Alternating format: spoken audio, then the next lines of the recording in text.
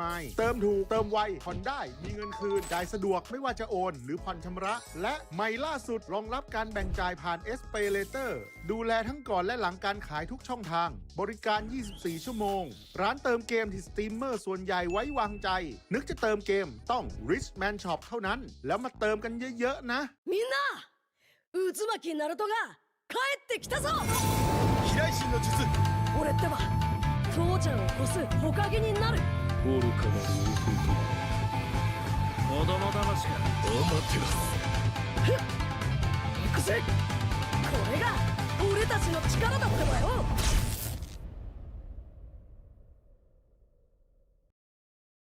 Welcome to the Hook Battlefield. Welcome to the Hook Battlefield.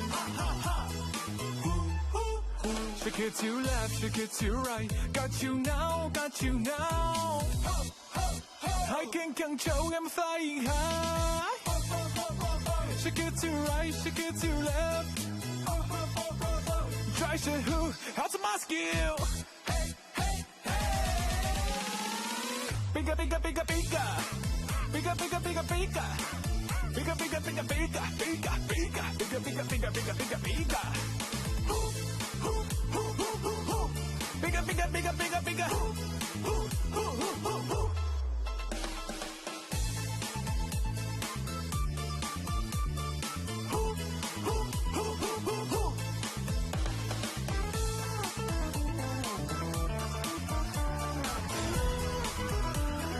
Welcome to the Hook Battlefield. Welcome to the Hook Battlefield.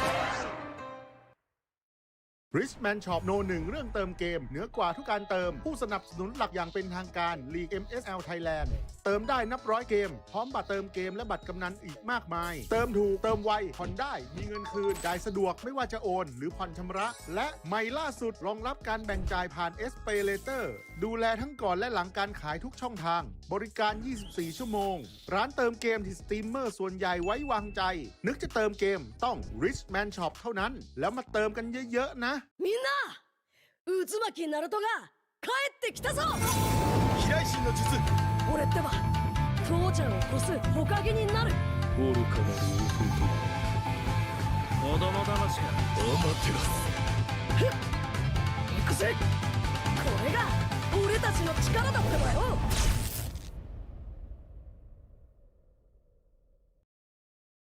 Welcome to the Hook Battlefield. Welcome to the hook battlefield. Shake it to left, shake it to right. Got you now, got you now. I can control, I'm flying high. Shake it to right, shake it to left. Try to who, how's my skill? Bigger, bigger, bigger, bigger. Bigger, bigger, bigger, bigger. Bigger, bigger, bigger, bigger. Bigger, bigger, bigger, bigger, bigger, bigger, bigger, bigger. Bigger, bigger, bigger, bigger, bigger.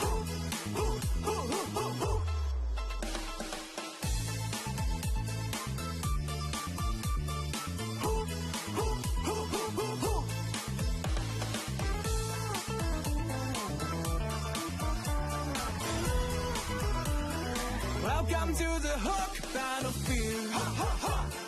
Welcome to the hook battlefield.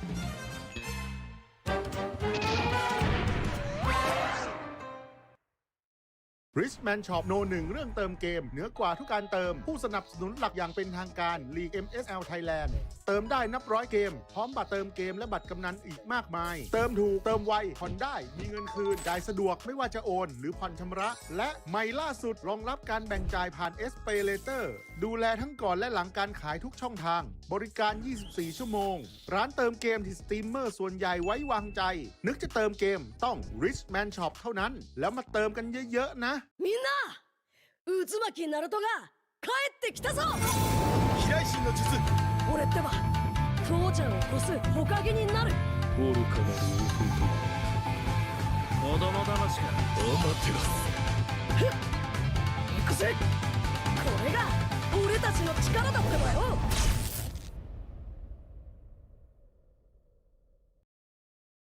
Welcome to the hook battlefield.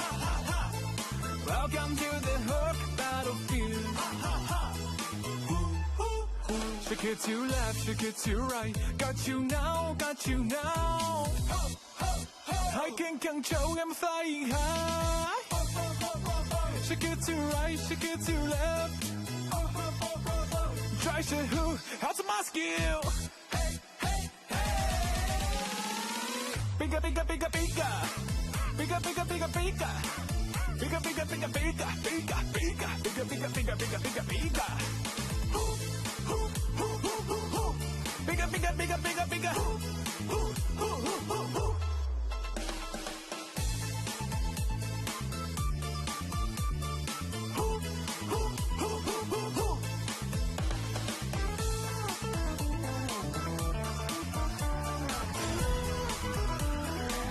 Welcome to the Hook battlefield. Welcome to the Hook battlefield.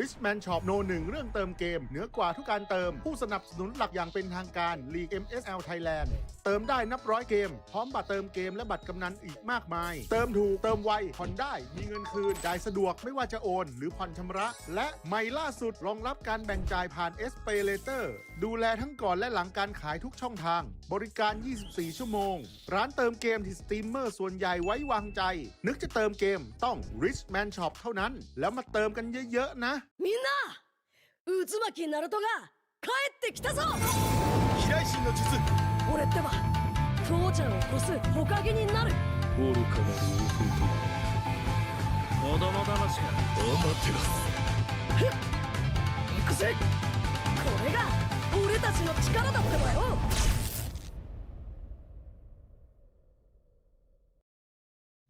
Welcome to the Hook battlefield. Welcome to the Hook battlefield. Shake it to left, shake it to right. Got you now, got you now.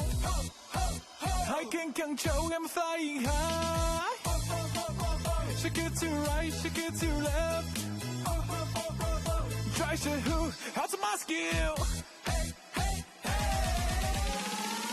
Bigger, bigger, bigger, bigger. Bigger, bigger, bigger, bigger. Bigger, bigger, bigger, bigger, bigger, bigger, bigger, bigger, bigger, bigger, bigger, bigger. Bigger, bigger, bigger, bigger, bigger.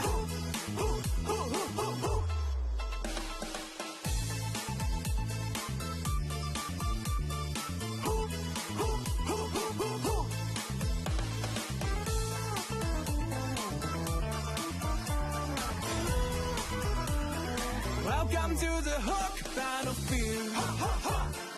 Welcome to the Hook battlefield.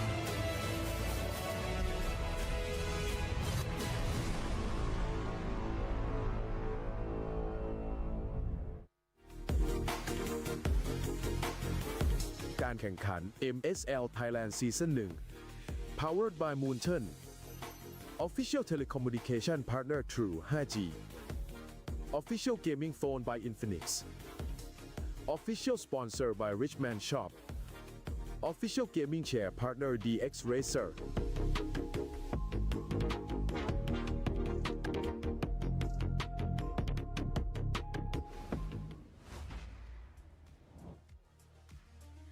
สวัสดีค่ะนะคะยินดีต้อนรับทุกท่านค่ะเข้าสู่การแข่งขันนะคะ MSL Thailand ซีซั่นที่1นั่นเองนะคะ Time to Lights ค่ะนะคะแล้วก็วันนี้ค่ะแน่นอนนะคะเราจะเป็นบทพิสูจน์นะคะของการแข่งขันนั่นเองนะคะว่าทีมไหนกันแน่หรือว่าใครกันแน่นะคะที่จะได้เป็น number one ในทัวร์นาเมนต์นี้นั่นเองค่ะสวัสดีค่ะดิฉันนะคะลูกปัดนั่นเองนะคะที่จะมาอยู่เป็นพิธีกรนะคะเป็นเพื่อนๆนะคะกับทุกๆคนเลยในวันนี้นั่นเองนะคะแล้วก็ตอนนี้เนี่ยภายในห้องส่งของเรานะคะเรียกได้ว่ามีคนที่เป็น FC แล้วก็มารอเชียร์นะคะทีมโปรดทีมในดวงใจอยู่แล้วไหนขอเสียงชาวโมบายลีเจนแปลงๆหน่อยได้ไหมคะเย้โอ้โหนะคะถือว่าดังนะแต่ว่ายังดังได้อีกขอเสียงอีกรอบหนึ่งได้ไหมคะ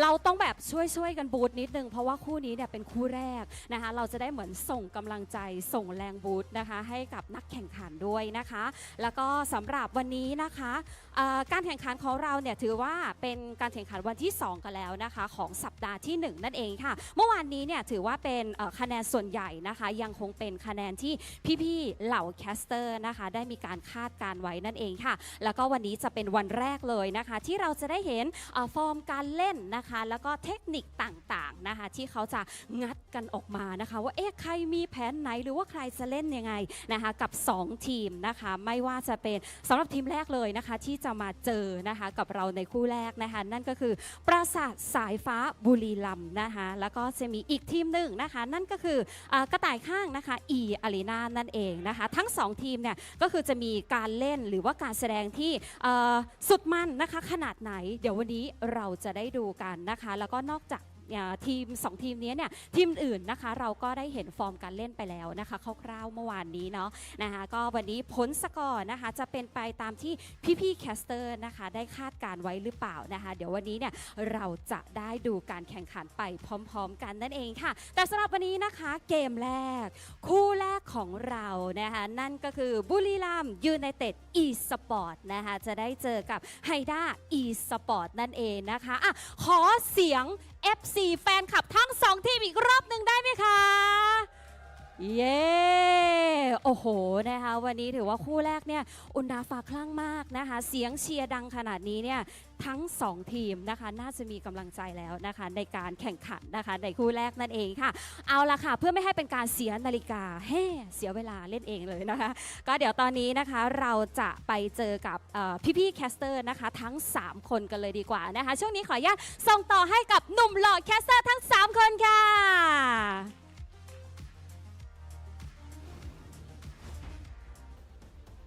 Welcome everybody to the second day of the first ever season of MSL Thailand, and you can already see from the crowd earlier, you can see from the host as well, hey, they got the aura in the building with Buriram looking to go up against Hydra in the first match of day number 2. I'm here accompanied by a good buddy of mine, Midnight. How you doing, bro? I'm very good. I'm very excited for for today's matches. I'm excited to see the amazing teams from Thailand. By the way, welcome to the family. I know there's a lot of fans of MLBB waiting for the return of MSL. Now we have the old gods in the building. Hey, Buriram United, we have a lot of original players here playing in the stage. It's crazy to see the journey they've been through, man. The fact that they stuck through with MLBB, continue to grind. I've seen them in a lot of community tournaments. I've seen them in a lot of even international tournaments where it's grassroots, to see them still be in the scene for such a long time and now joining a team with a lot of legacy in esports. Buriram, I'm already very excited. They definitely have the experience advantage over Hydra coming into this first match. Yeah, it's always been the the question in a lot of the the minds behind competitive teams. Thailand has been one of the top regions before in MLBB, but they had a little bit of I would say some sleep. Even though the original team's name was I Do Not Sleep, they slept for quite a few years, and now they're back in the the stage. We saw the games yesterday. I do feel like they do have the grasp on the current meta game, and I feel like it's it's the experience that will bring them forward and advance in the I would say the power standings, because let's be honest, like there's a there's power balance between the monster regions right now, like Philippines, Malaysia, and Indo. That's why I'm so excited to see Thailand back. Maybe they go back and reclaim that throne. You never know. Hey, I hope so. I hope that's what's going to happen here, because again, we're seeing a lot of new leagues this year. This year looks like a big year for MLBB, and hey, it could shake up the scene. Again, IDNS did win MSC, and at that time, I don't really think anyone predicted Thailand to be a powerhouse in an international event, the first ever at that. So we'll see. With M8 being in Turkey midnight, maybe it's time for some surprises later on, right? Because they get a guaranteed slot later on to MSC. I hope they get a guaranteed slot as well to M8. And now we're going to move on to see today's schedule. Let's take a look at the regular season again for you guys who missed yesterday's matches. This is day number 2. So head on over to the VOD after the stream. But we are going to start with Buriram versus Hydra. Then we got Tenacity versus Solix. E-Arena versus VLTH Esports. And Sense, Full Sense versus Act Esports Club. I saw the matches yesterday. I'm expecting a lot of the teams to sort of bounce back today and maybe perform better. But also there's new teams. I mean, not really new, but because a lot of them are powerhouses in Thailand, but they will be debuting today, specifically Buriram United. We didn't see them yesterday, but there's a lot of expectations for this roster. Again, new players and also old players returning back to the league. And as you can see, there's the standings right here. Again, some of the teams will be playing today as their first game.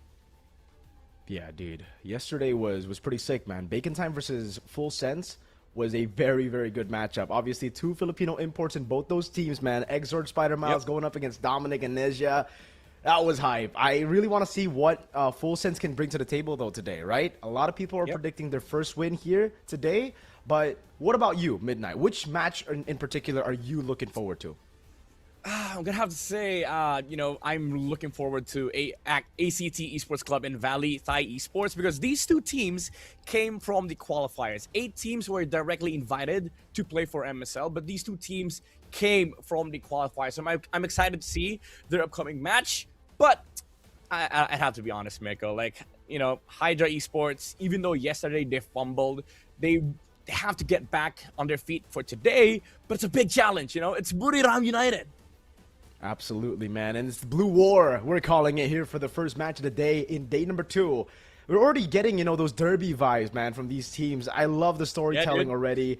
And it is a very experienced side of Buriram with Lois, with now no longer MZ. His name has changed, but it's still MZ from IDNS 2017 with IZ as well. So again, coming into this matchup, experience. Lois coming in with a lot of that calculation, experience from the internationals versus, obviously, the new boys on the block. Yeah, this team, I would say, they have a lot of burdens on their side. A lot of fans are expecting them to perform in this stage. But again, as we call it, Hydra Esports, they're gonna have to make a comeback. As this team really did show how capable they are yesterday. Unfortunately, it wasn't enough. That's why this is a very important match. The boys in blue, you're gonna have to put up a big, I would say, development for day number 2. Yeah. I think we can talk a little bit about the styles of these 2 teams, right? Again, speaking on the experience, hate to sound like a broken record, but it is the biggest thing that they are bringing to the table right now for Buriram United. And it really just seems like if the game goes slow, I think Buriram's got it, man. The macro control over the map, the way that they can win out these individual lanes, it's good. The thing is, though, in the meta, you can force things to be a little bit more brawly. You can force things to be a little bit more chaotic. And I think that's an angle to take if you're Hydra currently. Yeah, it's something that even the top teams have been able to weaponize. Some teams are just naturally, objective minded, but there are those teams where they like forcing errors on the opposition, which is, you're right, this team, they can force experience out of the equation, because if they force a lot of unnecessary stuff in the game, that's where the experience crumbles. Because hey, if they haven't experienced it beforehand, what are they gonna do to stop this? And this is the first team walking up on stage. Please welcome Buriram.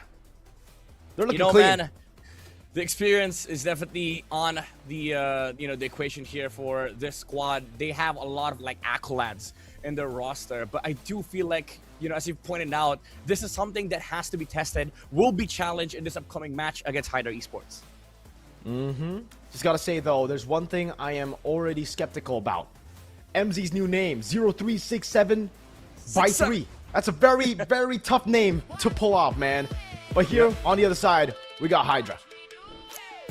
Hydra Esports, again, they are, I would say, quite updated to the current metagame as we saw them perform yesterday against VLTH Esports Club, but they're gonna challenge the experience, the veterancy that Buriram United is boasting in the competitive stage. I do feel like it can be the weapon that they use in this upcoming match, because again, in this current metagame, you can force a lot of fights that most experienced teams don't expect. So I do feel like this series could go either Hydra heavy favored, or Buriram just steamroll with experience.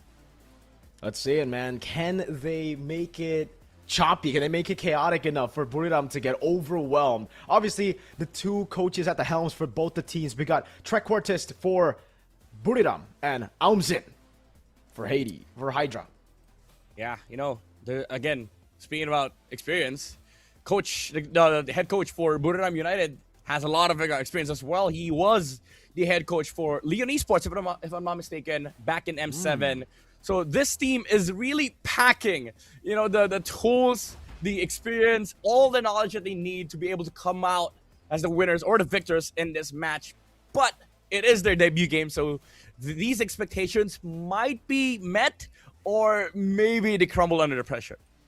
Oh, interesting. They're actually going to be utilizing Agi. Substitute here, not their main mid laner Murphy for Buriram United Esports. Everybody else stays the same though. MZ going back to the old name as well. I like that. MZ sticks with us a lot better. But on Hydra Esports, it's Outcon in the XP, Clover K in the jungle, Yuri in the mid lane, Watson in the gold, and we got BLC in Rome. Yeah, again, this team, Hydra Esports, they are very, very capable. We've seen their jungler Clover K be very aggressive in the early game. He does rack, the necessary jungle pool for this current metagame, but unfortunately, they didn't have the success that they wanted yesterday. So I feel like today is going to be a big adjustment for this team, which is going to help them come up with working strategies against Buriram United. You're right. If you look at the hero pool, I think they're very Onyx Philippines, if we were to get a reference over, right? Especially in that game number 2, man. They pulled up a Nolan. We have a few words from the players in this VT. สวัสดีครับผมชื่อ Cover K นะครับมาจากทีมไฮด้าสปอร์ตไทยแลนด์เพราะผมมั่นใจในทีมตัวเองและผมตั้งใจซ้อมเตรียมแผนการเป็นอย่างดีเชื่อว่าผมชนะได้แน่นอนครับผมจำชื่อได้ครับน้องกาแฟเล่นดีครับเขาเรื่องเด็กคนนี้อายุ15พี่ลอยครับพี่ถึงพี่จะเป็นตำนานระวังโดนผมดึงมาเป็นตำลึงนะครับพี่ล่าสุดเหมือนได้ยินบอกว่าพี่คือตำลึงหรืออะไรนะน้องกาแฟเดี๋ยวแกได้โดนนะน้อง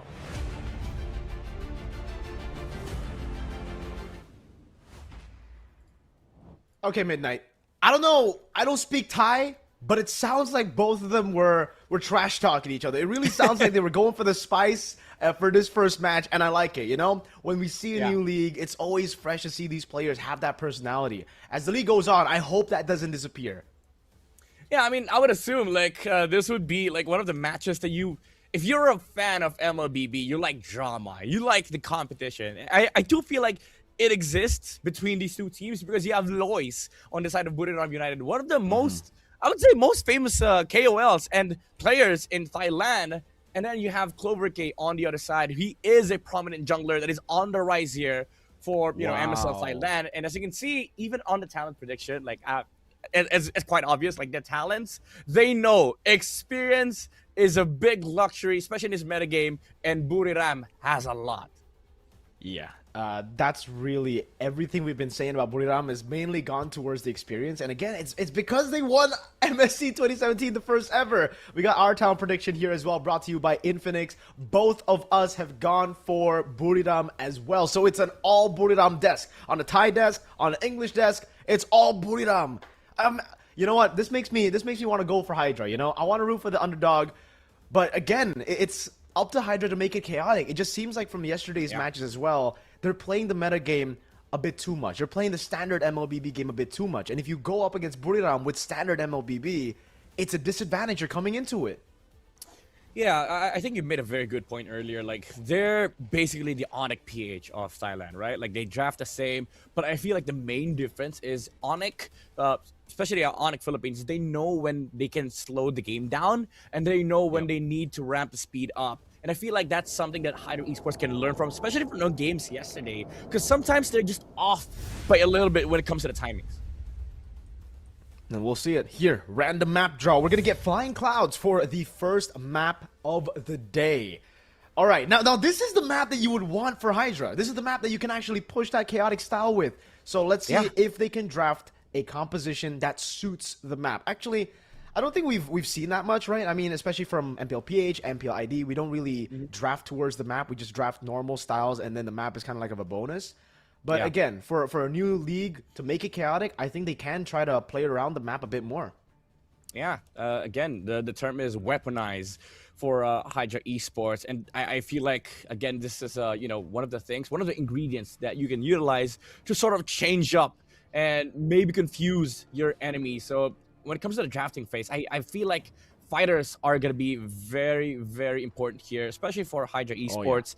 Interesting that they banned Valentina, because most teams would actually go for Valentina first pick when it's Flying Clouds, because you are able to flex that Sora in the first phase position. But now they removed the Valentina. It begs the question, would you want a Sora first pick on the side of Hydra Esports? I think that's what they're going for, man. They had a very similar approach in Game 2 up against Vali. So maybe we'll see that. You know, they banned out the Valentina, Guinevere, and the Claude in that game. This time it's actually the Hilda ban.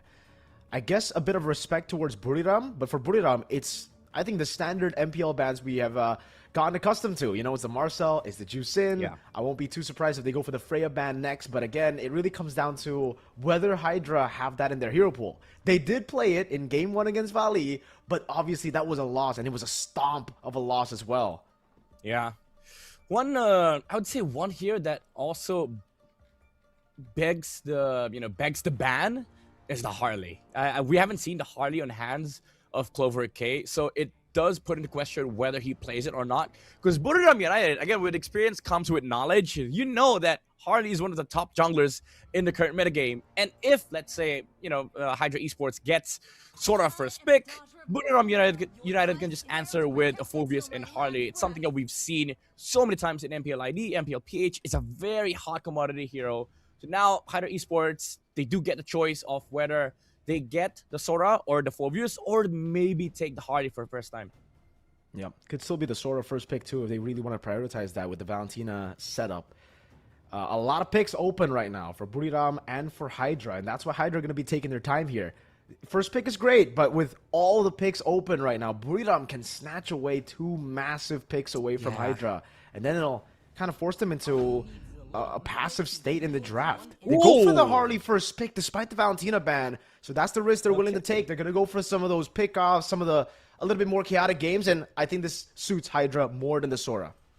Yeah, dude, like, they're heading towards the right direction, I would say, as they can, put pressure in the early game, maybe break the system for Buriram United, but what is not breakable is the potential to just take Phobius and Sora here. 2 heroes that are essentially played on both sides. Like, you'd usually see Sora on the other side, and then Phobius will be used to counter it up. But now they just steal the Phobius, and then they pair it up with a Khalid. Maybe they want that meat shield from the Deadly Magic, because Khalid is freaking annoying, especially if you play it right in the first few minutes of the game, because he blocks a lot. And it's such a good pick to actually scout the Harley, right? Early on, you get that mid-prio, you go and rotate, try to see where he is. You can even poke him down, and hey, depending on how snowbally it gets, you can actually get the Harley in a 1v1 too. So, hey, I like the picks coming in for Buriram. And I kind of see where Hydra's going. I think they really struggled up against Vali Thai Esports yesterday, because Vali went for both Phobius and Harley 2 games in a row, and they won 2-0. So for Hydra, it's the Harley takeaway into the Gatot Kacha here. Really good against the 2 physical damage heroes, and they snatch away the carry. Again, noticing Buriram have those very tanky frontliners, those meat shields. They go for some shred. I like this carry pickup from Hydra Esports. What I don't, it's not that I don't like it, but I guess it's too early that they picked up the Gatot Kacha. Because you go to the second phase, there will be a lot of bans, you know, heading your way. Because mages are the thing in the current patch. And Hydra Esports, they could have gotten themselves a mage or an XP, something like an Alice, or maybe the Lapu, that is the usual answer against the Phobius. But now, Buriram United, they show the Fanny, a jungler that is normally just banned from from competitive play, because you don't want to be playing against this, because it's very chaotic, it's very snowbally. And with this with this pickup, it does change how Hydra Esports is going to be able to play the game, because you already have this Khalid problem. Now you also are going to have a Fanny problem, because you don't have the necessary lockdown to control this Fanny, because you picked up this Gatot from the side of Hydra Esports. This also marks the debut for Fanny, so again, that experience coming into play here for sure, dude. Loy's so confident. I always have so much respect for content creators who still go pro, you know? People who've already have taken the chill pill, have taken that route to come back to pro scene, or to actually just make his debut into the pro scene and stick with it. Loy's definitely wants to show the world what he's got on this Fanny. The Sora does end up getting banned out. The Harith gets banned out as well. Interesting. I'd expect Hydra to try to win out that matchup with the carry, but okay, I guess they're just expecting a bit of magic in the gold lane with Buriram United's already very physical damage reliant composition. Yeah, and it's also like, I would say, even though the matchup does look favorable for Hydra Esports, what you don't want is a lot of like ways for them to survive the burst of the Deadly Magic. Because Harith, when he is able to hit heroes, he does get the stacks on the shield, and it may be something that he can utilize to sort of like survive from this like burst damage from Hydra Esports. So I would say it's a fairly good ban, considering that they don't also have the best of mid-game timing for Hydra Esports. And if you look at Buriram, they're all looking towards that mid-game, you know, that essential burst of power spike in the mid-game timing. So now, Buriram United, there is still that Granger, though, something that we don't usually see, in competitive play. But if you have this sort of like aggressive lineup, you want damage in mid-game. You want early-game heroes, which is, I think, why they picked up this Pharsa, even though some players consider Pharsa as a horrible pick in the current patch, especially with like the physical defense and magic defense nerf. Pharsa is still a good option if you don't need the scaling mage, if you just need something that can actually be utilized in the mid game. Yeah, super high skill ceiling as well, Midnight, right? Like, it's a type of hero that maybe isn't in the meta, but a lot of the great mid laners can still pick it up. And Agi, hey man, we're saying experience a bit too much, man. XP bar kind of high right now, but Agi's got that experience. He was part of that Leon Esports lineup in M7. He's been around everywhere, winning every single, or not every single, but most of the Mekong qualifiers that he's been in. So, hey, he's confident. Up against the carry, it's really good. Against the Harley as well. If he fails on that dive early, that pickoff, he's going to get cooked. And that's a brave choice to go for. There's a Tian here with a Khalid already on the other side.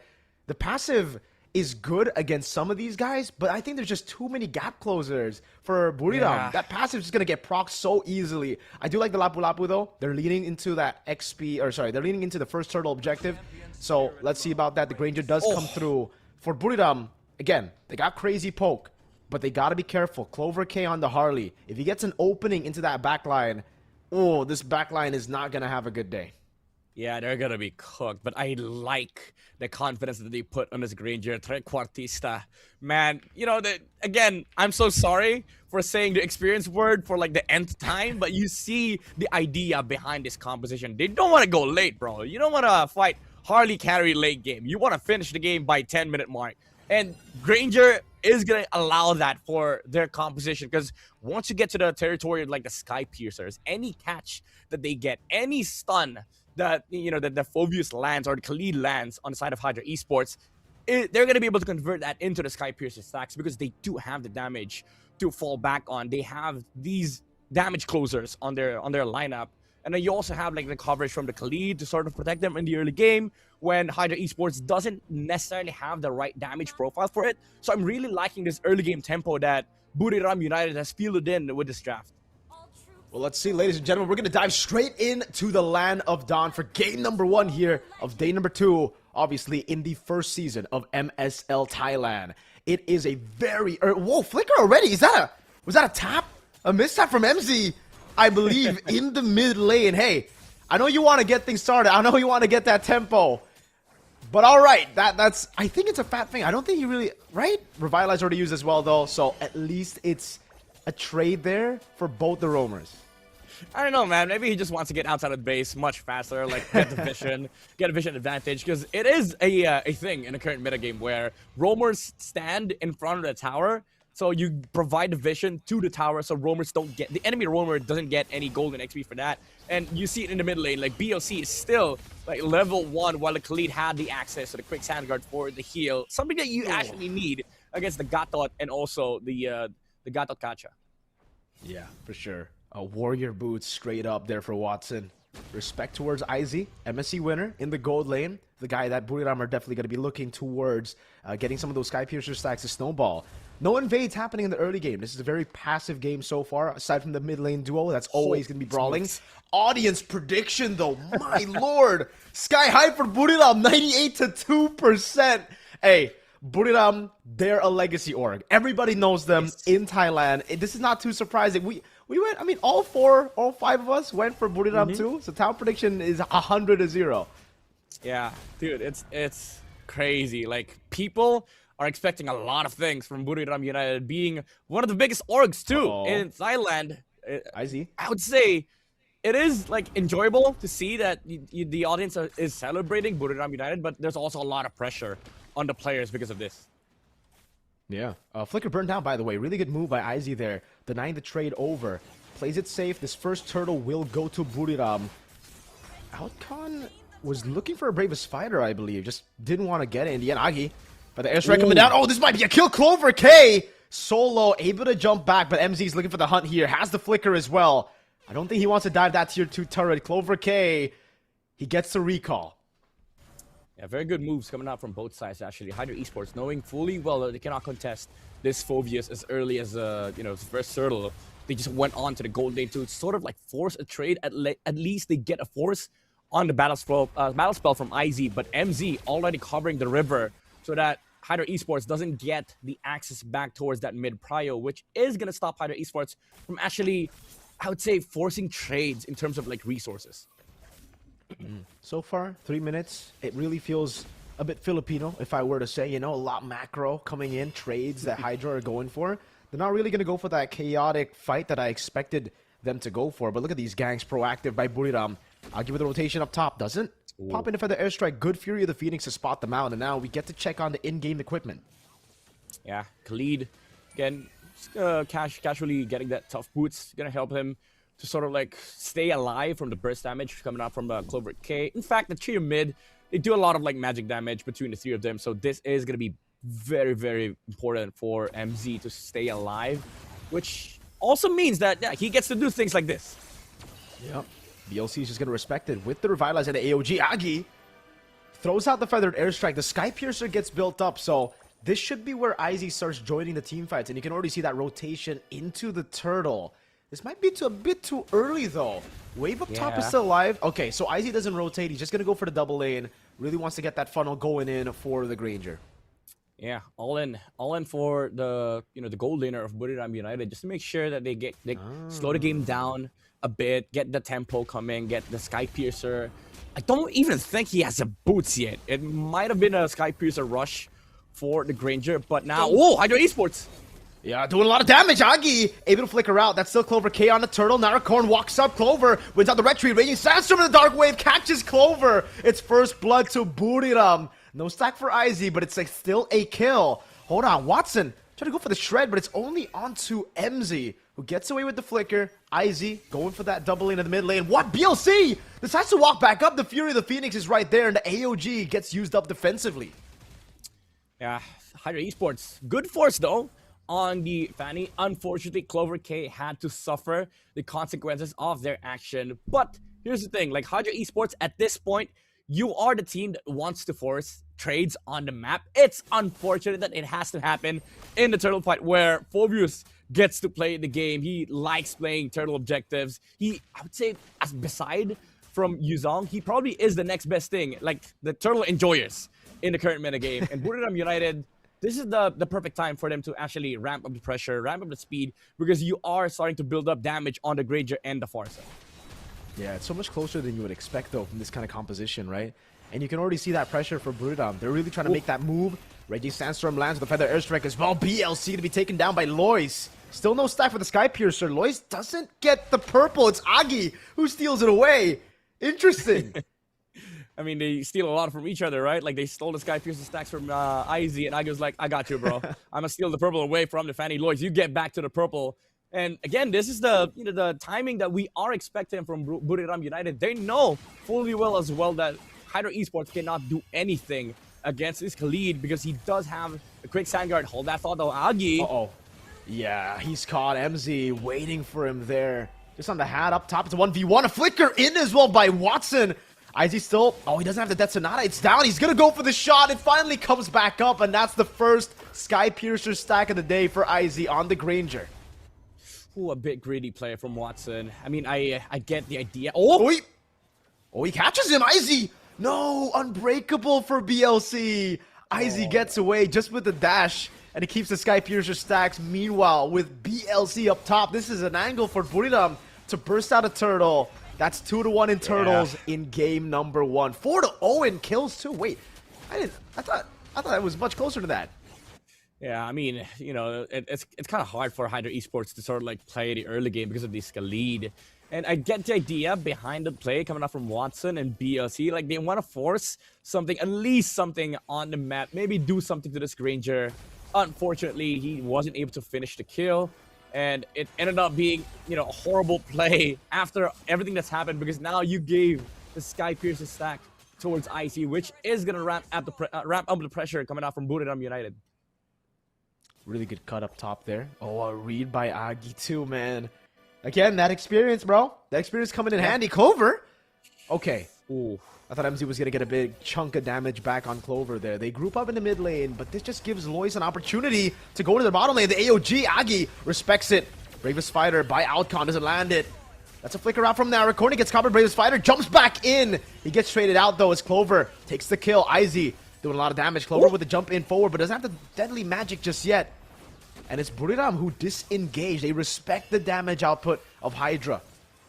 Yeah, good setups actually from Hydra Esports. They saw the Granger going back top, and Fanny showed himself bot side. So even though the Feather Airstrike was already used by Agi, it was a call for Hydra Esports to fight, because there were two people not in the team fight for Buriram United. So I would say that was a good call coming out from Hydra Esports. Unfortunately, they didn't have enough damage to sort of like extend the fight and maybe get a kill onto IZ. Clover K was quite late to that, to join the team fight here for Hydra Esports. Yeah, it's something that you always have to think about as a Farsa, man. When you pop out in the Feather Airstrike, there might be an AOG in respect. Oh, the all-in over on Outcon. Lethal Ignition doesn't do as much. BLC, great peel for his XP. Outcon gets to live. Not a deadly magic on MZ, but the Raging Sandstorm gets him out. AOG over on IZ. Watson getting the turret down below, but now it's Lois, who might be looking for the trade. Nope, just goes for the minion wave, trying to build that slow push down below to play around this Lord. Yeah, I like how chill Buriram United is right now. They're not forcing the kills, even though some players would usually be aggressive at this point. You have the Sky Piercer from the Granger, but they're playing the macro game. They're playing the map, essentially. Oh, Clover K! Dang, just a quick pick off with the help of the Death Sonata as well. Man, what a read by Agi again. Clover K is just getting read out completely by Agi. That means it's a free Lord. It'll be crazy to see Hydra contest this one. And yeah, they take the safe route. They're just going to play it safe. Outcome with a dash over on MZ. BLC. Oh, great juke by MZ. Man, it's the experience. Oh, he's not. Okay, I thought he was jumping on somebody else, but he just used the Raging Sandstorm to sort of like move past the tower in the mid lane. But again, as you can see, Buriram United, they're just playing the map so well, setting up that slow push on bot side. Hydra Esports couldn't even react. And Agi, as he mentioned, good read. Usually it's the other way around. It's the Harleys surprising people in the mid lane. But it's the Farsa. He knows where the Harley is hiding with a Feather Airstrike and the Death Sonata connecting. Just took down the Harley of Hydra Esports. Good cancel. Oh, Bravest Fighter with a stun. Agi still gets away with the wings by wings, man. Can't get close enough. The AOG. Oh, Lois in the back line just tearing apart this back line. Clover K gets a deadly magic but falls to the Lethal Ignition as Outcon gets caught by the passive. The Infernal Pursuit. MZ right there to back him up. It is a 3-0, and Buriram still have a Lord. Dark Wave of the Flicker and the dive from slash. Izzy gets the third Sky Piercer stack of the game. That's 30. Oh my goodness, look at the synergy coming up from Buriram United. It feels like these players have one brain. Whoever the shot caller is, it's working wonders for Buriram United. You see the plays they're making on the map. It's all interconnected. The pressure in the mid lane, Fanny playing backside, and also just the overall peel for the Granger. So he's able to land these shots with the Death Sonata. And I feel like Hydra Esports, they want to bring the chaos, but now they're being forced into a corner here. Oh, flicker out. VLC. Yeah, Agi just respects it, and now with no AOG, all right, I thought Buriram might just be going for more there. They have enough damage, certainly, but again, it's them just leading onto the experience. There's no reason for them to take any risk at this point of the game. 7.5k gold lead. They're at a healthy amount of stacks for the Granger. They have everything now. Winter Crown as well for Narakorn on top of the Chastised Pauldron and the Radiant Armor. Even in itemization, you can see that experience come through, man. Instant immortality by MZ. So much respect. Yeah. Again, there's no point like giving Hydra Esports the chance to take him down. So what you need right now is another layer of life for the Khalid. He is the protector of this lineup. He is the one that is giving vision to Clover K, preventing the Lapu and the Gacha from just going frontline. And essentially, he's the guy that dismantles this whole concept of how Hydra Esports wants to fight in this game, which is allowing Buriram United Esports to just do whatever they want. Okay, they're able to get the far lane as well, by the way. That's 2 base turrets down. Buriram playing such a controlled game of MLBB. Feather airstrike coming down by Agi. This time, no AOG by VLC. Good move there, you know? Could have been a free kill over to Buriram. And man, even through the slow pushes, dude, the macro gap definitely is what I want to highlight here in this matchup. The micro, I think Hydra's been doing pretty good in those team fights when they've tried to make it chaotic. They've done a pretty good job. Unfortunately, the macro gap's just too crazy. Look at that slow push up top. It's almost like Hydra just can't match up against this experience of Buriram. Yeah, dude, they can slow this down. If Hydra Esports shows up, they're going to be jumped on by the Khalid, by the Phobius for the airstrike, though. Yeah, lands on all the backliners there. That's a free Lord coming down. And look at the front line. They're still so healthy. AOG into the back. Lois actually gets caught. Izzy gets caught away by the Deadly Magic. Izzy trying to go for the regen, but the all-in now by Narakorn and MZ. Agi's still there doing a lot of damage. Lois gets the cutthroat, and now a kill over on Watson as well. A jump from Narakorn. A feathered airstrike with the flicker from Agi. Wow. BLC's recall gets cancelled out by MZ, who still has the immortality. And now he's just buying some time, stopping BLC's recall for Agi to rotate over. And he gets the kill in the end. It's just Yuri, no ultimate, a Lord to play in the mid lane. This game is over. Buriram United takes game number 1. Good macro coming out from Buriram United, showing the experience, the veterancy against Hydra Esports. I mean, you can say whatever you want. Hydra Esports, they did try. They pulled off an amazing team fight execution in the last Lord, but it was just so big of a lead for Buriram United, and also just playing the textbook game of slowing the Lord down, fighting if the enemy comes. Even though they got Izzy, the Fanny was just too big. It was able to lead the back lines of Hydra Esports. Hydra are definitely frustrated, man. They tried their best to make it chaotic. They tried their best to play it towards their win conditions. It's just, when you got a team like Buriram United with 2 MSC champions as your second matchup, and your first matchup went a bit off according to calculations, that frustration built up is going to be a problem. We've seen so many teams as well just build on momentum in a regular season, Midnight. I hope this doesn't impact Hydra too much. I hope they'll be able to reset for game number 2. But it's still just so frustrating when you try your best to even go for these fights. And Buriram get that macro control, the slow push is over. And it's all the little things, the little wins that built up to that quick finish by Buriram. Yeah, it's again, it's a textbook plays coming out from Buriram United, playing the slow game, early game, not forcing anything, just playing around with the Khalid, getting the items up. And when they got the Sky Piercer on the Granger, that's when they shifted the gears, played for the Granger, giving him all the waves, stacking up on this passive, just to, you know, be able to utilize the Granger more for the mid game. And even though they could have played fast, they played it still a bit slow because they know there were a lot of conditions they needed to be cleared. First off, they needed to find the Harley, and Agi was very, very good on just being on that task, that responsibility of taking down the taking down Clover K. Matter of fact, he just needed to find Harley, but he was like, no, I'm gonna kill the Harley. Let me do it one more. Let me do you one solid. And Buriram United, with all these conditions checked and cleared, they were just able to play a macro game. The Fanny didn't really, I would say, pressure the team fight that much, but he was a bigger threat on the side lanes. Like, Hydra Esports could not farm anywhere because the carry was not able to play the side lanes because Lois was always in those areas. Exactly. Lois was able to pick up those side lane turrets as well, those small leads again that built up. And we get to see our MVP here. Let's take a look at it. MZ with the map control, man. Really good choice of MVP by our official telecommunication partner, True 5G. And hey, you seem to agree with this. Yeah, dude, I have very big appreciation for people who knows how to do their jobs well, and MZ performed so good in this game. Again, just there's three things that he needs to do this game. Number one, just overall control of the river. That's very obvious from the first minute that he walked on the map, even using the flicker, by the way, just to be able to control the river. Maybe it's a wrong tap, but who knows? But second thing is just constantly finding the Harley, peeling for the Farsa and also the Granger. And third, most important thing, just staying alive. Because I know some, the Khalid players, they would gladly die in front of the Harley, but he played this game so calculated. Like, if he doesn't need to take more damage than he's supposed to, he backs off, uses the quick sand guard, and goes for round 2. The reset factor was very important for this Khalid because he puts a lot of pressure against the Lapu, against the Harley, also the Zetyan. And maybe in the late game, if he dies, Watson might be able to play the game. But because of the way how the Khalid played this game, the carry was a non-existent threat in the team fights. Definitely, man. Again, it was MZ also just creating the angles for Lois to come in. And now the big question for me would be, Hydra, what are you going to change up in the drafts, in the banning phase, right?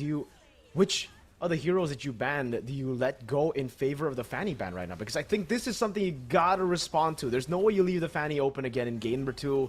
Looking at the tempo that Buriram were able to play with the Fanny, looking at the macro that they were able to set up around the waves up top, the far lane.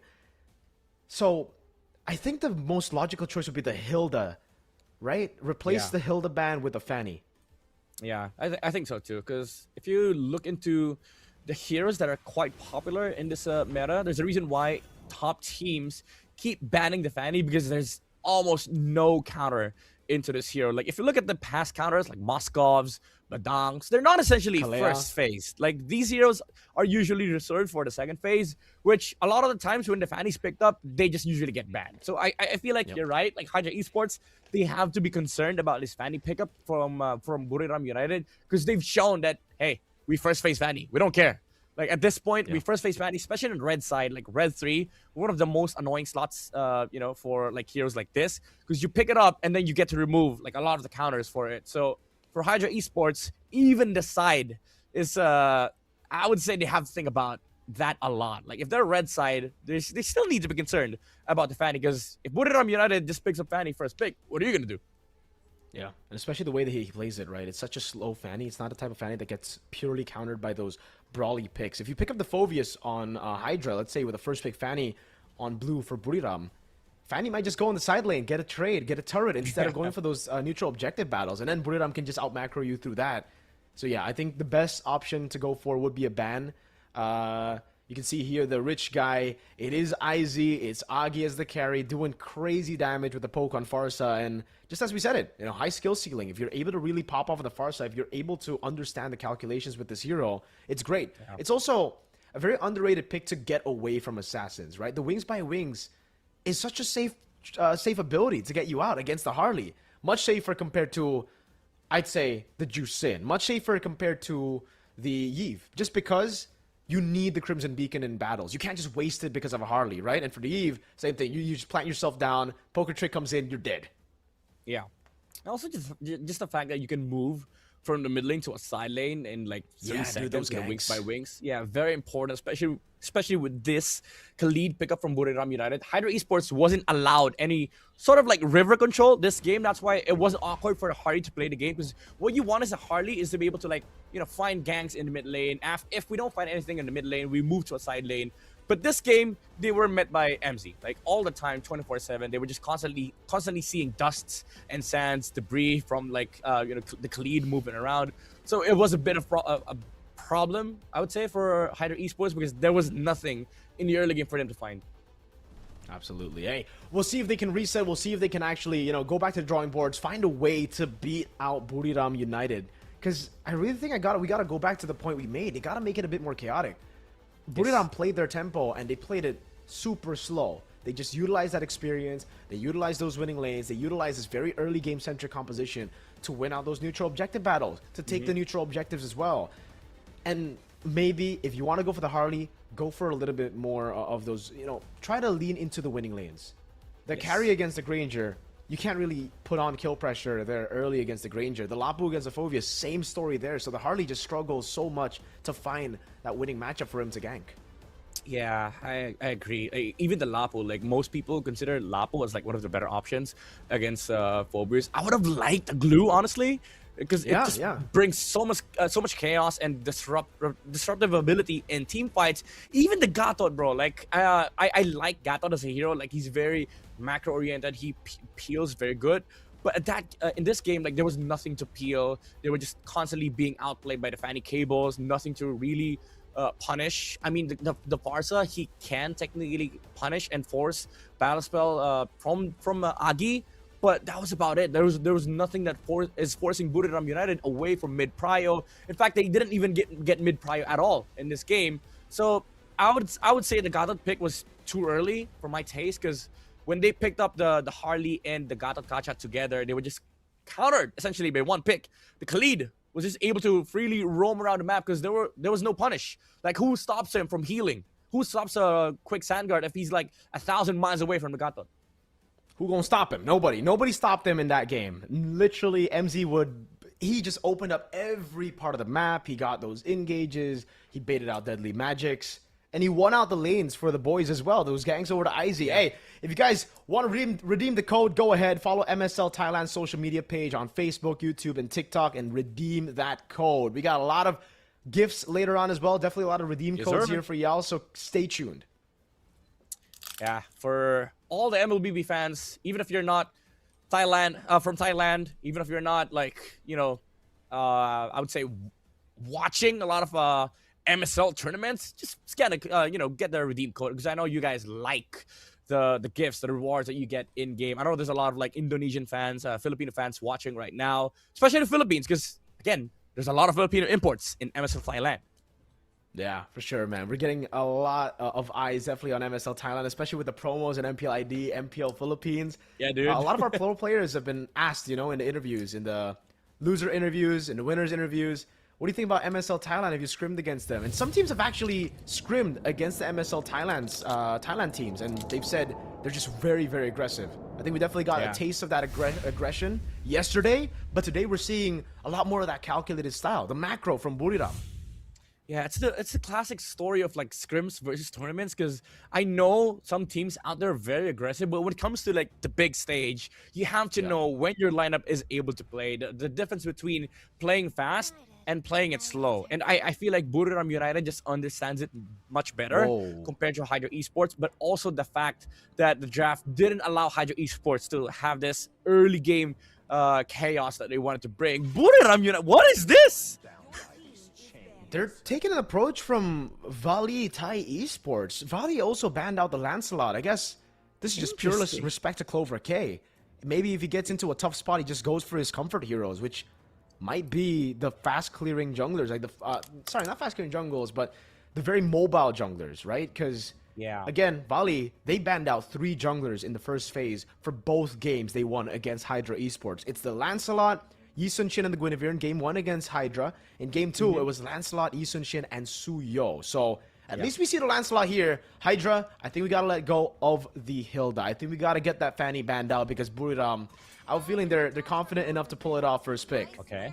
Yeah, okay. Maybe they're reserving it for the last ban, see what Buriram United bans out for their third. But honestly, I think for Buriram, you do what I call a throwaway ban here. Just ban anything, because honestly, you want to open up a lot of heroes, especially if you're on blue side, because this patch is I would say, out of all the patch, this patch is the one that favors red side the most, because you are able to flex a lot of heroes on first phase up until the very end. I agree with you. So if you're Buriram United, what you want here is to just open up a lot of viable options. So even if Hydra Esports gets 2 good picks, there's still some left. So I like this sort of ban. It's something that we usually see from the blue side, because even if you pick up the Valentina, or let's say you pick up something else, the enemy doesn't really need that Sora on the red side. So it's just a throwaway ban for Buriram United. Yeah, it's also something that shows up in Red 3 a lot, right? So a little bit more respect there as well. Hydra, I think this has to be the Fanny ban. I think it does. It has to be the Fanny 100%. ban, right? If they go back for the Hilda, I guess there are ways to counter it. Again, if you really just want to counter the Fanny, we did see it earlier yesterday in the Classic Derby, RQ versus Evos, I believe. Or was it RQ versus Evos? No, it wasn't RQ versus Evos. It was another game, but it was a full counter towards the Fanny. Kalea and Moskov, they ban out the Guinevere. The Fanny's up for grabs. Buriram go for the Marcel. They pull a sneaky one there. And I guess they're calling out Hydra. You've never shown the Fanny. In your 2 games against Valley, we didn't get to see the Fanny, even though it was left open. So we can pick it up in Blue 2, Blue 3. Hydra, you got to make a move right now. I like this. They flip the script, honestly. Like for Buriram United, maybe they're not thinking about the Fanny right now, because Hydra Esports, the only way to answer this Marcel first pick from Buriram United is to get the Kalea. So even if the Fanny comes up, at least you have a Kalea to deal with the Marcel, with the Fanny. But it begs the question: if you're going for a Kalea pick here, you're already revealing your cards to Buriram United, and they might just answer up with a different strategy for for Lois. So they get the Valentina on the side of Hydra Esports. Do they take the Kalea? Okay, they take the Khalid. It's a decent choice versus the Marcel, because you can force a platinum snap. But now you see Buriram United. I don't know. Maybe this is just confidence from their side, because usually Khalids are used to counter the Harley, but now they pick the Harley themselves. Yeah. Good move, I'd say, by Buriram here. They don't go for the Fanny. They don't lean into it. They don't give Hydra a chance to adapt and to really look for counters for the pick that we saw just in game 1, right? So they go for an entirely different composition. None of the same picks here for Buriram. I wonder if they want to lean into the mid lane now, or if they just go for a Moskov. We were just talking about how we don't see this in the first phase a lot, but Buriram, I guess they just love to flip the script. Yep. Or maybe, just in case, right? Like, Buriram United are thinking about, okay, what if they do pick Fanny? You know, at least we have some answers. There is a what if for sure.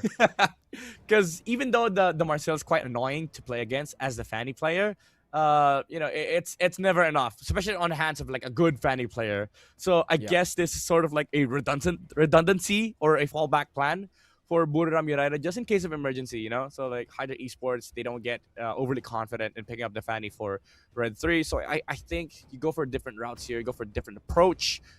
But, like, I guess the only decent answer... Oh, okay, they picked up the Arlet.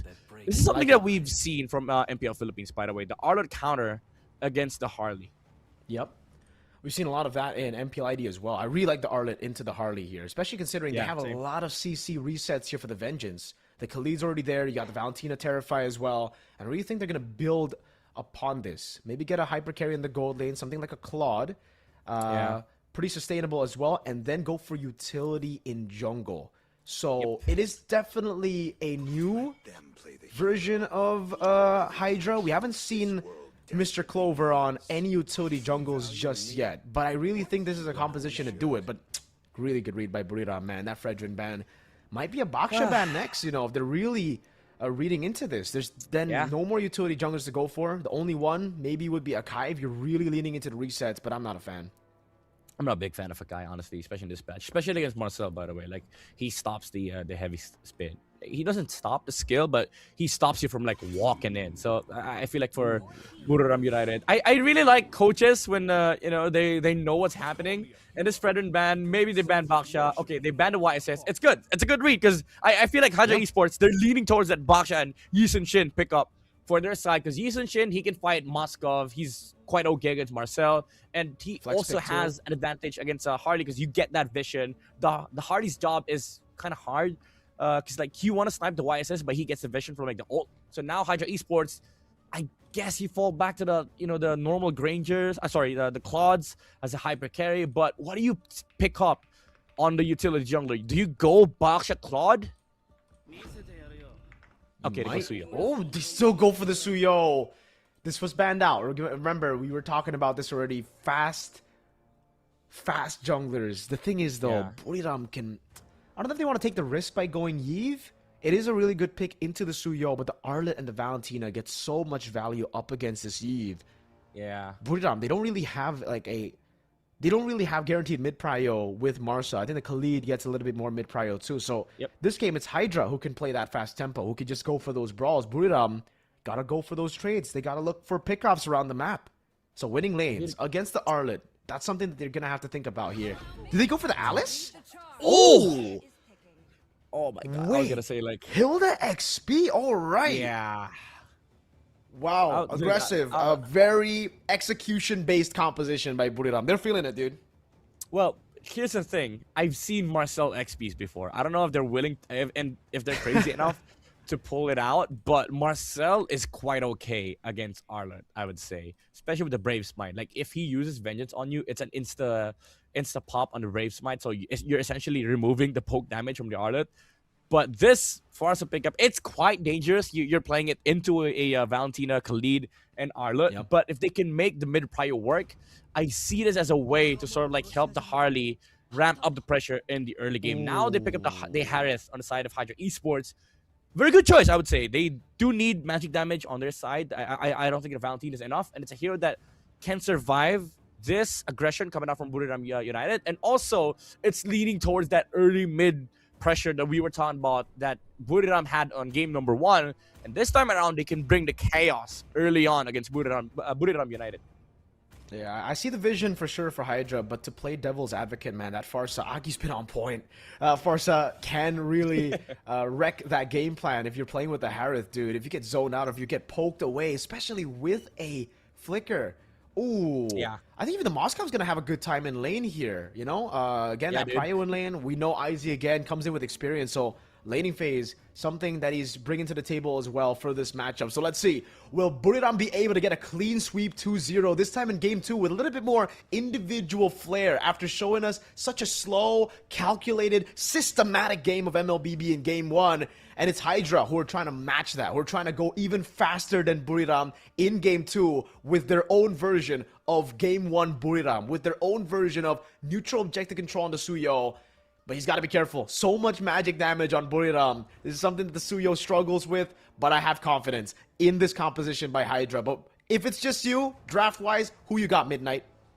I'd say Hydra Esports, man. It's it's an easier lineup to execute, and they do have the snowball potential with these heroes. My biggest concern, however, is the fact that there's a Marcel on the other side. He stops a lot of like these aggressions coming out from Hydra Esports. So I don't know how good of a Marcel player MZ is, but we've seen from game number 1 that he's able to do his job really well, and I think that's the biggest poison to Hydra Esports right now. Like if this Marcel is able to fulfill his duty very well, I think there's a chance that we might see Moscow scale towards that late game. And we've seen a lot of that, by the way. We've seen a lot of Moscow carries here, at least at MPL ID. I'm not too sure about MPL Philippines this week, but Erlan went crazy just yesterday in the Classic Derby on the Moscow, man. Only died a total of 2 times in 2 games and got those big fights. Stayed forgotten for the longest time, and that's where the Moscow really shines, right? Especially here for Hydra. They're a composition that really wants to stick together. They're a composition that wants to team fight. So that gives IZ more space to push, more space to farm. I wonder if we're going to see creative emblems too, because for Erlan, he actually went for Bargain Hunter, knowing that he's not going to be part of those 1v1s. He's not going to be part of the team fights for the longest time. He's just going to scale up. So he went Bargain Hunter, got the Swift Trinity super quick, and then he popped off. Ladies and gentlemen, welcome to game number 2 in Atlanta Dawn. We go. Buriram this time on the blue side. It is the Khalid. Mid-prio should be on for Hydra. Yeah, one of the most impressive duos in the game right now. Valentina and Khalid. So hard to trade against these two, especially with the resets. Like the Valentina gets XP and HP from poking. You have the Khalid when it gets level 2 is able to reset that lane.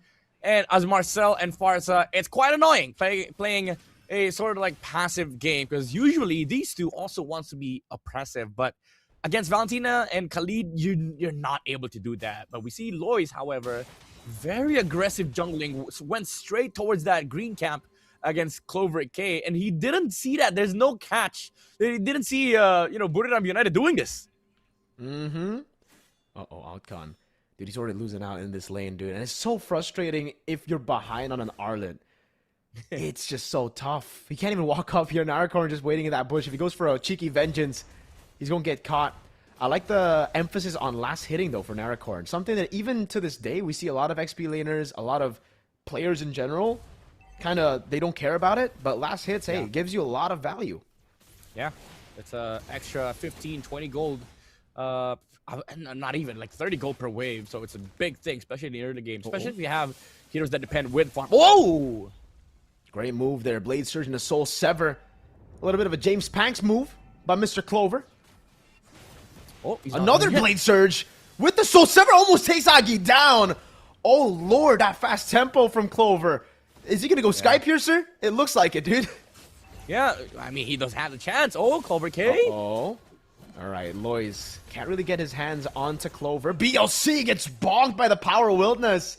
Oh my goodness. It's a brawly game. Clover trying to go for the pickoff. Gets shot at the turret once, and now it's Lois with the control. The feathered airstrike comes around as well. Clover's out of the fight.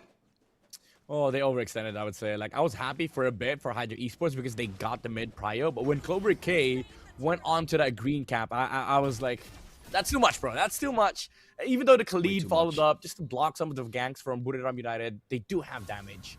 And they were able to like find a trade in the mid lane, which is going to give back the mid prio towards their side, which I think Lois is going to be happy with that. Oof, Alcon.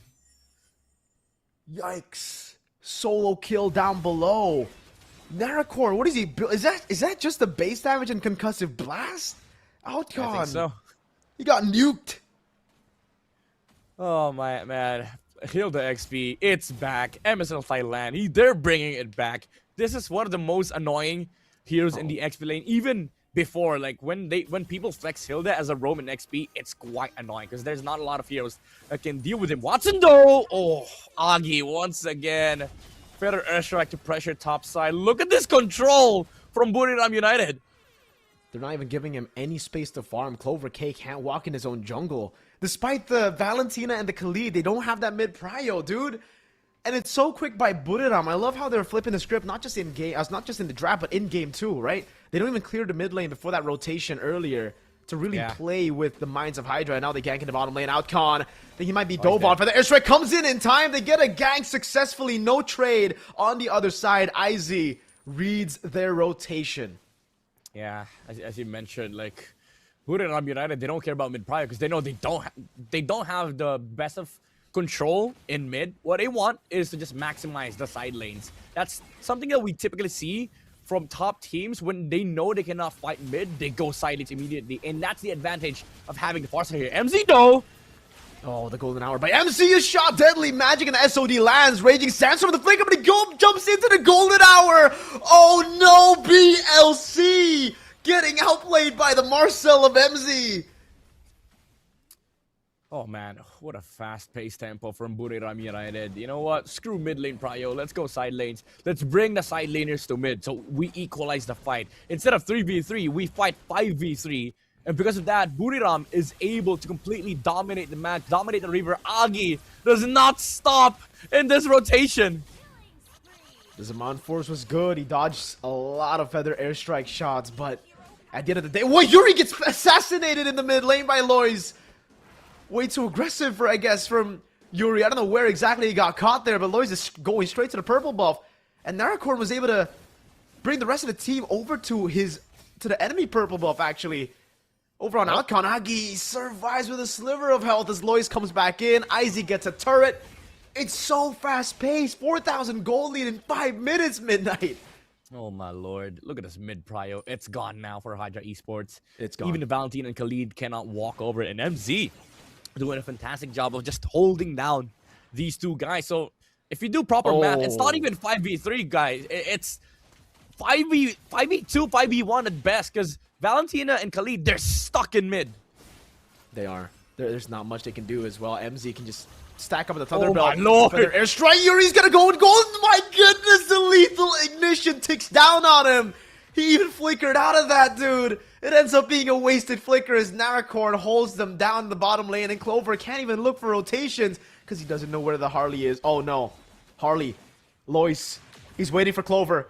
Clover's gonna clear this way, but after that, I don't know what happens, man. Clover's gonna go for the orange ball for sure. Uh-oh. Lois is waiting for him in the bottom lane. That's a gank onto Alcon. That's a big bonk, and Agi. Hey, good moves by Alcon. He still gets sniped down. Clover K actually survives against the deadly magic. Good Spear of Misery, man. Peels away from Lois. Feather. Oh, good Raging Sandstorm with a flicker. Izzy now in a 1v1 against Watson. 2v1 make it. He flickers out.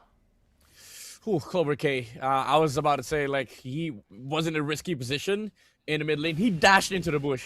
He knew that Harley was there. And he was able to land a Soul Saver to sort of like get some HP back. And he used the Queller to get out, which caught Buriram United off guard and off position as well, which allowed BLC to sort of like take the opportunity to punish the Harley because the space escape wasn't available for Lois. That's a good sequence coming out from Hydra Esports, but it wasn't enough. Oh, how they take down Clover K in mid? Got pinned down by the Moskov, bro. It's such an underrated part of his game. A lot of people just forget about it, man. You jump in, you're thinking, okay, I can deal some damage, and MZ's kind of low. Oh, Naracorn is not going to get taken down. He just walks into the bush. MZ gets the frozen moment. I wonder how many stacks he's on the Thunderbelt. That's perfect turtle on the Harley. A whiff on the Raging Sandstorm. A picture taken of BLC. Caught in 4K. He goes for the clear. Another, wait. Oh, that was Marcel. That was Yuri's. Stolen ult. Izzy with SOD coming out again. Zamanforce coming around. Clover gets baited. Agi gets the pickup with the lethal ignition again, and it's a win, 14-2. Lois walking up, baits out a few abilities. Bro, Agi and MZ, they're doing a lot in this game. The control from Marcel, the punishes on the heroes on the side of Hydra Esports. When they dash, he goes in with the frame moment, uses the platinum snap to extend the stun, and then uses the golden hour to sort of like stall Hydra Esports and get Agi in position. That's why it feels like there's no way for Hydra Esports to actually engage, because their main problem right now is this guy walking around with a camera. This camera's lethal, man. He's like a paparazzi, an HD. They're really big celebrities, bro. It just gets so annoying, you know? Every time you walk out of your house, there's someone with a camera right there. MZ's catching him in 4K and in places he shouldn't be, man. It's so tough, and he's stolen the camera a couple of times. He just can't really get the usage of the golden hour because there's so many moves, so much artillery from Buriram that they can utilize against the golden hour, right? He just gets stuck there, he gets shot down, and then it comes all at once. That burst is ridiculous. Clover trying to open up the map. MZ's just getting free stacks on BLC, and Izzy's just getting free farm in the gold lane, dude. Or XP lane, rather. Yeah, I mean, Buriram United, they understand. This is the part of the game where they slow things down. They just let the Moskov free farm. And Yuri and BLC, they cannot do anything. Even though if they have the copy of the golden hour. Oh, wait! A flicker, Outcon. Now with the final slash, he tries his best to survive. That's a big golden hour. Naracorn gonna go for the kill. Gets Clover under the turret, survives as well. MZ gets caught, but now it's Izzy with the SOD, forcing out 2 flickers from both the magic damage dealers. Almost a kill again. Watson, lethal ignition. Oh, with the glowing one. I thought that could possibly be a kill, but he gets out to safety with the chrono dash. Yeah. Oh man, Hydra Esports. The only guy that they were able to kill was MZ, but he's already taken the pictures. He printed it, sent them to his friends. And Buriram United, they just get away with so much lead out of that fight. They got the bot lane tower, free farm in the Moskov. They still get mid prior and mid. And Hydra Esports, I think this is where this lineup expires. They had the chance to snowball early game, but now it's gonna be hard to fight against this Moskov. This guy's so fed. Even the Harith cannot stand the damage output coming out from Easy. Agi! Whoa, Agi waits in the bush, assassinates Watson. The golden hour by MZ, zoning them in the back line, and look at this. The isolation of Outcon as Izzy just farms up top, gets a turn for free. Outcon, he's trying his best to survive. That's Agi going legendary, 9-0-4. Izzy lands it, flickers forward, gets the kill. It's a wipeout for Buriram, and Izzy's on a killing spree. The Lord is still alive. They only have Watson left, and guess what? Agi has a feathered airstrike. Is this an N-angle midnight? Yep, and Easy. He knows he can fully kill the Harith from 100-0. There goes the feathered airstrike. The zone! They take him out, man. It's GG. 10 minutes and 57 seconds on the clock. Buriram, this isn't just a win. This is a statement for the rest of the league. A 2-0 super quick series. That was under 25 minutes in total. Yeah, dude, it wasn't just experience. They also showcased class and swag, man. Agi on this Farsa. Screw the Fanny, man. I think this is a game where he showcased, if you don't ban Farsa, I take it and I take the dub. Buriram United outclassing Hydra Esports.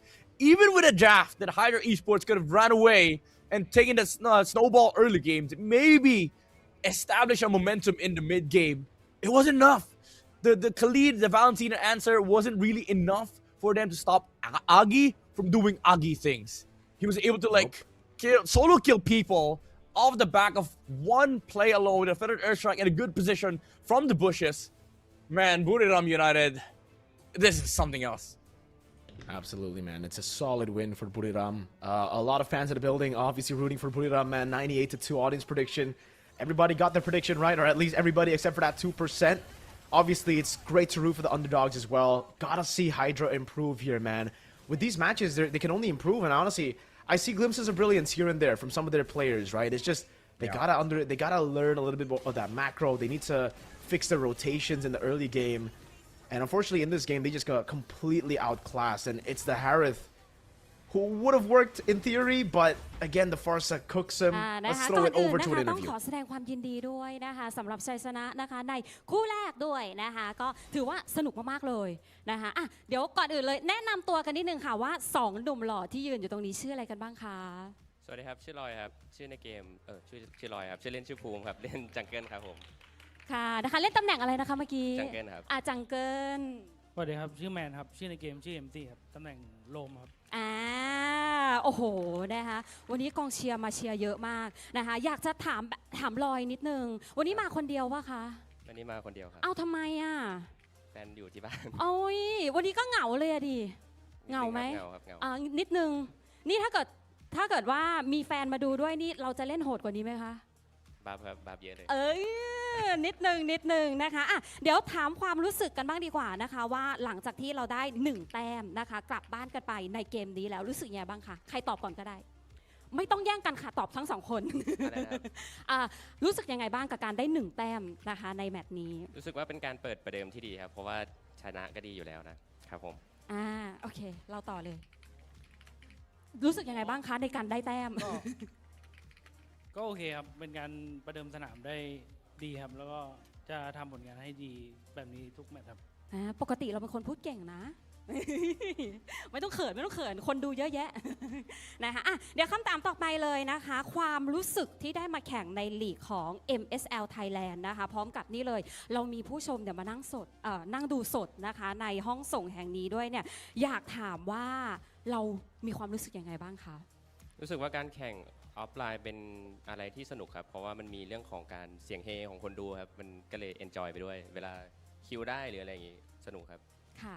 และเราล่ะคะ เหมือนกันเลยครับ อ๋อ เวลาแอสซิสต์หรือคิวได้ก็มีเสียงเฮแล้วรู้สึกตัวเองเท่ โอ้โหนะคะและอันนี้ส่วนตัวนิดนึงนะเมื่อกี้นี้เนี่ยไอ้ที่มันเป็นพื้นสีไฟเหลืองๆอันนั้นนิ้วลื่นปะคะหรือว่า ปุ่มมัน อ๋อ แบบปุ่มแบบ อาจจะแบบว่าเราเหงื่อใช่ไหมที่นิ้วอะไรอย่างนี้นะคะ แล้วตกลงเราเป็นนักบิดหรือนักอะไรนะคะ ไม่ใช่ครับ อ๋อไม่ใช่นะ คนเขาพูดกันไปเรื่อยครับ เขาแก้ข่าวนิดนึงค่ะเพราะว่าเขาใส่เรามา ในเมนต์ครับ ไม่ใช่ค่ะคนภาคค่ะ อ๋อ เขาบอกเราเป็นนักบิดจริงไหมคะนี้ คนภาคเขาพูดไปเรื่อย อ๋อพูดไปเรื่อยนะ โอเคค่ะนะคะแล้วก็สำหรับการเตรียมตัวนะคะในการมาแข่งขันนะคะลีกครั้งนี้ถือว่าเตรียมตัวกันนานไหมคะ เตรียมตัวชุดนี้เราเตรียมตัวตั้งแต่เดือน 12ครับปีที่ เดื แล้ อน ว 12เดี๋ยวก่อนนับก่อน4 เดือนธันวา ประมาณ4 เดือนครับ ค่ะนะคะแล้วก็มีอะไรพิเศษไหมในแคมป์ของเรา พิเศษก็คือมีน้องคนหนึ่งที่เล่น FPF น้องนารากร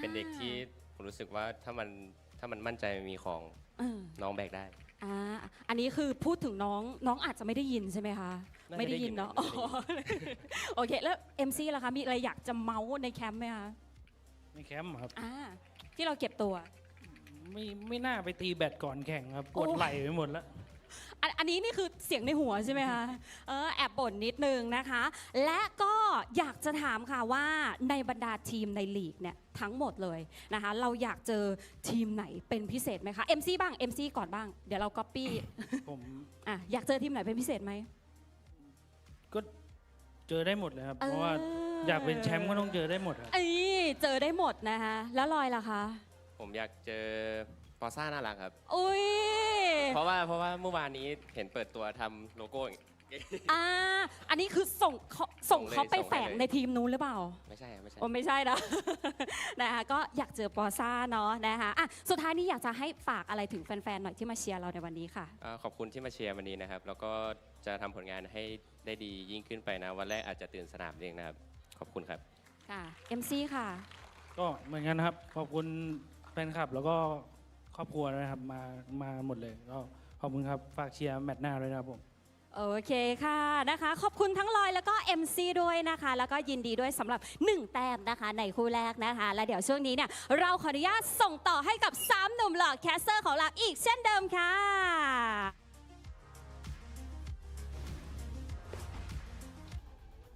I really wish we would be able to understand Thai. You know, maybe by MSL Thai season 4, we would already understand the language. Maybe we get to go there for playoffs. You know, Amen Midnight, get a little bit of that Tom Yum and the MLBB games, Thailand's flavor. Hey, that was a solid performance by Buriram. You know, I'm usually a red team specialist. I love supporting my red teams, but I might be blue for Thailand. Not gonna lie, man. Yeah, I mean, for Philippines, we've been blue for quite a while now, you know? So I enjoy watching a lot of, like, good stuff coming up from a blue team, especially from these two teams, Hydra Esports. Again, as Steve mentioned earlier, there were a couple of, like, you know, moments in the game where we've seen them, like, pull ahead. Like, good fights, good ideas behind the moves. But, man, I would say just experience is something else. Like, it's something that you cannot just develop overnight. It's something that you actually acquire over time, and I've seen that from MZ, especially with the Marcel performance. Like, he applied the same concept from game number 1 to game number 2, just very annoying from the early game. It truly was very annoying, but our MVP, I think there's no doubt to who the MVP is for game number 2. I think the player of the match, in my opinion, as well, man. Again, brought to you by our official telecommunication partner, True 5G. It's Agion the Farsa. Bro, no fanny ban, maybe, in the next games. Ban this Farsa, I would say. Like, this guy is, even though we haven't seen him on, you know, different heroes, because this is the first series for Buriram United, but for all the teams that are going to be matching up against Buriram United, they have to be concerned about this Farsa pickup, because we've seen a lot of, like, good plays from Agi. Game number 1, he was forcing the Harley kill. Game number 2, he was like, okay, we don't have mid prior. Let me go side lane. Let me punish Watson. Let me punish Outcon. And they were just so oppressive on the map. The Valentina Khalid wasn't able to do their jobs, not because of you know, not because of like the players' choices, I would say, but because of the fact that Buriram United understood that, okay, we cannot force anything on mid. Let's just go side lane, and then maybe we force them to react to side lane. Don't bring the side laners towards mid. That's where the numbers game came into you know, the equation here, because even if you fight with the Suyo, the Valentina, and the Khalid in the mid lane, if you're just getting outnumbered, you will essentially just lose the fight. And there's a lot of moments in the game where we see the Moskov joining the fight in the mid lane. A couple of times they get outnumbered on the side of Hydra Esports, and it led to this overwhelming advantage that Buriram had in the late game.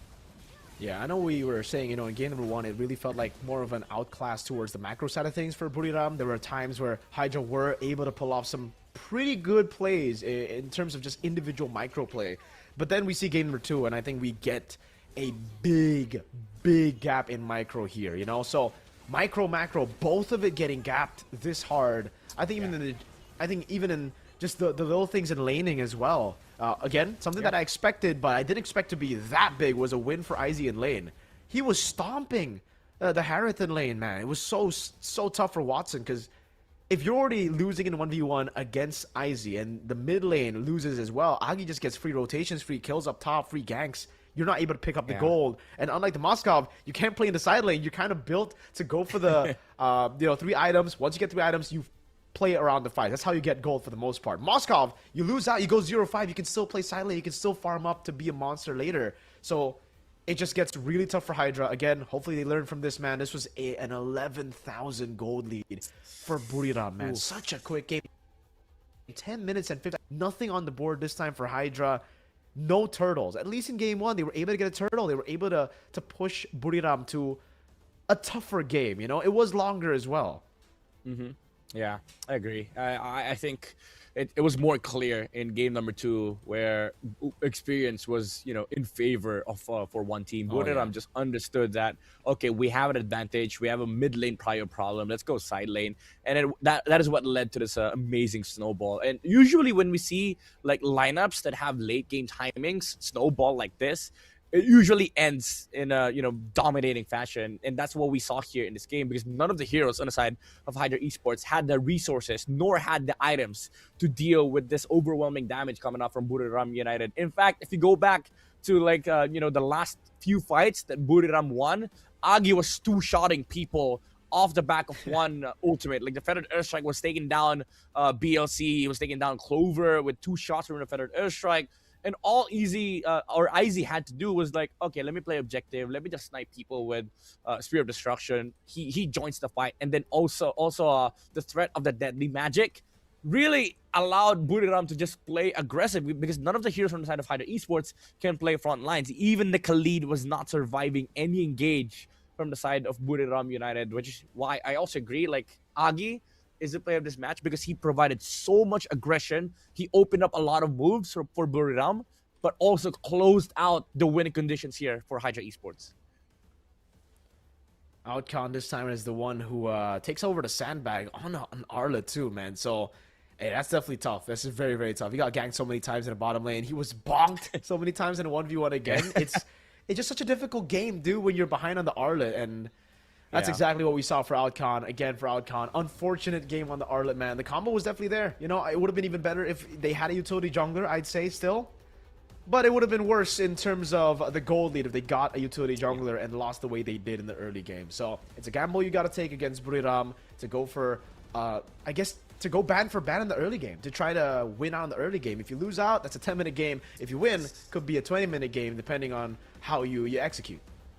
Yeah, you know, it comes down to choice. Like, if you stick with the utility jungler, you have to be very careful with how you like play out the early game. But when it comes to playing heroes like Suyo, it's a risky move, honestly. Like, if you win early game, sure, you're able to stay in the game, maybe play the snowball, but there is a risk when it comes to like choosing that route. And I think it did bite them in the end, because even though Clover K performed really well on the Suyo in the mid game when they got dumpstered by the Farsa and the Marcel, it's just a natural like downhill for that roster. All right, we're going to head on over to a break, ladies and gentlemen. It's been midnight in Mirko. We'll see you for our second match. That's going to be super hype because Tenacity will go up against Team Solix.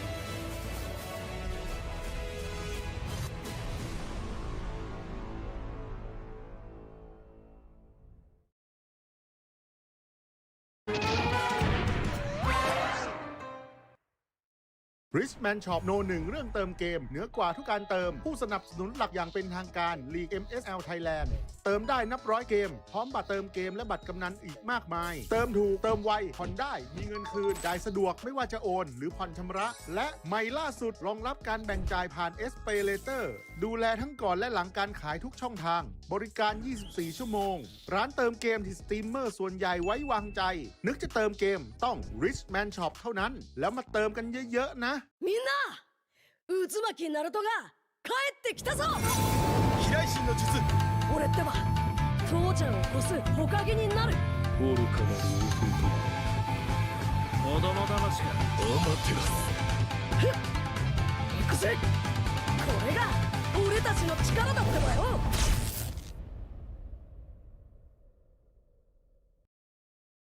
Welcome to the Hook Battlefield.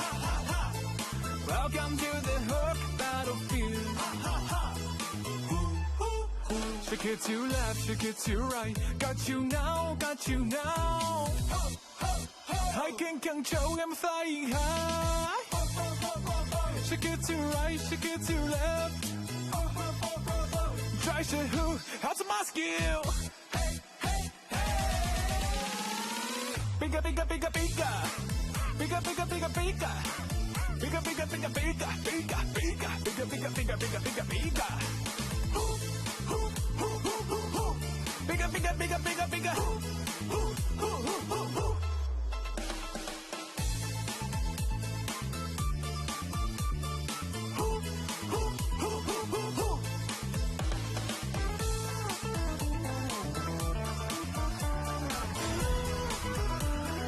Welcome to the Hook Battlefield. Welcome to the Hook Battlefield.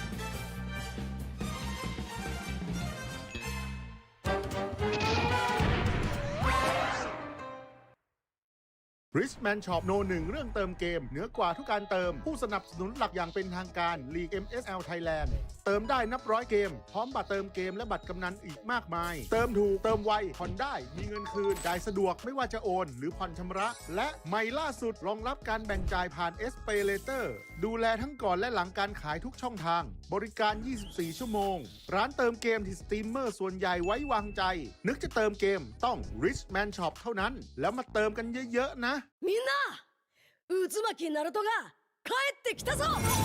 飛来神の術俺ってば父ちゃんを越す火影になる。愚かなる弟子供騙しかアマテラス行くぜ。これが俺たちの力だってばよ。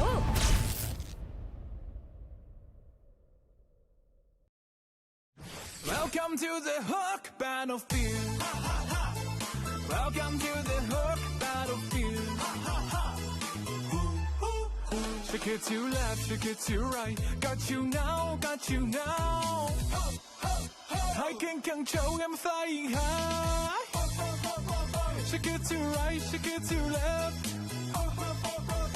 Try to who, how's my skill? Bigger, bigger, bigger, bigger. Bigger, bigger, bigger, bigger. Bigger, bigger, bigger, bigger, bigger, bigger. Bigger, bigger, bigger, bigger, bigger, bigger. Bigger, bigger, bigger, bigger.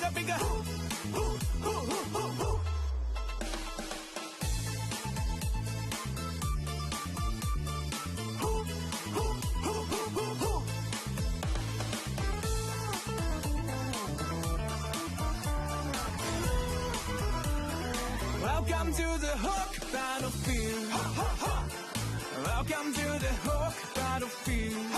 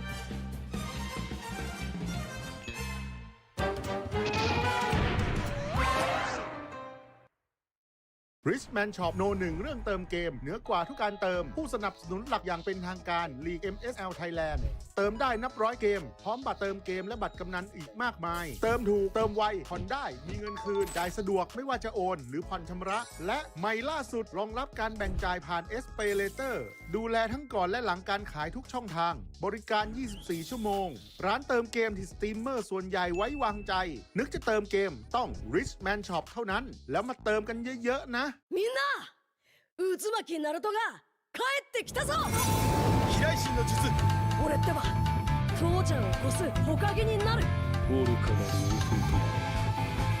子供騙しかお待てろ行くぜこれが俺たちの力だってばよ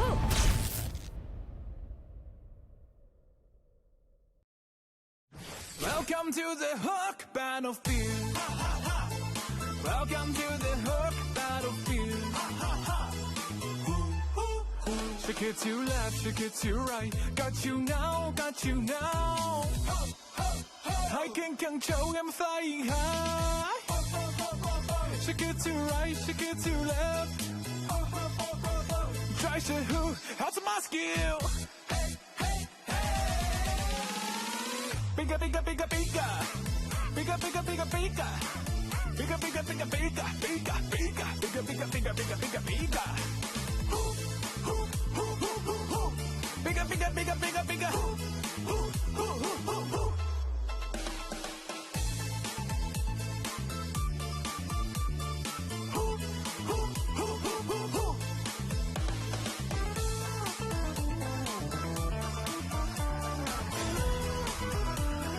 Welcome to the Hook battlefield. Welcome to the Hook battlefield.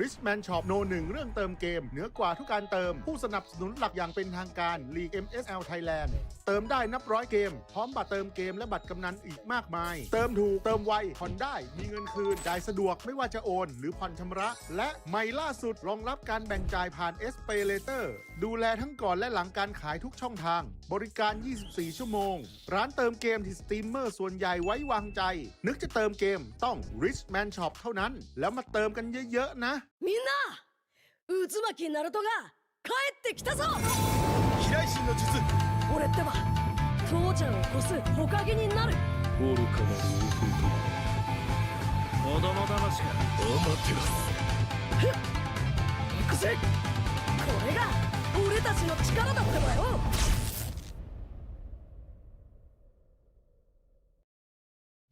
Welcome to the Hawk Battlefield. Welcome to the Hawk Battlefield. Shake it to left, shake it to right. Got you now, got you now. I can control, I'm flying high. Shake it to right, shake it to left.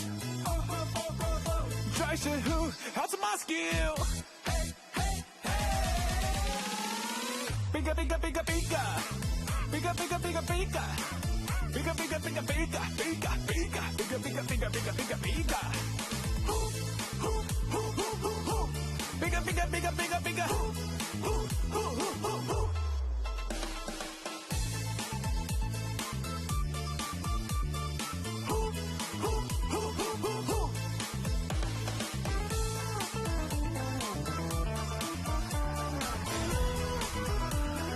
Welcome to the Hawk Battlefield.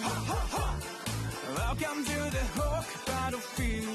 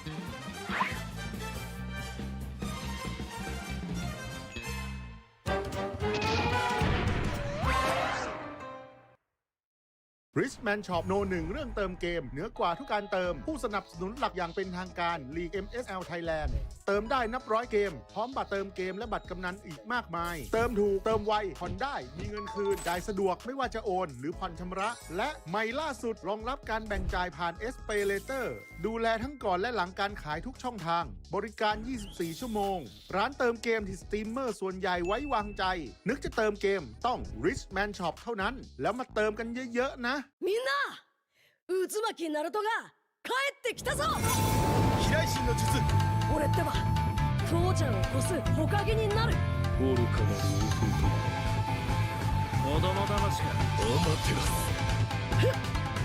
行くぜこれが俺たちの力だってばよ。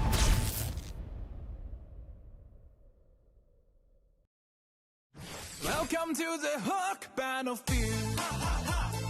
Welcome to the Hook Battlefield. Shake it to left, shake it to right. Got you now, got you now. I can control, I'm flying high. Shake it to right, shake it to left. Try to who, how's my skill? Bigger, bigger, bigger, bigger. Bigger, bigger, bigger, bigger. Bigger, bigger, bigger, bigger. Bigger, bigger, bigger, bigger, bigger, bigger, bigger, bigger. Bigger, bigger, bigger, bigger, bigger.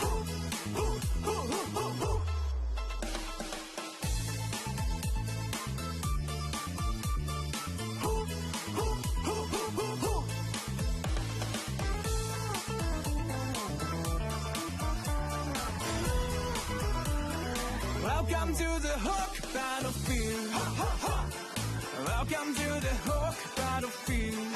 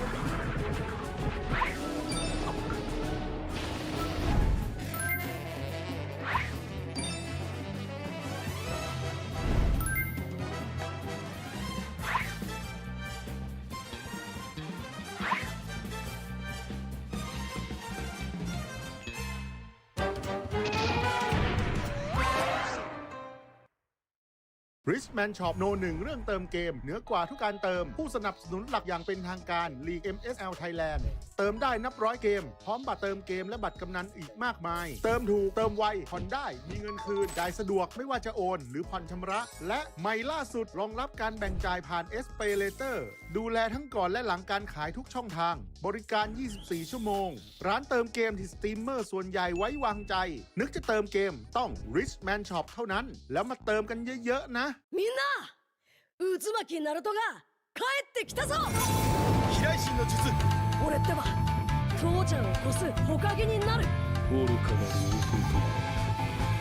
男子供騙しかお待てろ行くぜ。これが俺たちの力だってばよ。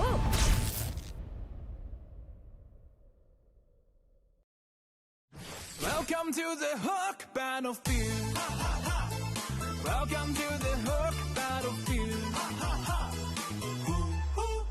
Shake it to left, shake it to right. Got you now, got you now. I can control, I'm flying high. Shake it to right, shake it to left. Try to who, how's my skill? Bigger, bigger, bigger, bigger. Bigger, bigger, bigger, bigger. Bigger, bigger, bigger, bigger. Bigger, bigger, bigger, bigger, bigger, bigger, bigger, bigger. Bigger, bigger, bigger, bigger, bigger.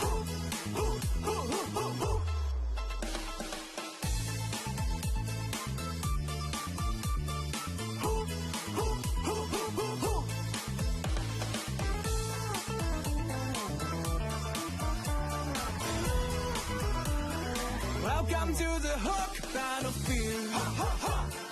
Welcome to the Hook battlefield.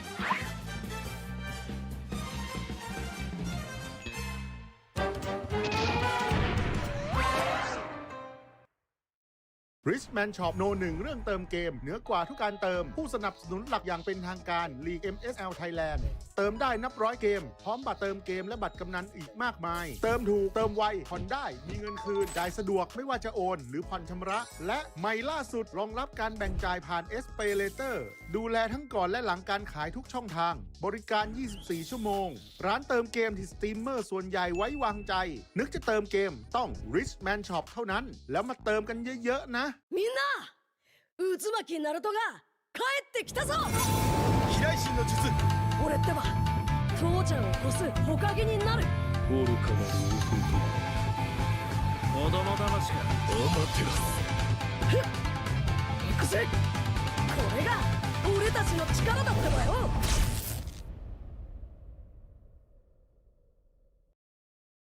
Welcome to the Hook battlefield. Welcome to the Hook battlefield. Shake it to left, shake it to right. Got you now, got you now. I can control, I'm flying high. Shake it to right, shake it to left. Try to who? How's my skill? Bigger, bigger, bigger, bigger. Bigger, bigger, bigger, bigger.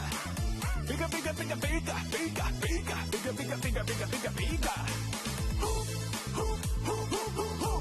Bigger, bigger, bigger, bigger, bigger.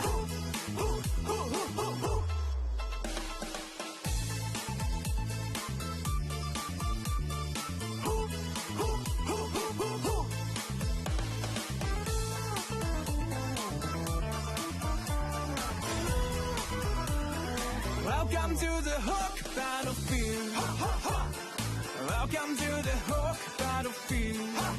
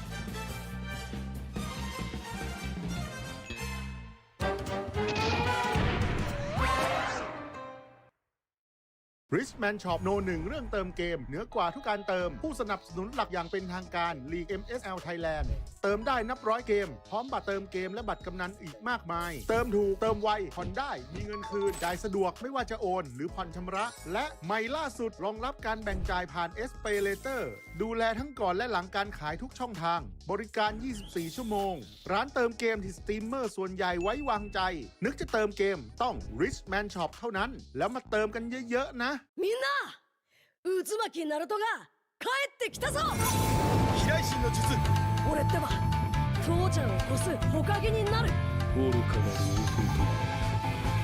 弟子供騙しかお待てろ行くぜこれが俺たちの力だってばよ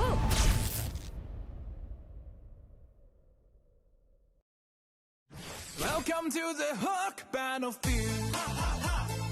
Welcome to the Hook Battlefield. Shake it to left, shake it to right. Got you now, got you now. I can control, I'm flying high. Shake it to right, shake it to left. Try to hook, how's my skill? Bigger, bigger, bigger, bigger. Bigger, bigger, bigger, bigger. Bigger, bigger, bigger, bigger, bigger, bigger, bigger, bigger, bigger, bigger, bigger, bigger. Bigger, bigger, bigger, bigger, bigger.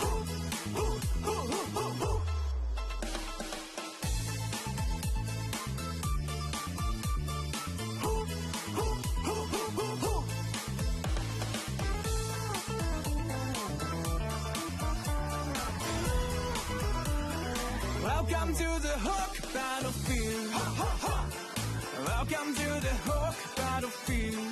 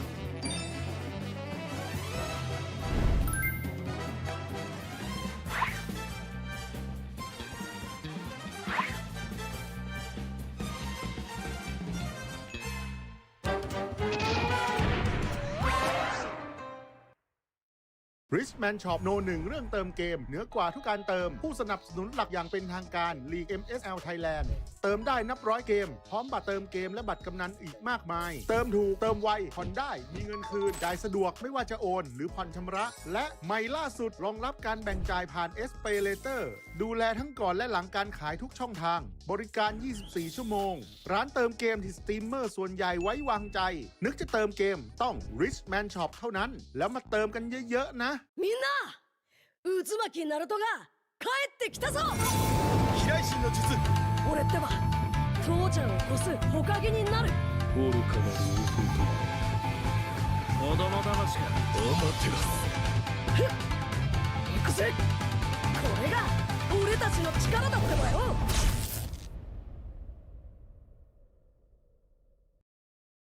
Welcome to the Hook battlefield. Welcome to the Hook battlefield. Shake it to left, shake it to right. Got you now, got you now. I can control, I'm flying high. Shake it to right, shake it to left. Try to who, how's my skill? Bigger, bigger, bigger, bigger. Bigger, bigger, bigger, bigger. Bigger, bigger, bigger, bigger. Bigger, bigger, bigger, bigger, bigger, bigger, bigger, bigger. Bigger, bigger, bigger, bigger, bigger.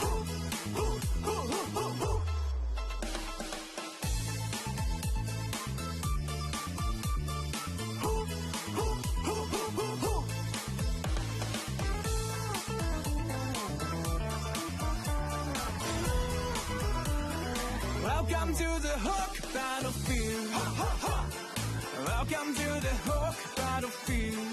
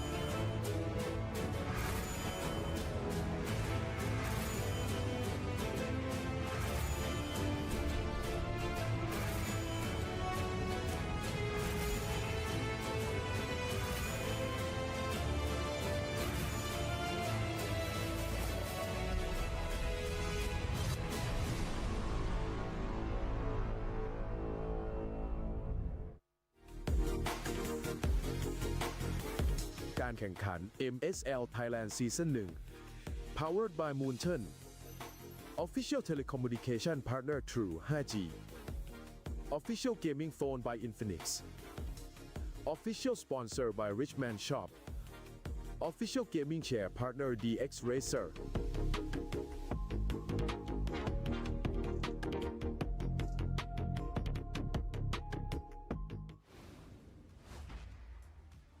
เอาละค่ะนะคะกลับกันเข้ามานะคะเข้าสู่ในการแข่งขันนะคะในคู่ที่2นั่นเองค่ะเชื่อว่าหลายๆท่านนะคะทั้งทางออนไลน์นะคะที่รับชมอยู่ทางบ้านนะคะรวมถึงที่อยู่ในห้องส่งนะคะที่ชมกันสดๆด้านหน้านี้ยังคงอยู่กับเรานั่นเองนะคะต้องบอกเลยนะคะว่าในลีกของ MSL Thailand ของเราเนี่ยถือว่ามีผู้เล่นนะคะหลากหลายสัญชาติมากๆเลยทีเดียวนะคะแบบว่าเป็นการแข่งขันนะคะแบบ international สุดๆไปเลยค่ะซึ่งหนึ่งในนั้นนะคะก็ไม่ใช่ที่อื่นที่ใดที่ไกลๆเลยนะคะมาจากทางเพื่อนบ้านของเรานะคะสปป.ลาวนี่เองนะคะแล้วก็แน่นอนค่ะในคู่ต่อไปนะคะเราจะได้พบเจอกับตัวแทนนะคะเป็นคู่แข่งนะคะจากสปป.ลาวนะคะทั้ง2ทีมเลยนะคะที่ส่งนะคะเป็นทางด้านของป่ามานะคะในแต่ละทีมนั่นเองค่ะเพราะว่าในคู่ต่อไปนี้นะคะเราจะได้เจอกับการแข่งขันนะคะระหว่างเทนาซิตี้นะคะเจอกับทางโซลิกอีสปอร์ตนั่นเองนะคะ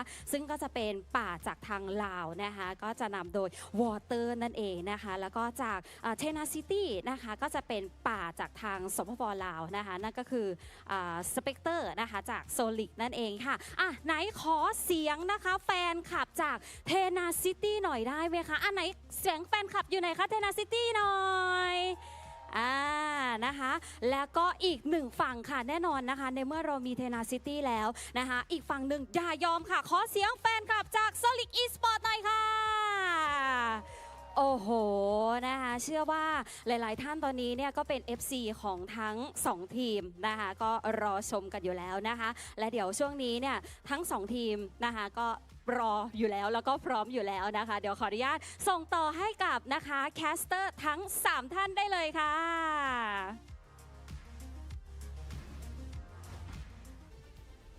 And there you have it. Thank you so much for that wonderful introduction. Welcome, ladies and gentlemen, back to match number 2 here, where we'll have Midnight's favorite team going up against MSL. Hey, you know why it's your favorite team? You know why Tenacity is your favorite team, Midnight? Why? Because their XP laner is Song Jinwoo, bro. I see. I knew it.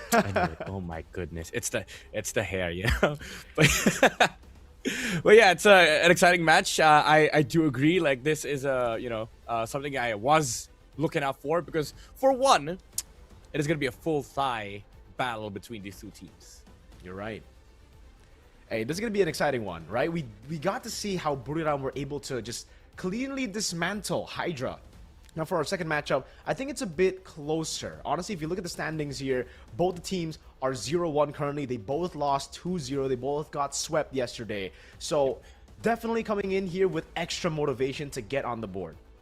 Yeah. To be fair though, like their losses are against I mean, it's too early to talk about standings, but I would say their losses were up against the teams that were kind of favored to win. I believe Solix lost to King of Gamers Club, which is, you know, a lot of like fans are expecting for them to be, the favorites in regular season because there's a lot of like imports on that lineup, and ACT came with guns blazing from the qualifiers. So I would say, yeah, it's not a tough spot for them, honestly. Like, even though they're coming from losses, this is a time to redeem themselves, but also they're not really that pressured. So this is a good way to like start off the week, you know, especially week 1. If they are able to win in this, in this series, maybe they start with like making that momentum heading towards that week 2.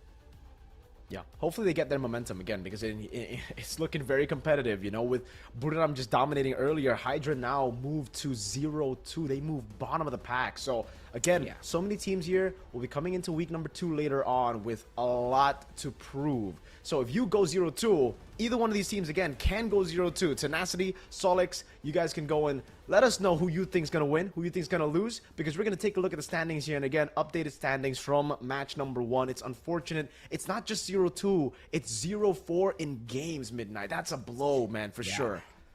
It's very important because, like, you know, the points, although they're kind of graceful, that you get 1 point for winning, you don't get any point for losing.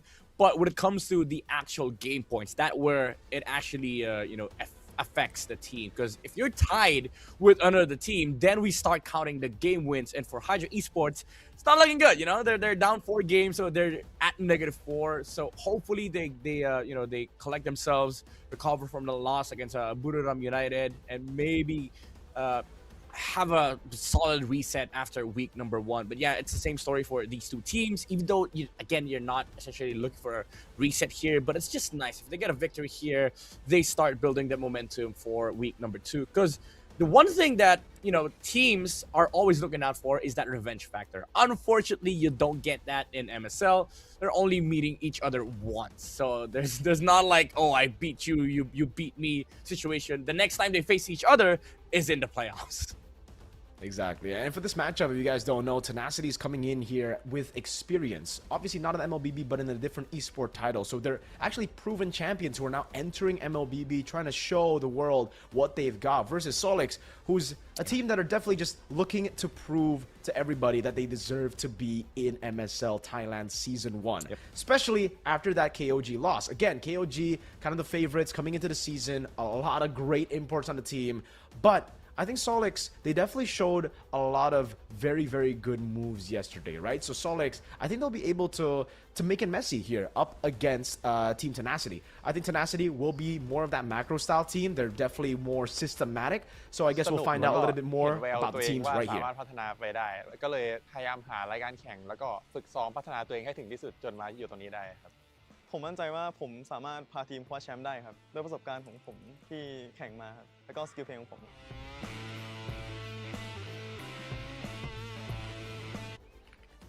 Give us 2 seasons. We'll translate everything to you in 2 seasons. Give us 2 seasons, you know? Right, Midnight? Yeah. Yeah, I mean, that's always the one thing that people are looking forward to. And I think experience is very, very important. Like, for Solix, again, they're coming off from, I'd say rebuilding phase, even though some of the players here actually met before. They were, if I'm not mistaken, part of like the OG ITCT Bacon Club. So yeah, they have experience here, but it's just that in this stage of MLBB, you have to be solid with your team chemistry. Absolutely. We're gonna go get a look at the rosters for both the teams. Again, Midnight's favorite team, Tenacity. You know what? Solo leveling, team leveling, I don't care what it is, but they have to show up here with a level up gameplay. Tenacity, do they have that tenacity to stand the pressure coming off from a loss yesterday? We did see a lot of good moves from this squad. They have a lot of experience, but it has to show up today for them to get a W in week number 1. Let's see if they can get that, because up against them, the team that's looking to go and create some chaos. Please welcome, this is Solix Esports. Hey, Mirko can actually speak Thai. They ask for 2 seasons, and I think, this team doesn't need 2 seasons. They're coming off from a squad that was originally playing MLBB. This team has a lot of experience from not just MLBB, but also from multiple game titles. But again, they lost yesterday, so this is a stage where they claim that redemption back. They need to get that momentum going for the upcoming weeks. Again, they only get to face each other once in the regular season. Yep, it's only a single round robin, so every match counts, every game counts as well. If you want to make it to the playoffs, if you want to go and push forward, these coaches will also have to go the extra mile. They're going to have to go for the compositions that I think suit their teams, right? Considering how new these players are to MLBB, I think it'll be better for them to just rely on comfort picks over going for pure meta picks that they might not be too comfortable on. Yeah, it was obvious yesterday, like, they were adjusting and adapting to the current meta game, but you don't see that identity, There's not like, you open this, I get to pick this. Even though they only had 2 games, it was sort of like dependent on what the enemies were picking, and if it's good, then they just go with this current meta game solution. I feel like for Solix, they need to find that footing where they play around specific play style. But on the other side, you have Tenacity. This team, however, showed something very different. I would say this team is more of a comfort type of team. Who picks Zetyan first too, right? Like, this team likes comfort heroes. So I think it's a battle of like team identity, where you have Team Tenacity who knows how to play their game, but it's just a matter of execution, where on the other side you have Solix Esports still trying to find that identity. Even though they have experience, it feels like they're still lost in the current patch. I agree, man. They're still going for a lot of picks that might look good on paper in a vacuum, but as a team, the synergy just doesn't look like they have got that down just yet. They're still moving as individuals, not really a unit just yet. Hopefully they fix those issues from yesterday, because coming up against this matchup, this is a very, very tough one. Tenacity, again, they've got more experience with Water in their lineup. Someone who's had the international experience, was just part of the M7 World Championship wildcard with Leon Esports in the jungle role as well. I think having an import in the trio mid is just so important, right? Because you get to dictate that pace. Yeah. I feel like, it's about experiences. We have Water here. คิดว่าเอาชนะทีมโซลิดได้ครับเพราะพวกเราก็ซ้อมกันมาอย่างหนักครับผม ก็ชื่อเชลลี่ครับจากทีมโซลิดอีสปอร์ตครับเล่นตำแหน่ง AP เลนครับเขาจะเคี้ยวพวกผมไหวหรือเปล่าระวังโดนผมโซโล่คิวนะครับตัวผมแน่ครับถ้าอยากจะแก๊งเลนผมอ่ะ2 คนไม่พอนะมาทั้งทีมไปดีกว่า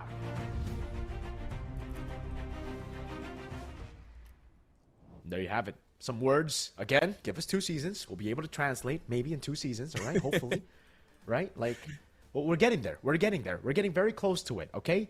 But again, speaking on the matchup, you were saying about Water Midnight. Yeah, you've mentioned the experience coming out from M7, you know, being part of Leon Esports. They do bring that experience on the table. But similar to that story, you have Solix Esports. We just watched, you know, the experience be put on the table from Buriram United. The question is, can Solix do the same? Because yesterday, again, what I found was this team, even though they know the metagame, they know how to play MLBB, it just feels like they're lost, you know? Like picking up Alice as early as a counter against Baksha, some teams would prefer not to utilize that that hero early on because it does get countered in the draft later on. It feels like they just react heavily on the draft. So I feel like I want to see more of the team identity, the team playstyle from this team.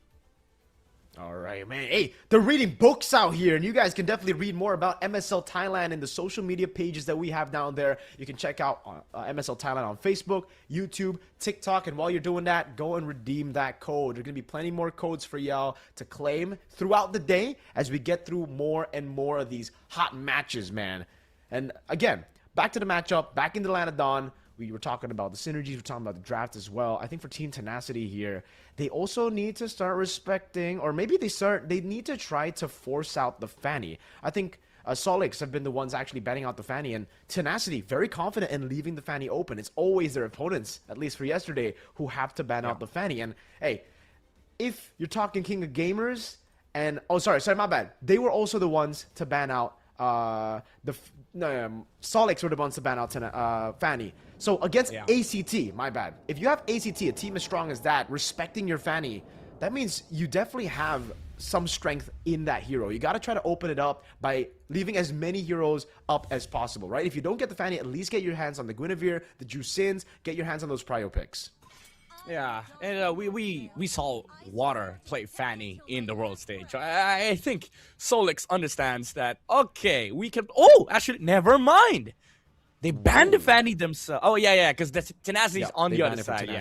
So Water's not going to be able to play, Fanny today. I feel like that is just going to be true for almost all games that they will play in the regular season, and Solix understands the assignment. Okay, we don't let go of the Fanny. Matter of fact, they put it on second ban. What's weird to me is they banned Valentina first. It seems to be a trend. Valentina, before the pickup earlier by Hydra, was sitting at 100% win rate, so I think they're just leaning into the stats currently in the league.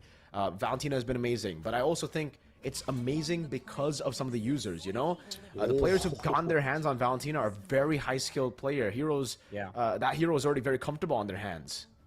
Yeah, and then we have an Eve ban coming out from Solix Esports, really just targeting that mid-prio. And I feel like, honestly, they're setting up for another Baksha first pick here for Solix Esports. It's also to steal it away from Tenacity. Again, all reactive positions from their draft. But with this one, I do agree. Like, first pick Baksha is so nice here. There you go. And then maybe they set up, like, a Zetyan or a Kimi later on the second phase on the draft. And then Tenacity, they're left with... I would say heroes that get countered by Baksha, like the Gwins, the Phobiuses. So they might have to look at different options here. Maybe they go Harley, even though there's a Baksha in the playing field. It's still, a very potent jungler in the first phase. Yeah, it's something that they're actually taken away from KOG yesterday. They were beat up by the Baksha in game number 2. It was a Baksha Kimi set up for King of Gamers. And actually, it was a very, very long game, 18 minutes and 42 seconds. So Team Solix are definitely coming into this with a lot of confidence because they were able to bring the favorites into a 22-minute game in game number 1 and an 42-minute game in game number 2. So that's the Sora and the Yi Sun Shin flex for Team Tenacity. Okay, I think Tenacity is also doing the same thing to Solix Esports. Hellcat pick. Okay, so now the question is, where does this go? I've seen a couple of Hellcat and Sora matchups in the EXP. This can go either way. Either they put it on Rome or they put it on XP. But Tenacity, they just have to hold out. They have to hold out in second phase. Maybe they pick up the Mage here and reveal the position of the YSS. Okay, they go for the Khalid pickup, so it doesn't reveal much. You see the YSS, you see the Sora, you're not sure where it's going. The YSS could still just go jungle, could go gold, Sora XP, could also go gold. So I think the idea here for Tenacity is, okay, we flex these two out up until the last pick so that we figure out what the position of the Hellcat is. And maybe we put, I would say, some decent matchups, because I've seen some Sora lose out to the Hellcat because Hellcat is just so oppressive in the EXP. It's a type of XP laner that just doesn't lane, you know? He likes scratching people's heads with like the pokes and stuff. And then when he gets the tempo and momentum by level 4, he just rotates to mid. Yep.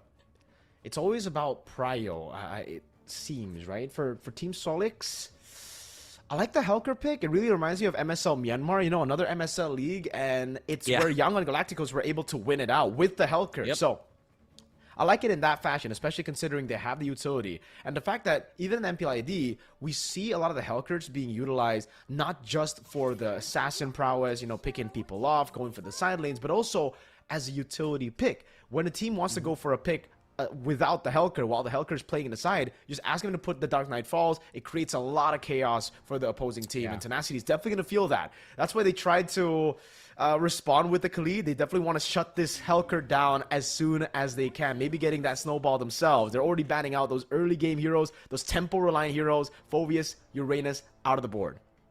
Yeah. You know what? Solid Esports, I'm not going to be surprised if they either ban Suyo or Kimi, because honestly, at this point, it's so obvious. They're just depending on, okay, Tenacity, these are the heroes that you draft, we steal them away. That's why I mentioned earlier, like, it feels like Solix Esports is not drafting for themselves. They're drafting more to remove the comforts on the other side, on the opposition, which I feel like in this game, it might be advantageous for them. But they ban a CC, they let go of the Suyo, which Tenacity could still pick up, considering that there's also that flex factor. You know, it could be like YSS jungle, Suyo XP, sort of gold, or maybe Suyo jungle. There's so many flex on the side of Tenacity, and they are able to do that, which is gonna help them like alleviate this Hellcat problem that they have right now, because they see the draft from Solix Esports. So this Red 4 pick is gonna determine how, I would say, the early game momentum is gonna go. But they revealed the Kagura. Man, I'm not entirely sure about this pick, though. Yeah, me neither, man. That's definitely a risky choice to go for in this position, man. And they go for it. Hey, if you pull out the Helker, we can pull out something out of our own sleeve as well. And Tenacity, they decide to go for the Kagura. It's burst, sure, but right now, the question is, who are you going to burst, right? It looks like it's just the Zetian, if you can get an angle on her, but she's going to play so far back. So, kind of relies on the rest of the team. I think the setters mainly, Song Jin Woo on the XP Sora, if you can get the big shifting skies for the combo with the Kagura, and the Alice gets picked up here, a little bit more disengaged, a little bit more of ways for them to stop what Tenacity wants to do. And I think it's a really good pick here. They are adding more bodies to the fray. Tenacity, they are in desperate need of shred. This is a tanky lineup from Team Solix. Oh, wow. I like this. I like this roundup from Solix Esports. They have a lot of like good aggressors on the front line, as you said, like a lot of meat shields. And then you have the Granger with an amazing tempo. And it's going to be hard for Tenacity to sort of like bypass these frontliners, considering that there's also that Fury of the Phoenix that you have to worry about. And they pick up a late game hero in the form of Joy. I get the idea. Like, there's no stun on the side of Solix Esports. But where's the damage early game? Who's stopping this Granger from just terrorizing your mid game? I feel like Tenacity overplayed their hands here. I agree with you, man. This is a very, very tough composition pull-off. A flame shot as well from Zosnap. Oh my god. We're talking about Flare. They're definitely going all out on the Flare. It's an execute for Moss as well, by the way. So he's going guns blazing. He's looking for those pickoffs early on. Not the Petrify, not even the Flicker to get out. He's just looking to get kills on the map. And honestly, a lot of vulnerable targets in the early game. I'd say even Zosnap here on the Kagura. You'd expect him to be a bit harder to pick off, but with the range of the Zetian, that kill pressure the whole team, and then an execute on the Hellcat, it's going to be tough for Grift, for Zosnap, and even for Water in the jungle. Yeah, also RJX. Like, you think about Khalid, almost impossible to kill early game, especially when you get level 2. The thing about the quick Sandguard is, in this game, there's a lot of ways for Solix Esports to sort of like solve the Khalid problem. There's that Terrify from Moss. There's also the boxer roll. You could argue that Memark himself can actually stop the Khalid from healing. Maybe like a cute flicker play, push him back, cancel the heal, and then close it out with the execute from the Hellcurt. So again, there's a lot of like creative ways for Solix Esports to pave their way towards that mid-game momentum that they are going to be looking for Xiao Xiao, especially when the Sky Piercer timing comes around. Okay. We'll see it. Again, they can just play for the Granger. This is more of a hyper carry route, so in a way, if Tenacity does get a snowball, it'll be very concerning for Team Solix, right? If the Granger gets shut down in lane as well, that'll be really tough. That means they're going to have to wait a little bit longer, and then Tenacity can just make it chaotic. So it's actually a bit different to what we expected. We thought Tenacity would be the one with more of a front-to-back, a systematic playstyle. Turns out it's Solix who go for that, and it's Tenacity who go for a crazy lineup that just wants to brawl all around. With how crazy it's been in ID and PH with the brawls of some of the teams, I'll give them the benefit of the doubt, right? But if they don't let it work, if they don't make it work in game number 1, it's going to be very tough for game number 2. I think they'll be read out completely. So ladies and gentlemen, let's just welcome y'all into the land of Dawn. Here we go. Match number 2, game number 1. After a stomp in match 1, will it be another stomp or will we see a banger of a full series? Uh-oh, already. This could be a kill. He brought execute. Arjex with the flicker catches the cockroach. I think Moss overestimated his ability to step over the water, and water on the other side. The Joy literally fought the Hellcurt before the purple spawn, which is why they're able to get that first blood onto Arjex, even committing that flicker. And this is the dangerous territory where we were, this is what we were discussing earlier. Like, if they don't get proper early game, they're just gonna, get rolled around by Tenacity, especially with this lineup that wants to fight. They have a lot of ways to shut down this, this Granger and the Hellcurt, given the farm. And I feel like if you're Solix Esports, you're not happy with how the game just started. Definitely not, man. The audience as well will definitely not be happy. At least 65% of them who predicted Solix here definitely already on the ropes, man. Early on with the Hellcurt falling through, this could be the winning condition we were both talking about. Hey, we're both Team Solix here, man. The entire Thai broadcast went for Tenacity. We're with the audience on this one, man. Yes, sir. We know how to read, we know what's going on. But I feel like for Tenacity, this is like the time, because I gave them one game, and I feel like this game could make the case for them. Like, after that kill onto Moss, it's gonna be harder for Solix to get a footing in the mid game, especially even early game, because now you just gave mid prio to Arjex now, and he's gonna be able to rotate the map, abuse the fact that, okay, this Hellcurt is gonna be scared for a while now. Yeah, Cherry actually got tempo here against Song Jinwoo. Solo leveling in the XP lane. Spectre first onto the turtle, on the Baksha as well. This is looking good. Moss is going to be looking for a big jump onto Song Jinwoo. Good spacing from him, but Arjex is doing a good job zoning. Fear the Phoenix coming down. Red Tree win for Spectre. And that's a Fear the Phoenix. Locking him out. Throne of Ruin as well. That's the CC immune, but it doesn't matter as Song Jinwoo gets cooked. But that's Zosnap with a flame shot. Able to get Cherry down. That's Zhao in the mid lane. Just trying to get some kills. Won't be able to get it. In the end, it is a turtle and a 1-for-1. Yeah, that's the beauty of the lineup here from Solix Esports, even though they don't have the stun. Oh, wait, Xiao? Yeah, an attempt. Arjex walking up. Oh, wrong targeting. Jumps onto Moss instead. Just barely out of range to jump onto Zhao.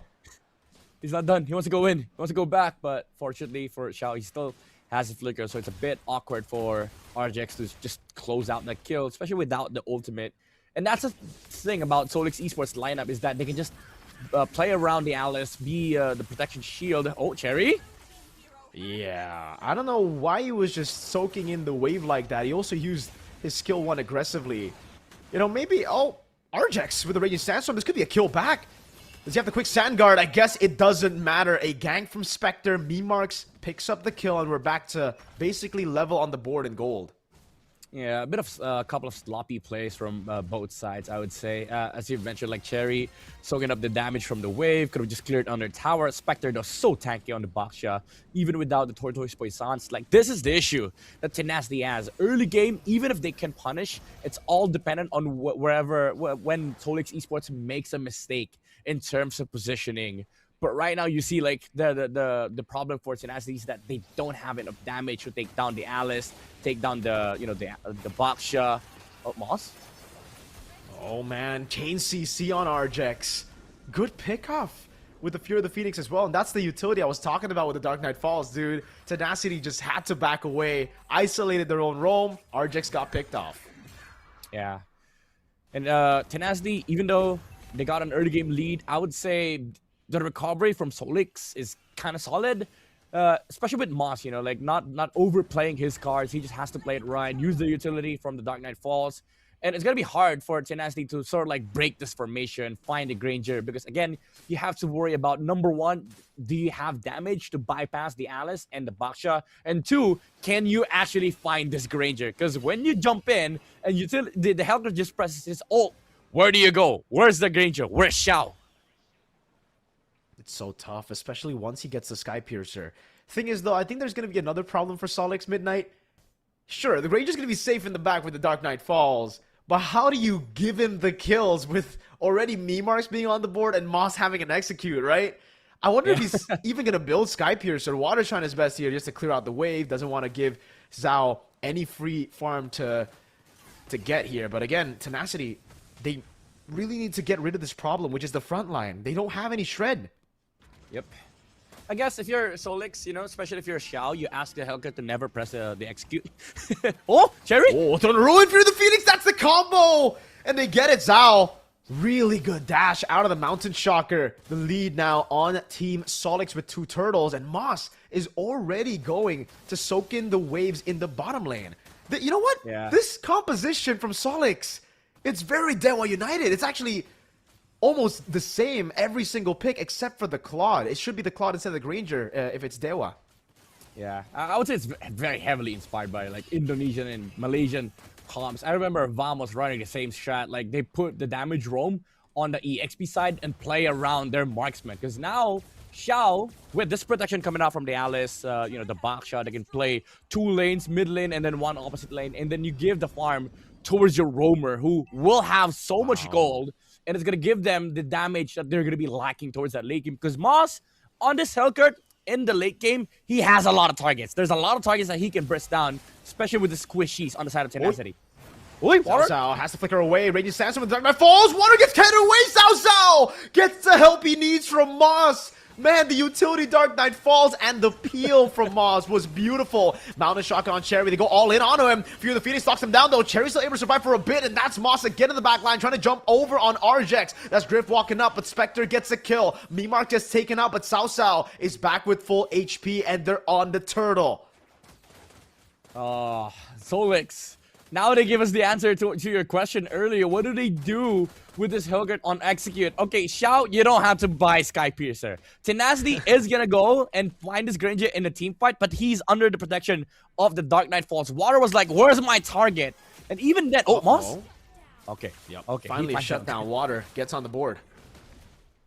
Yeah, but again, the second layer of problem for Tenacity is, even if you find the Granger kill, there's a secondary damage dealer on the side of Solix Esports that is going to go unnoticed in these fights. And that's perfect turtle for Solix. I still think Tenacity is doing a good job scaling, though. Again, Water, he's technically still scaling. He's doing a good job. He's already a level ahead. He's going to jump in with electrifying beats. But Team Solix don't want any smoke. They're just going to play it safe. They need to start playing for the Granger. Give him the stacks, because at this point, if he doesn't have... Well, he already has a Sky Piercer. There you go. If he doesn't get any stacks, that's a useless item right there.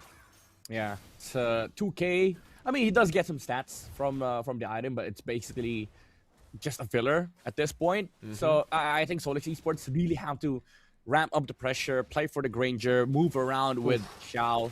The problem is right now, Tenacity, they're also splitting the map. So it's still kind of hard for Solix to deal with the current situation. Maybe they need more items for Cherry and Spectre.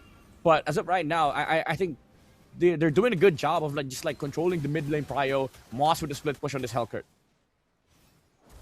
Playing it safe. Water, though, already there. Dark Knight Falls comes around. Good communication by Water.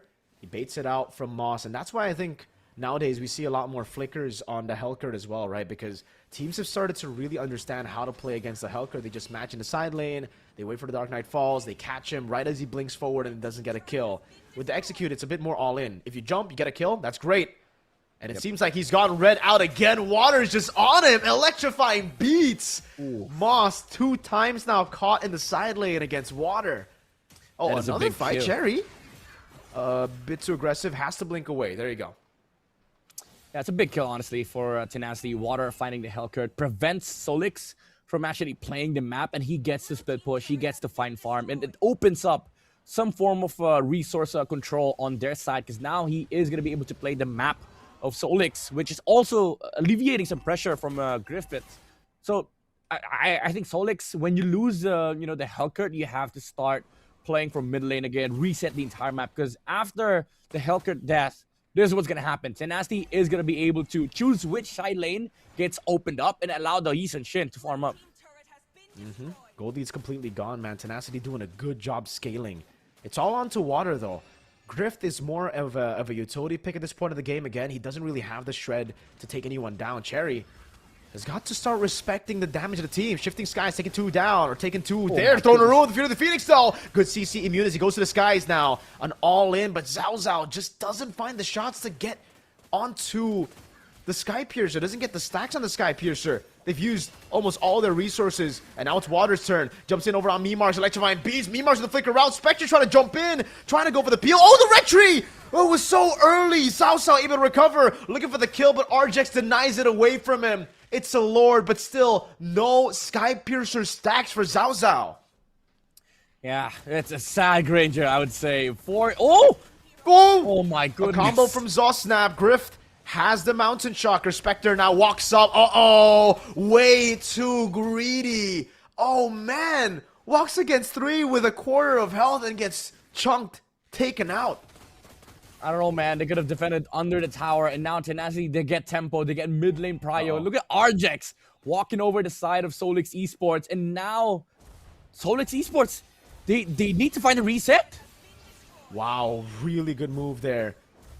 Using a Traceless to get out the Fury of the Phoenix. Water, though, will get a tier 2. The Lord is up top, so someone's going to have to go over. It could be just an equal trade in the end. Still, obviously, in favor of Tenacity. No, Lord doesn't even get a charge. This is an all-out win for Tenacity. Yeah, this is, the chaos that we were looking for from game number 1. Tenacity, even though they find it hard to burst down the targets because there's so many frontliners on the side of Solix Esports. The thing is, when you get into a position where Solix has to reset, if they don't, they can just go in with, the initiation coming out from the Sora, burst down the targets because they have so much damage if you're out of position. Even Cherry earlier was caught off guard because the Baksha and, the Zedam was nowhere to be found. They weren't ready for the team fight. Oh, Water's doing so much damage. Oh, a mistake by Water, though. Throwing a ruin lands on Water. Cao Cao gonna get the pick. Oh, he just barely gets away. Griff now with a dive on Cao Cao. Gets the pick off the Fury of the Phoenix. Not enough, but Mimark shuts him down as he walks forward, but he's out of position. Now it's Song Jin Woo into the skies with a killing spree. Man, Tenacity, they broke this game wide open. Now they have the farm that they need. They can burst down any target that they want. And I cannot imagine playing a Granger in this game, honestly. Earlier on, he was being protected by the Baksha. Now that Tenacity gets the farm that they need to have, they now have the damage to take down almost anybody on the side of Solix. 4 heroes jumping on the Granger. It's so crazy for Xiao Xiao. Like, again, I cannot imagine playing the Granger in this game because how do you play? Like, there's vision coming out from Griff. They're gonna know where the Baksha and the Alice is. If they're out of position, if they're nowhere in range of this Granger, Water, Song Jin Woo, RJX, Zosnap, they can just jump in. That's what I'm saying, man. When you play the Granger, usually you want to be the executioner with a team that plays purely around you. But with this composition, it almost feels like they're playing for Moss to be the executioner, right? The Granger's just there for damage. And that's why, in Dewa United's case, when they pulled off this composition, it was with a Claw just to deal damage. Sherry, though, pops in to throw in a ruin for the Phoenix. The combo lands, but Moss goes over to Terrify. Not enough, though. Not enough damage at all. That's a flicker out from Mimark. Cao Cao still there. Raging stance on the flicker. Griffin now jumps in with a Traceless, but gets caught by a few of those shots by Mimarks. 2 for 0 in the end, right as the Lord spawns. This is a free Lord to Tenacity. Yeah, it's gonna be hard to contest. Even if the Baksha rolls around, he doesn't have red tree. And look at this. Good protection, good zoning, good bush control coming out from Tenacity, playing the map right. And out of this lore, they're gonna be able to maybe clean up the base of Solix. They have so much damage, they have so much dive. And this Baksha and Alice is gonna be non-existent to them because they have the bypass to do it. They have the tools and the skills to be able to reach, you know, the Granger on the back line. They can just suicide for it, matter of fact. Because if they delete the Granger, the only the only damage needed on the side of Solix is the Hellcurt. But given the farm that they have right now, even the Yi Shin can just stand toe-to-toe with the remaining heroes of Solix. And I guess it's really tough. We were expecting Tenacity to not really have the damage to shred through. And that was the case for sure in the early game. But now that we get into the late game, it gets really tough for Solix to pick a target. They see Arjex, but I don't think that's the right target. If they see Sung Jin Woo as well, they can't even get him. If they jump on Griff, he just traces out of the way. That's a burst down on Cherry. Oh, wait, they still get the kill there. South on the back, the Waters, looking for electrifying beats. Will be able to get it.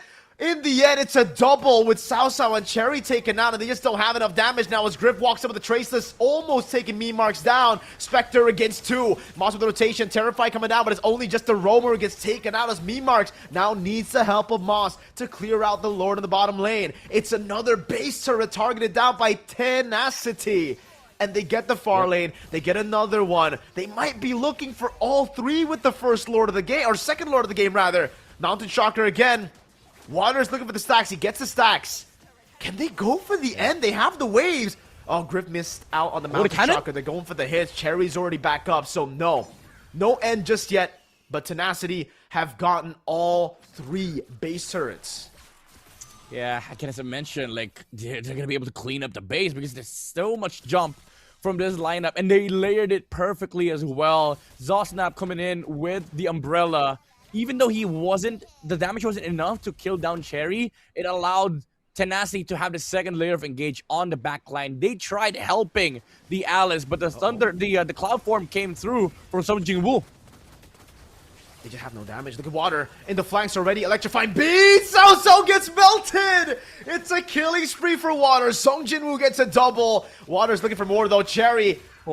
Taken out by Griff, who's unstoppable. Water with a double on both of the carries. Buys the immortality to win a crown, but no one's taking out the turret for him. Water, okay, just accepts his fate, and it is a win for Tenacity in game number 1. Beautiful game, beautiful performance from Tenacity. They didn't need the formation, they just needed damage, and after a couple of sloppy moves coming out from Solix Esports, they found their footing, they found the layers of engaging. It was just a beautiful execution of teamfight tactics from Tenacity, I would say. Like, Water, Sung Jin Woo, all these jumps coming out from them forced a lot of reactions from Solix Esports, and it left the targets on the back line without any protection whatsoever.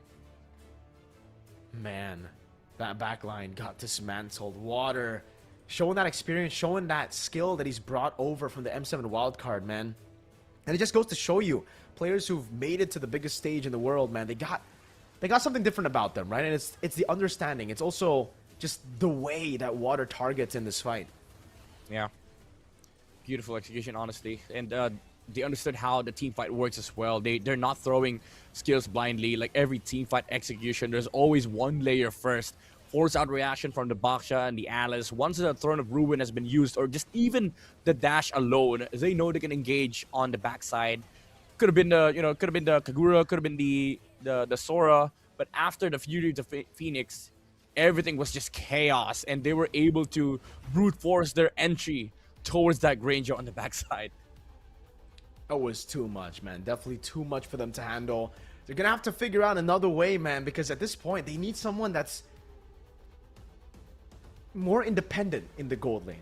Because with the Granger, right, you have to play with him. You have to feed him those stacks. You got to get him those kills. If you're just going for solo plays around the map, you need someone that can just play solo. So I'd rather have a Moskov. I'd rather have a Claude. Someone that can just hold his own in the gold lane and also hold his own in the team fights, right? Make it difficult for Water to pick a target. Make it difficult for the rest of the team to deal with the front line. I think that they already got. But then the back line being too vulnerable to Water and them not really being able to push the lead further was the biggest problem. They got the perfect turtle. They secured all the neutral objectives, but they couldn't get any structural objectives because Water had the read on Moss 90% of the game.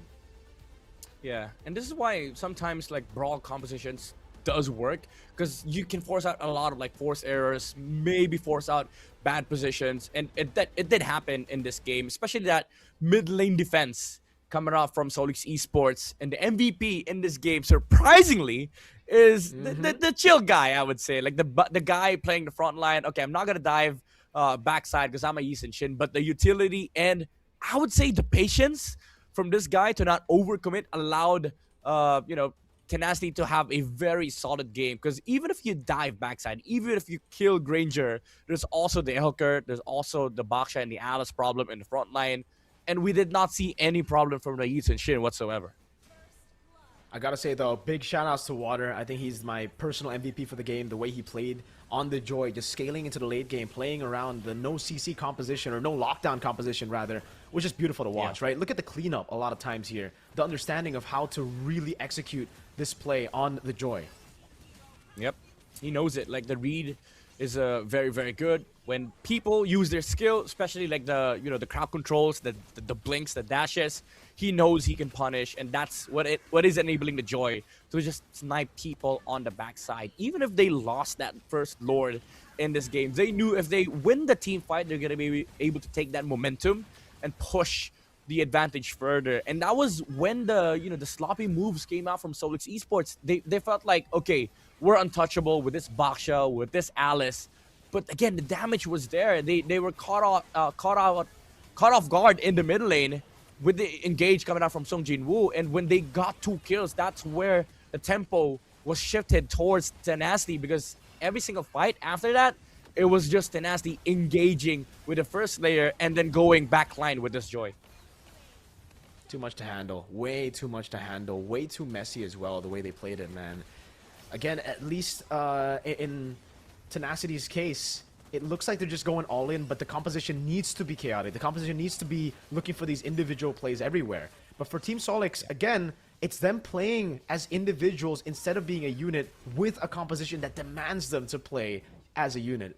A composition that demands them to play that clean front to back to protect Cao Cao. A total of 0 stacks this game. That is an unfortunate stat for someone with a Sky Piercer, but it is the reality of going up against so much dive, such a chaotic composition. We doubted the Kagura pick, but it ended up being kind of like the first distraction for Water to come in, and then Song Jin-woo as well. So at the end of the day, it was just a diversion from Tenacity with that Kagura. Yeah, which is why I think in this matchup, like, we go back to the discussion earlier, Tenacity, they can execute. It's just sometimes they pick up weird heroes, and it feels like the composition doesn't really scream team identity. But when it comes down to like bringing chaos to the game, this composition is able to do it well. And Solix Esports, it feels like they lack some important aspects in their gameplay, especially execution. Because again, as you've mentioned, it's quite weird having having a Granger with no stacks. They're essentially playing for the split push coming out from Moss, but with this execute, that was where it fell apart. Like the Hellgurt wasn't safe against the Joy. Tenacity was just able to play the map as well, find trades against the Hellgurt, and in the mid game they didn't really play. It didn't feel like they were playing for the Granger. It didn't even feel like they were playing with the Granger. There was just so many distractions in the front line, and most of the time the Alice and the Baksha, even though they're playing the frontline tactics, it felt like they weren't really looking where the Granger is, because Water was just all over the place. He was able to find the weird angles to snipe the Granger, and then you see the Alice and the Baksha trying to tank front lines. There was no peel. There was no like actual formation from Solix, which I feel like was the main issue for this game. Yep, the carrying the rich guy here going to Water. Amazing farming pattern, great pathing to get a lead against a Baksha while getting no turtles. That is a very, very impressive, a very impressive performance by him, man. Because usually when you're up against a Baksha on the Joy, if you lose out on the first 3 turtles, usually it's just you completely falling out of the game, not being able to really match up against the tankiness of an Alice, of a Baksha as well, still getting locked down and gunned down by the rest of the team, and even maybe losing out in those side lanes against Moss. But hey, he pathed really well, he stayed level, and then he got those kills on Moss, played in the side lanes, just asked the team for all the resources. The team funneled to him, and he was able to get a level lead despite the 3 turtles, which is very, very impressive. Yeah, which is why I actually commend Grift on his season. He basically was just the utility marksman. Like, okay, I'm gonna give you vision. Let me tell you where the Granger is. Give this man the entry towards that goal. And he was chill. He was just playing the front line. He was dodging the jumps coming out from the Alice, also from the Helker. Didn't die at all this game, which also helped the team play overall, because Water didn't have to worry about his teammates dying. So I feel like it was a valiant team effort for both sides, but the chaos was definitely favorable for Tenacity. They gotta double down on that right now, I think, for Tenacity, right? They just gotta utilize the inexperience of Solix in MLBB, utilize their very one-dimensional composition. If they go for it again, they play for the Granger, they play for the Zetian, but again, it looks like they want to go individual plays. And for Solix, I think the adaptation is that if your team isn't a unit just yet, let them go for the winning lanes. Let them go for picks that can just brawl it out. Let the mechanics shine instead of going for these systematic composition without them having the synergy. Yeah, which is funny because if this was played yesterday, you would have thought that the draft was flipped around. Tenacity would have played the composition for the blue side because they know how to execute. It's just a matter of finding identity. Now you give them heroes like this who don't require specific comp gameplay, but just plays chaotically. I think it works in their favor. They found the fix. So it feels like Solix, even though the plan was good, they accidentally gave Tenacity the proper lineup. You know what I mean? Like, okay, let me steal your heroes. And then Tenacity was like, okay, let's roll around with a bunch of chaotic heroes who just wants to play solo, and let's just execute. I think that fits them so perfectly. So I feel like if you're Team Solix right now, you have to rewrite the whole plan, man, because it didn't work the first time. You guys tried stealing some of the heroes, but now you find out, okay, this team can execute. And that's why it's so frustrating for newer teams like Solix, man, because I understand what they were trying to do against KOG yesterday. They saw this kind of playstyle. They saw front to back. They saw a systematic playstyle, and they were like, all right, why don't we try it out, right? We were trying to go for those individual plays yesterday with the Claude, with the Harley. And then they try it out, but it just doesn't work as they expect. And then it gets really, really bad for them now. Because now it seems like they just don't know what to go for. They've tried 2 different styles. They've tried to lean into the mechanics. It didn't work. They've tried to now adapt to the systematic playstyle. And clearly, I think yesterday with the mechanics, it was still better. So if it were up to me, I would still go for their strength. And clearly the strength is not team play. It's not chemistry. It's not like a composition that is reliant heavily on chemistry and synergy just yet. Yeah. So, if you're Solix Esports right now, again, you revert back to what happened yesterday. I feel like game number 2, we might see a literal 180 shift in the draft. Like, both teams play each other's comp, but I feel like for Tenacity, that's not even something that they have to consider. They can play whatever they want. They just played a good game, even though the early game was, it's still a bit hard. Let's just say the Hellcat kill wasn't part of their gameplay, but the Baksha and Alice was proven to be a problem. But coming into next game, I feel like they can just go whatever. They can play mechanics, they can utilize the Suyo, or they can even go back to the Baksha pickup for Tenacity. But for Solix, you're gonna go with the same bans: Valentina, Fanny, and then Sora ban. Literally, they're attacking Song Jin-woo, which is quite weird. Blue sides, they don't usually do this. They don't ban Valentina with the Sora, which tells me that right now they're a bit frustrated with what happened in game number 1. Yeah, a bit frustrated. It might actually be a sign of just the hero mastery not being there, right? Maybe they just don't play the Sora. Maybe Cherry is just better on those safer picks, on the less mechanically challenged picks. Like, again, we've seen the Uranus, we've seen the Alice here for Solix. So we'll see again if they just decide to go for Uranus Alice. It seems like that's just his comfort right now. But first pick with no juice in, what do you think is going to be here? Do they just go for the same pick? Did they go Baksha again? We're going to go Harley. Ah. Okay. Wait, was this different like tactic, I'd say. I forgot. I think it was banned. I think it was Val and Fanny, and then Guinevere. Oh no, it was completely left open last game, actually, in game 1. Oh really? So interesting. Yeah, hey, we get to see the Guinevere. Okay, Tenacity. Maybe to go to to go Phobius. Very typical of red side. Phobius Harley maybe. Phobius Leomord. Phobius Suyo. Okay, they're gonna give Grift the comfort utility marksman, and I like this honestly. Like again, just get the vision for mid game. They have a lot of strong early game heroes on their arsenal, especially with the Phobius getting picked up. So now Solix, they have a big problem with this Phobius. Usually when you see Phobius, you react with like Uranus, Alice, Lapu. Those three are like the hot commodities in the EXP right now. But if you don't pick it up, I feel like you're gonna lose out on XP heroes come second phase. Yeah, agreed. It gets really tough. I think the Phobius pick is just a masterclass here. We've seen the combos for the Guinevere a lot of times with the Arlet, and it just kind of denies it away. They get another combo though with the Zetian, and it's the classic Uranus for Cherry. I hope this isn't the two heroes that he's just the best at, right? Because it gets really easy to read. It's now 4 games where he's just been playing 2 different heroes. He only has 2 unique heroes in his pool right now. Yeah, it's quite alarming, honestly, for Solix Esports. Oh my goodness. Tenacity, how dirty can you get? I like this glue pickup. Like the Uranus, yeah, sure, stand in the front line. Let me get just some stacks on you. If you get out of position, you will be punished, which is honestly the sole weapon that Solix Esports has right now. The ability to stand front lines without getting punished, because I feel like even if the Phoenix is gonna become non-existent here. Like the threat is non-existent for Tenacity. I agree with you. It gets really tough, man.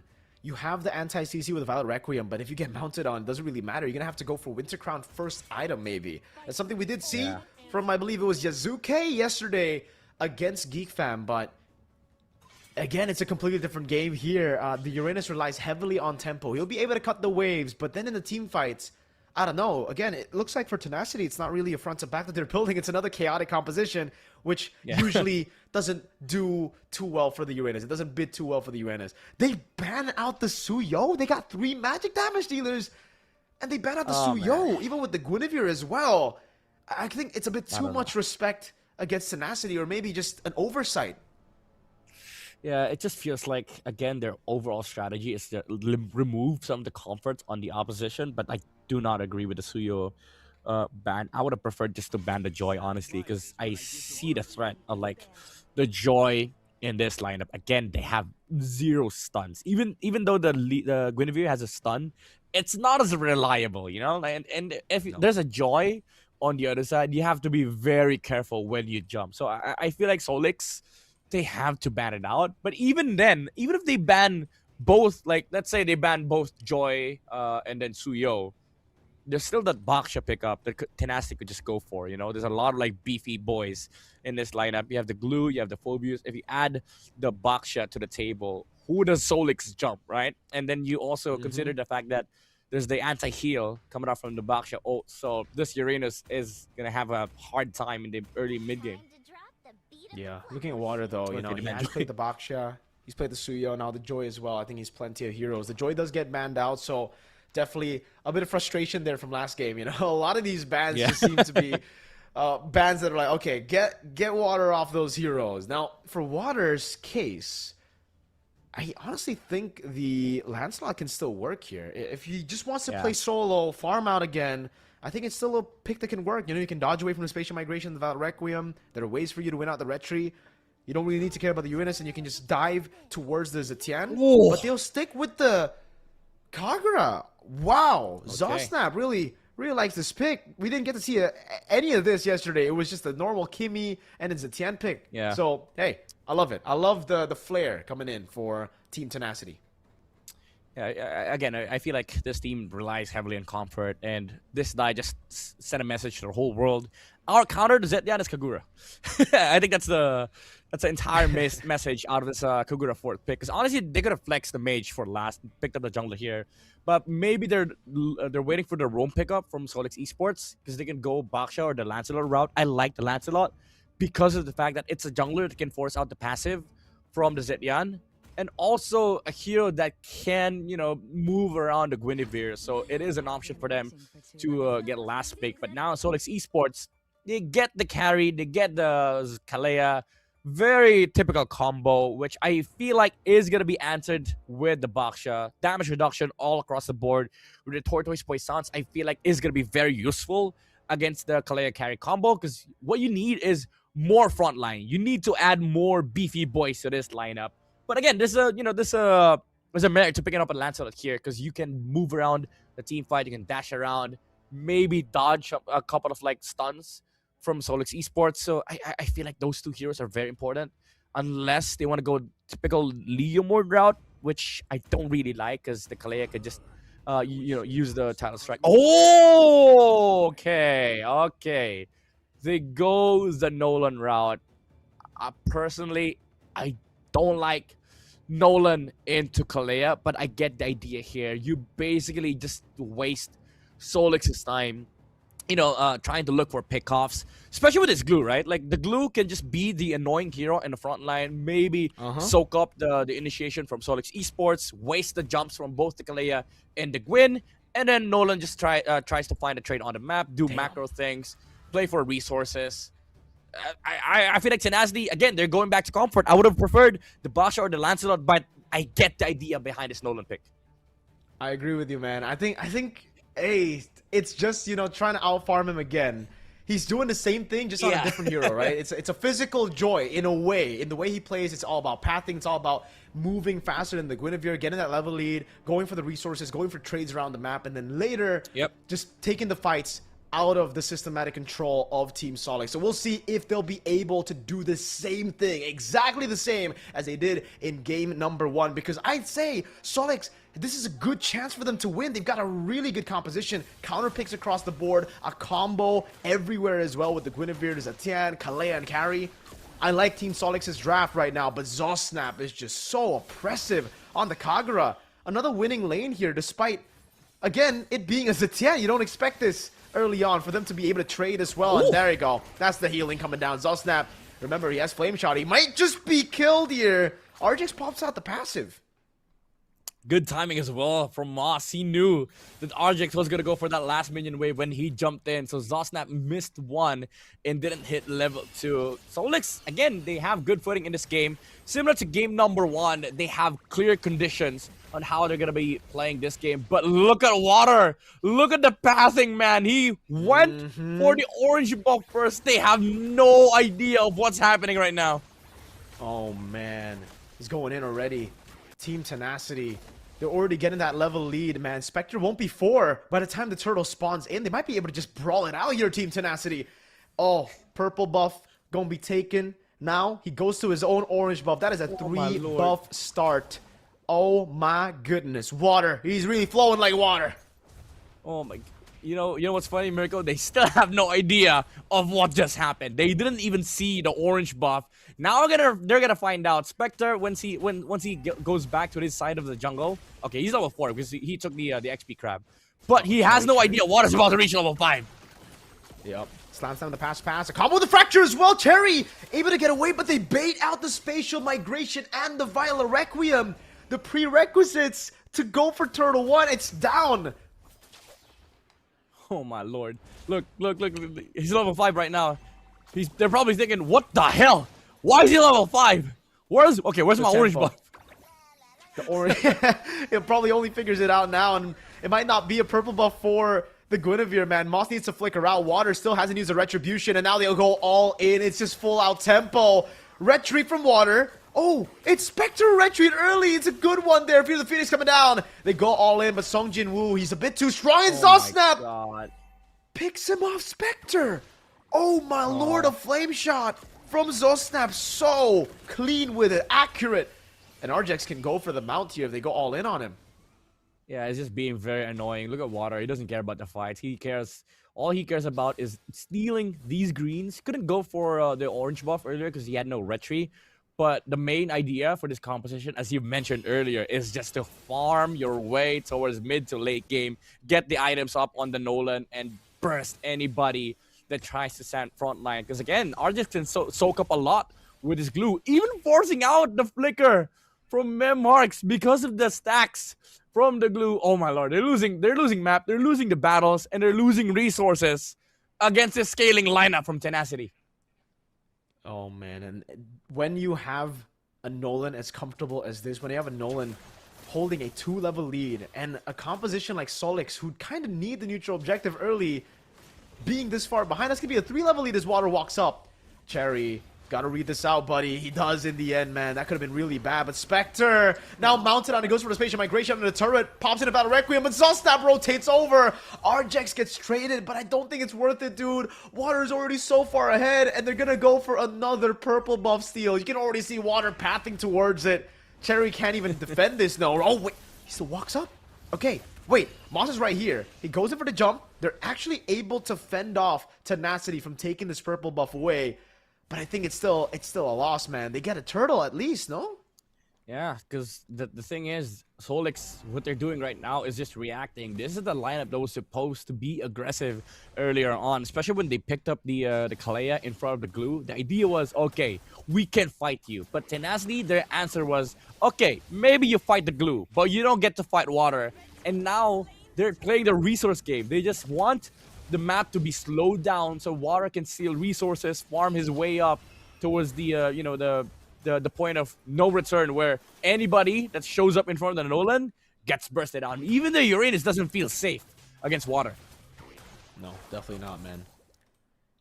Jeez, a 2,000 goalie with this composition, it just feels like it's so much more, man. They're able to control every part of the map, and for Solix, the only way they win this game is to rely on the combo and rely on Cherry being too tanky, being too sustainable for any of these assassins, any of these Tenacity heroes to shred. Moss gonna go to the bottom lane. Good traceless there by Griff. That was even a flicker from Moss. And now with the Mountain Shocker, they might be looking for the re-engage. Moss hasn't used a Tsunami Slam, so he can still go for that re-engage. But it's all about just denying those trades away from Team Solix. Yeah, and look at the tempo, the mid prio as well, the river control, everything is going to the side of Tenacity. Oh! Spectre? Whoa. Baits out the flicker, they go all in, and look at the follow with the Dark Wave with the Flame Shot to snipe Me Marks out. That's a Tsunami Slam on Sung Jin-woo. He decides to go back in. It's okay. They give the kill over to the Kalea. Now Sao Sao gets caught with the now overturn. Griff gonna go for the Traceless under the turret as well. A flicker forward to get the passive. Sao Sao so low, and it's a kill again to Zosnap. Griff now no flicker. That's a mount on onto Moss. Griff goes in. That's a flicker from Cherry to pick up the kill as again Water just goes for the objective, stays true to his name, flowing just how it is in the map right now. Oh, Cherry, he gets mounted on. He doesn't have the flicker. He gets brought back onto Zosnap. He's supposed to be the tanky boy, but against two, I don't think he can survive this. Zosnap will give him a chance to survive with a miss there, but in the end, it's Zosnap with a monster kill and a possible sweep in the midst of the team fight, in the midst of the series, man. Is that a Sky Piercer for Water? Yep. You know, it's so funny because, like, this lineup has been used by Onyx PH and Aurora Turquia. They did the same thing. They built up the Sky Piercer on the Nola. Now he has, I think he has 2 physical penetration with the, the Fury Hammer, the Heptasis, and the Sky Piercer. I've seen this build before. And the way you play this game is you farm up. You don't really care about, like, you know, small skirmishes. You let your team do their thing. And now he gets to play the game. This is the window where if you're Solix Esports, you do not get the chance to walk up to this Nolan. By the way, Spectre earlier, I was like, bro, why are you jumping into the split? You literally gave Arjex some stacks to jump on you. Yeah, they go all in again onto Moss. At this point, they can do whatever they want, dude. There's absolutely no counterplay at this point of the game. Spectre, well, okay, they have counterplay, but it's ridiculously situational, conditional. If Spectre lands a 5-man spatial migration and a Violet Requiem, right, then they can maybe do it. But even then, I don't even think they have enough damage. These are tanky boys on Tenacity. Spectre goes for the spatial migration of Violet Requiem, but it's only on towards Zosnap. Now an all-in ensues as Water rotates over, gets a passive stack over on Cherry, looking for the Sky Piercer stack. That's Moss with a Tsunami Slam. Sung Jin-woo still able to survive. Joe's back in with it in front of Pursuit, and hey, a glimpse of brilliance. A breath of fresh air for Team Solix. They're finally able to get on the board, but Water's still untouched. Yeah, he's still farming up. Almost took down the Uranus. Fortunately, he was on the tower, so the buff on the defense was there. And to be fair for Solix Esports, if you fight 6v5, maybe you win. If you let the tower join the fights, there's an additional damage from their side. So the problem with do we have damage was checked earlier because the tower was hitting some heroes on the side of Tenacity, but do you get that opportunity for every single fight? At least they are able to breathe on the map. Carry's able to get some free farm, but when the water is flowing, he gets a free stack onto that's it. Yeah. Bro, he just popped me marks. Oh my lord. That is his first Sky Piercer of the game. There you go. 10 stacks on the board. They're gonna go for the Guinevere.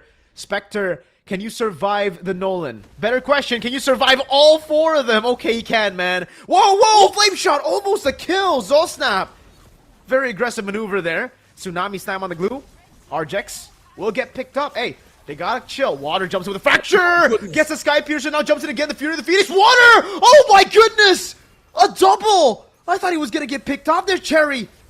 Taking some damage over from Grift. Water still wants to go for the Sky Piercer. Stack jumps back in. Spectre with a read. No way! Water gets a double! Survives with a sliver of HP. Now he's at 50 stacks on the Sky Piercer.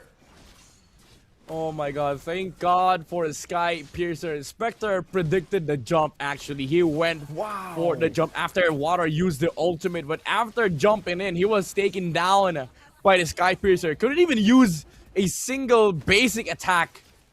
Oh my god, Water is just off. Popping off right now. Solix, they don't... I mean, to be fair, they have the jumps. They have the necessary tools to take down the squishies on the side of Tenacity, but this Sky Piercer is a big problem. Yeah, it was a problem already with just 10 stacks, but now with 50 stacks, now it's a very big problem. It's catastrophic for Solix, because all of them are so squishy because they're behind.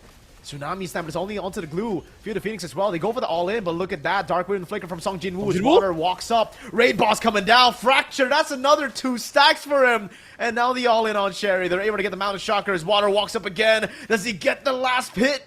He doesn't want to risk it, but he's at 70. Just one more kill for a fully 80 stacked Sky Piercer. Zosnap with a jump in forward. Just an orange buff take there by Water. Playing it chill. Don't need to rush. Oh man, that's the issue with this line from Solix Esports. If you don't win early game, there's a clear path for Tenacity to engage in fights. Just let the glue die in the front line. Let him suicide. The Kalea will use the ult on him. And once you've burned the resource on the side of Solix Esports, that's where the Phobius and the Nolan shines. Especially with the vision that Grift is giving to the team. Like, they know the position of the heroes on the backside. And Water just goes in because he doesn't care. Like, at that point, whoever is in front of the Nolan, they will try to burst him down. Fortunately for him, he found Spectre. So he removed one of the conditions for them to actually get a pick off on the side of Solix Esports. Because if you remove the spatial migration, there's no catch left for Solix. Nope, not at all. At this point, it feels inevitable, Midnight. They technically have the scaling with the carry and the Zetian, but the question is, can they even scale? Moss goes in with a Tsunami Slam, but it's only onto the Phobius now, and Sung Jinwoo can definitely just take that death. And okay, I expected the rest of the team to go for the turret. There you go. It's a Mountdown as well, as RJ's able to pick up the kill. That's 80 stacks for Water. He's going legendary here, and it's a side lane baser taken without a Lord. It's only the frontliners taken down. Tenacity still have a 9,000 gold lead, and they get a bonus off of that. Yeah, at this point, if you're Solix, even though you're defending, even though the carry's farming, the big problem right now is they have to find Nolan before the Phobius and the glue is able to set up on the front line. The biggest issue is that Song Jinwoo and Arjex, they're willing to commit. Even Arjex earlier, when Song Jinwoo was caught off guard by the Tsunami Slam, the glue was immediately running towards the carry, trying to look for the damage dealers and just delay the team fight here for Solix. And even though they both died, the carry got a double kill. They got the tower for Tenacity. And it's just giving so much farm for this Nolan. And the main issue is that for Solix, yes, you have a fed carry. The carry is getting items. But there's a lot of ways for Tenacity to delay the carry from actually bursting down targets. Oh, man. Whoa, Arjex, very aggressive move there. Try to go for the pass flicker. And no flicker response. Water! I don't know about going for Cherry there. He gets caught by the Fear of the Phoenix.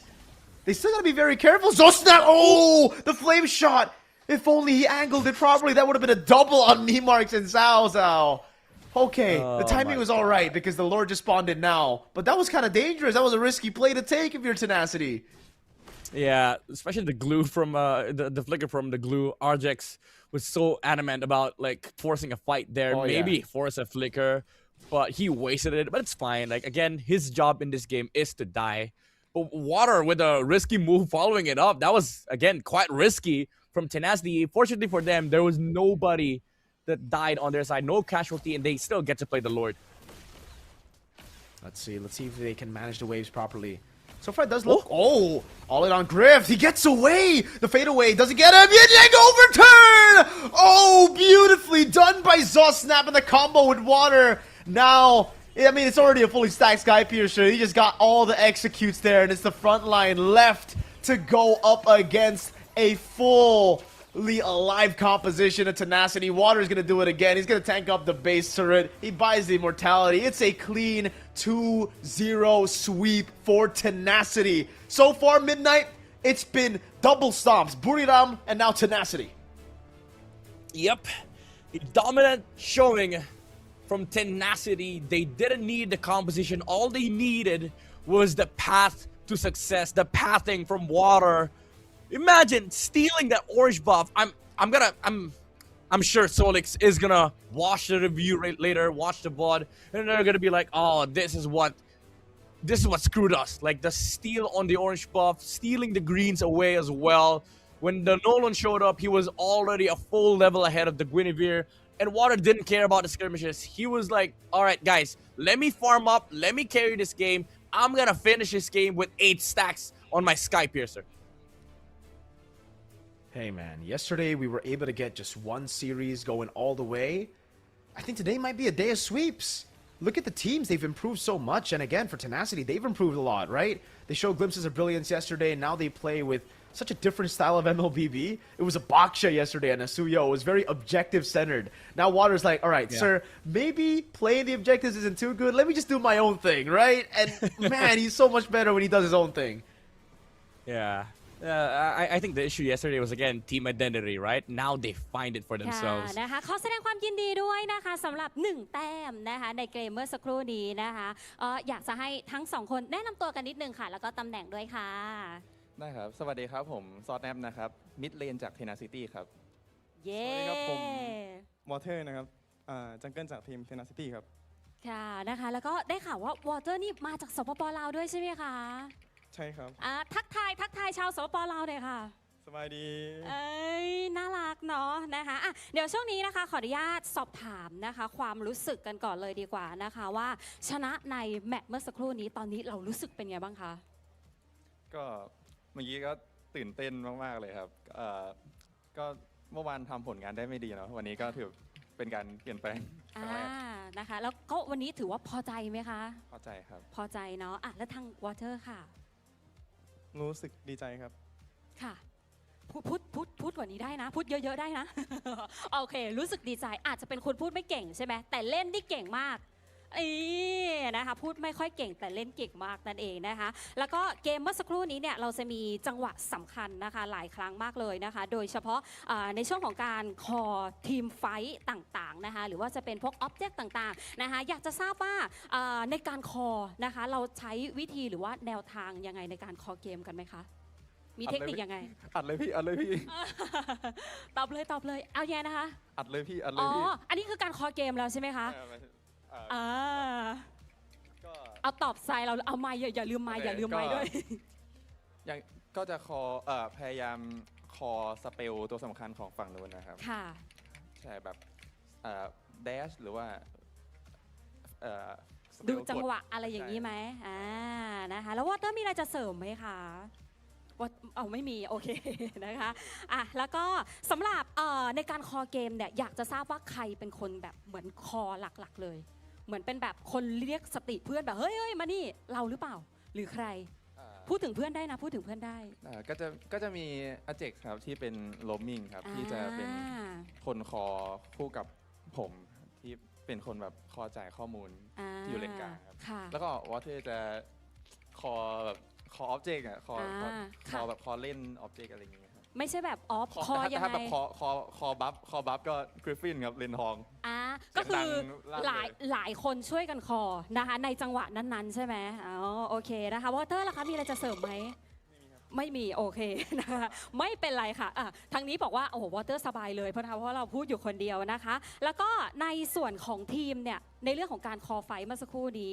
ได้ยินแล้วล่ะนะคะอยากจะทราบว่าใครในทีมที่แบบส่งเสียงดังที่สุดเลยกริฟฟินโกเลนครับ นะคะทำไมเขาถึงคอเสียงดังขนาดนั้นคะเรารู้ไหมเก็บกดเมื่อวานมาค อ๋ รั อบ โดนกด เก็บกดวันนี้เลยเอาเลยเต็มที่ใส่เต็มที่เลยนะคะแล้ววอเตอร์คิดเหมือนกันไหมคะครับผม โอเคนะคะวอเตอร์มาเพื่อพูดครับผมใช่ครับถูกต้องครับ โอเคไม่เป็นไรนะคะแล้วก็ในทีมของเราเนี่ยนอกจากนี้นะคะเรามีตัวแบบว่าทีเด็ดของทีมไหมคะตัวทีเด็ดของทีมอย่างเช่นแบบวันนี้ก็ได้ที่เล่นหรือว่าจริงๆแล้วเรามีตัวไหนไหมคะตัวทีเด็ดอาจจะเป็นตัวละครหรือว่าผู้เล่นก็ได้ค่ะยกให้ใครเป็นทีเด็ดของทีมดีใครตอบก่อนก็ได้หรือจะให้ตอบกันทั้งสองคนเลยเอาแบบผู้เล่นในทีมก็ได้คิดว่าใครเป็นคนแบบว่าเดินเกมเลยทีเด็ดเลยคือขาดเขาไม่ได้เลยคนนี้วอเตอร์ครับขาดวอเตอร์ไม่ได้เลย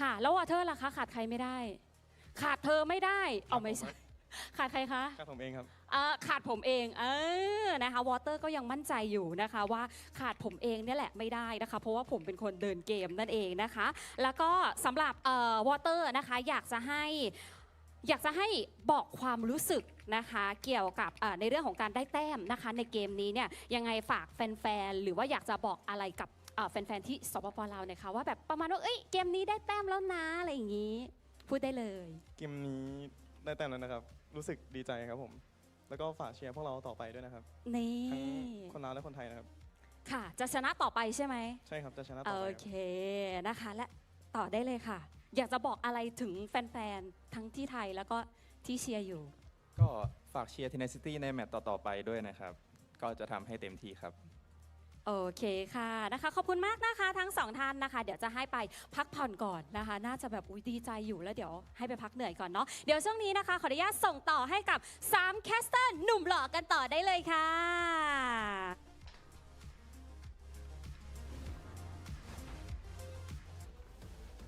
Hey, there you have it, man. The interview with the players there. I believe we got Water on stage. Water, Cambodian import, right? He's doing a good job there. Oh, is it actually? Wait, Laos. I think he's Laos. He's from Laos, actually. Leon, yes. Sorry, my bad. But yeah, Laotian. Is it Laotian? Laotian import. Laotian import. Yeah. Hey, he's doing a good job. We've been seeing a lot of the Leon esports players do well. Agi did a phenomenal job. I believe Water deserves the match MVP and the game MVP here. So 2 Leon esports players getting MVP, or sorry, ex-Leon esports players getting MVPs here today, I believe. Yeah, I'm so happy to see like these players finding success. You know, definitely a treat for MLBB fans out there, especially for like Laotian fans, the Thai fans. You know, that's why like important tournaments like this are very, very important, and we get to see like these players shine in that game. Specifically, Water, again, the experience from playing in the international stage really showed in this game. Just the fact that he knows, okay, maybe this team will play mid-prio. They have a Gwyn, they have Kalea, and they have Zetyan. He gets to punish. He gets to do the Grand Theft Orange, steal some resource, and then just play the overall farm game. He did such a good job at that, man. Oh my lord, that pathing again. I mean, we saw the pathing in game number 1 with a Joy, but the pathing on the Nolan, it's just so much faster. You clear so much faster in the early game, and man, did he go fast. Oh, there was nothing they could do. By the time they found out the orange buff was gone, the turtle was also gone, and then by the time they found out about the turtle, they've invaded the purple. Yep. Bro, you know how like fast this is? Because in this patch, no one has come close to the 1,000 GPM. Even in the Philippines, the highest we got was 967. Hey, 67. Oh. But this guy... Yazuke got 995. Oh my god. Now this is the record for the current patch. 1,001 GPM on the Nolan farm is everything. And it yielded results here for Tenacity as full stack Skypiercer as well to boot. Water did get to enjoy playing MLBB this game for sure, honestly. Like anybody, as I mentioned earlier, anybody that stands in front of him just gets shut down, shredded down by the full combo, the fracture as well. And this was the moment where they almost took down the Nolan, honestly, with the jump, the spatial migration from the Guinevere. There you go. He was able to land the knockoff, but the Dark Wave was there from Song Jinwoo to stop the Guinevere, and after that, the damage was enough for Water to close out a kill with the Sky Piercer. So well played, man. The 80 stacks on the Nolan. It's just a dream. It's a Nolan's dream game to have here. And no wonder they banned out the Suyo, you know? I think the Suyo would have given them similar problems. Yeah, they would have a lot of magic damage to deal with him, but if it's a snowballing Suyo with 8 kills and a Sky Piercer, I think we've seen from PH as well, you know? James Panks up against a Harley, don't matter if he's got the stacks already. And what a combo here from Zosnap and Song Jinwoo, and then the finisher being Water. Yeah, dude, it's amazing to see. Like, the level of synergy. Yesterday, again, the issue was, okay, maybe they don't have identity. But now I think Tenacity has embraced full chaos with their draft. Like, you see their heroes.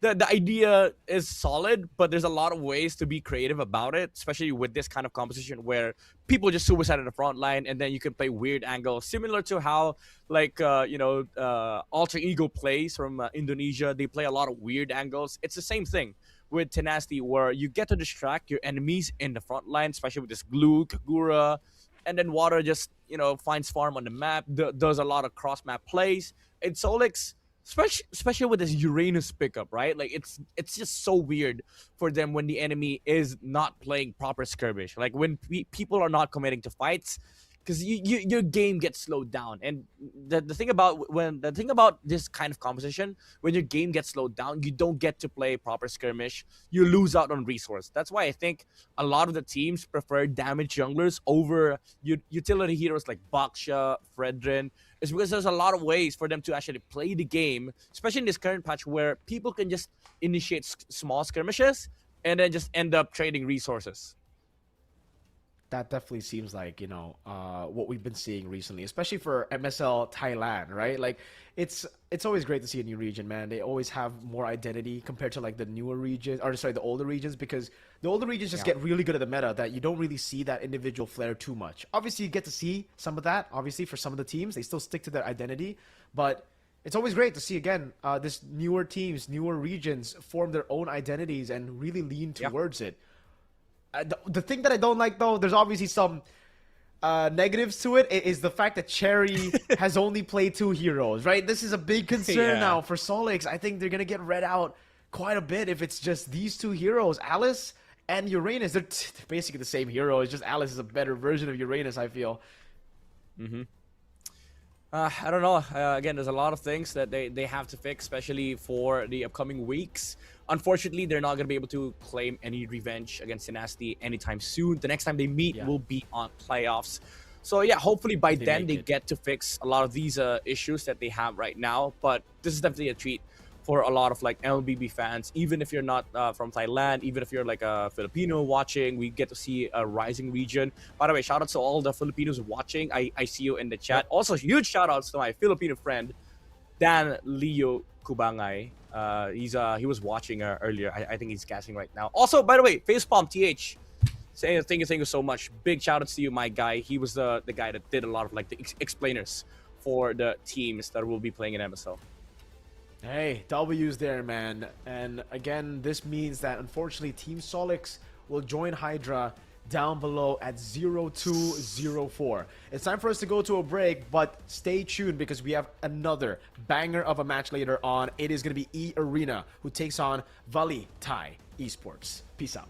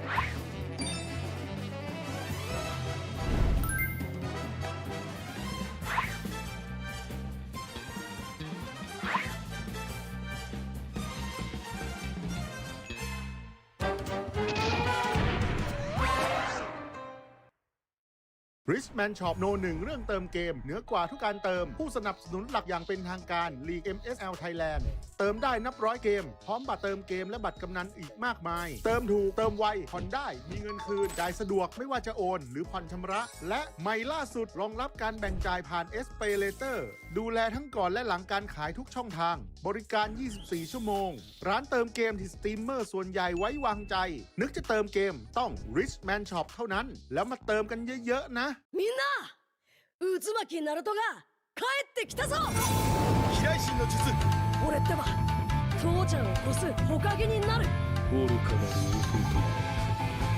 弟子供騙しがお待てろ行くぜこれが俺たちの力だってばよ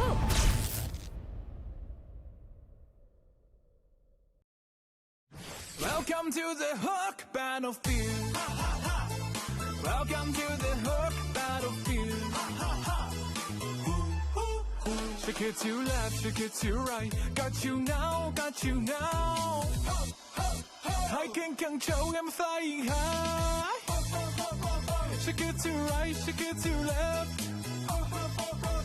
Try to who? How's my skill? Bigger, bigger, bigger, bigger. Bigger, bigger, bigger, bigger. Bigger, bigger, bigger, bigger, bigger, bigger, bigger, bigger, bigger, bigger, bigger, bigger. Bigger, bigger, bigger, bigger, bigger.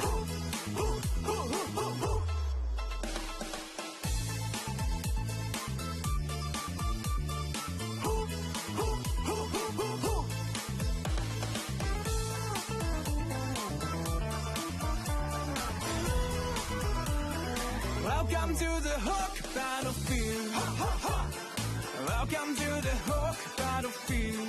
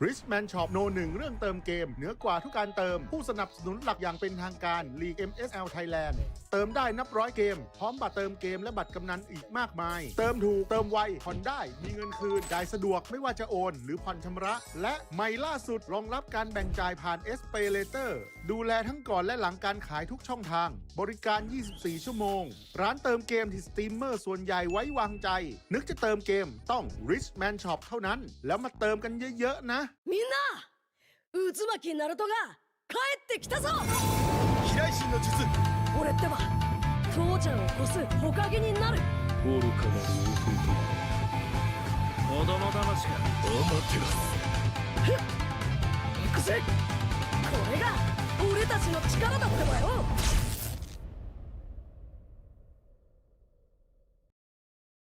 Welcome to the Hook Battlefield. Welcome to the Hook Battlefield. Shake it to left, shake it to right. Got you now, got you now. I can control, I'm flying high. Shake it to right, shake it to left. Try to who, how's my skill? Bigger, bigger, bigger, bigger. Bigger, bigger, bigger, bigger. Bigger, bigger, bigger, bigger, bigger, bigger, bigger, bigger, bigger, bigger, bigger, bigger. Bigger, bigger, bigger, bigger, bigger.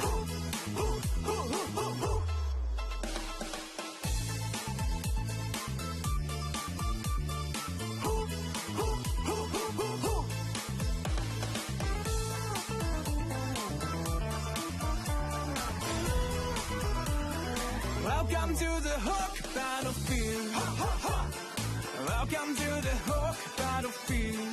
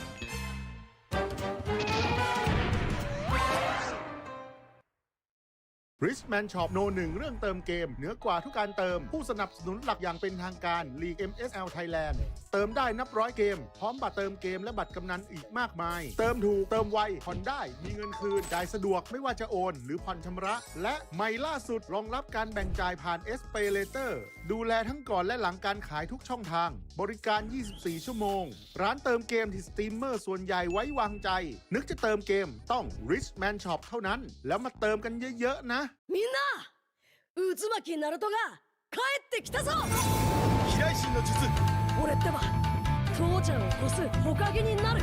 愚かなる弟子供騙しかお待てろふっ行くぜ。これが俺たちの力だってばよ。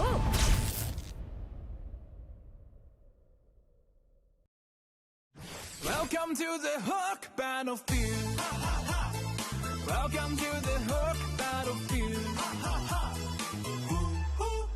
Shake it to left, shake it to right. Got you now, got you now. I can control, I'm flying high. Shake it to right, shake it to left. Try to who, how's my skill? Bigger, bigger, bigger, bigger. Bigger, bigger, bigger, bigger. Bigger, bigger, bigger, bigger, bigger, bigger, bigger, bigger, bigger, bigger, bigger, bigger. Bigger, bigger, bigger, bigger, bigger.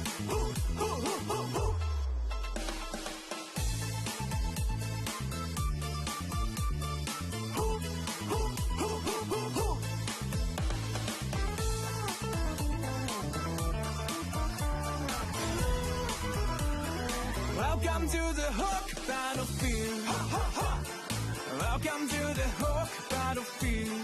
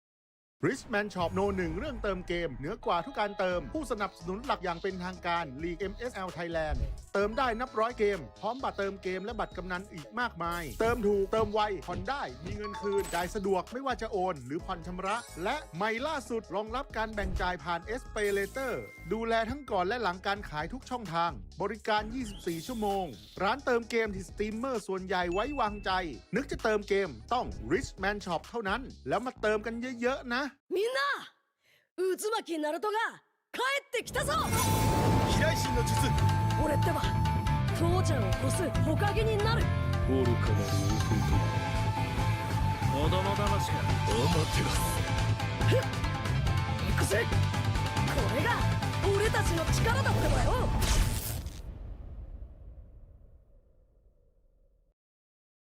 Welcome to the Hook battlefield. Welcome to the Hook battlefield. Shake it to left, shake it to right. Got you now, got you now. I can control, I'm flying high.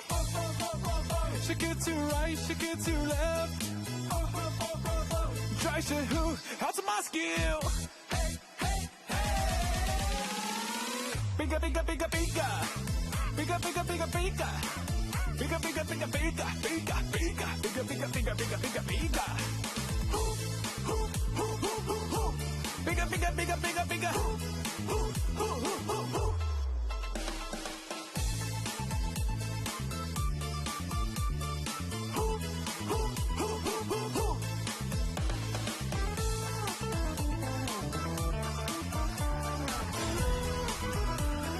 Welcome to the Hook battlefield. Welcome to the Hook battlefield.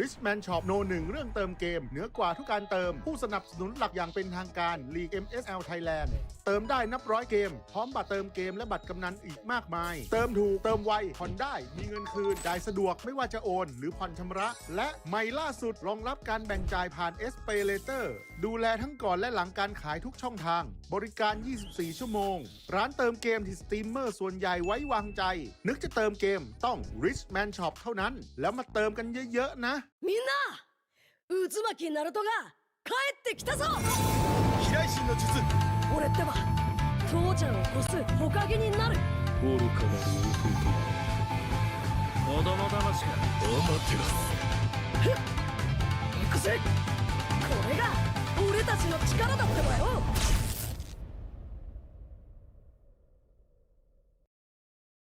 Welcome to the Hook Battlefield. Welcome to the Hook Battlefield. Shake it to left, shake it to right. Got you now, got you now. I can show I'm flying high. Shake it to right, shake it to left. Try to who? How's my skill? Bigger, bigger, bigger, bigger. Bigger, bigger, bigger, bigger. Bigger, bigger, bigger, bigger, bigger, bigger, bigger, bigger, bigger, bigger, bigger, bigger. Bigger, bigger, bigger, bigger, bigger.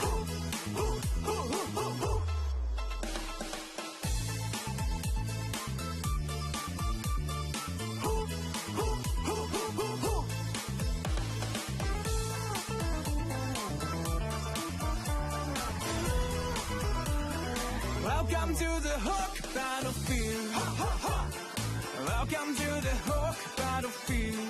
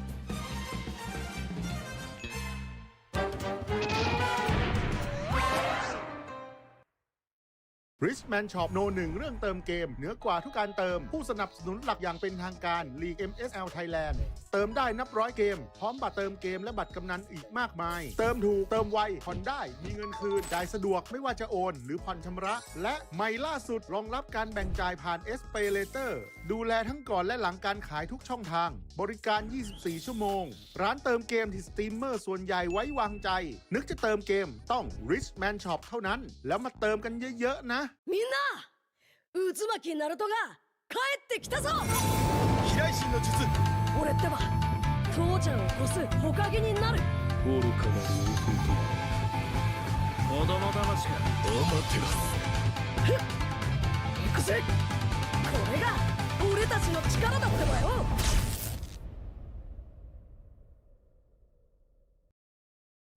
Welcome to the Hook Battlefield. Welcome to the Hook Battlefield.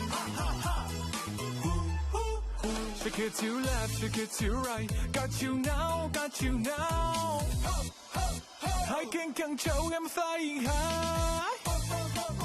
Shake it to right, shake it to left. Try to who, how's my skill? Bigger, bigger, bigger, bigger. Bigger, bigger, bigger, bigger. Bigger, bigger, bigger, bigger, bigger, bigger, bigger, bigger, bigger, bigger, bigger, bigger. Bigger, bigger, bigger, bigger, bigger.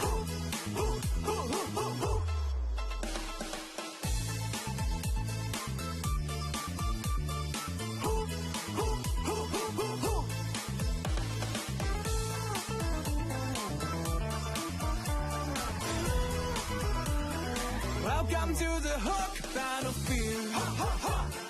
Welcome to the Hook Battlefield.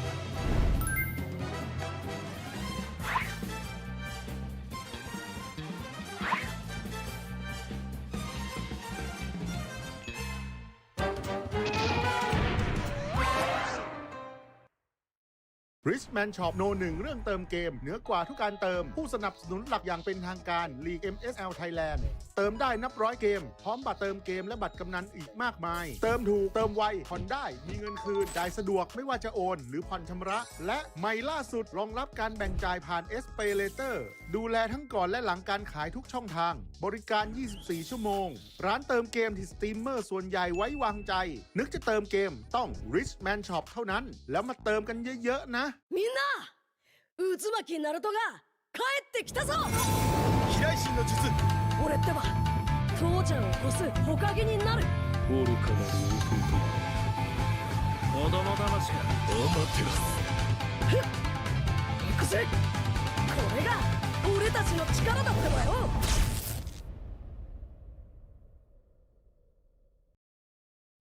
Welcome to the Hook Battlefield. Welcome to the Hook Battlefield. Shake it to left, shake it to right. Got you now, got you now. I can control, I'm flying high. Shake it to right, shake it to left. Try to who, how's my skill? Bigger, bigger, bigger, bigger. Bigger, bigger, bigger, bigger. Bigger, bigger, bigger, bigger, bigger, bigger, bigger, bigger, bigger, bigger, bigger, bigger. Bigger, bigger, bigger, bigger, bigger.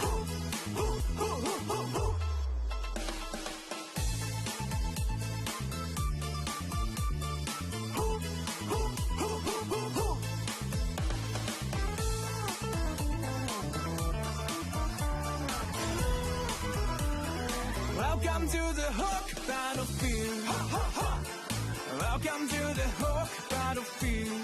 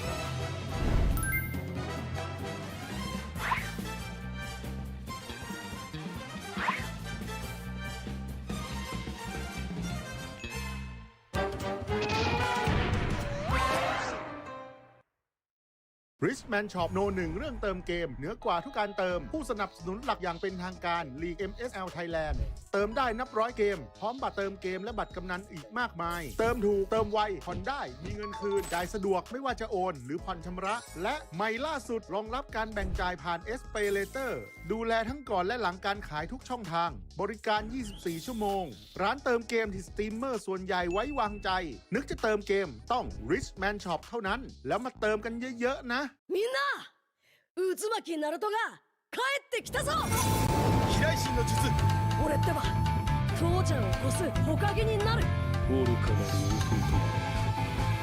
弟子供騙しがアマテラス行くぜこれが俺たちの力だってばよ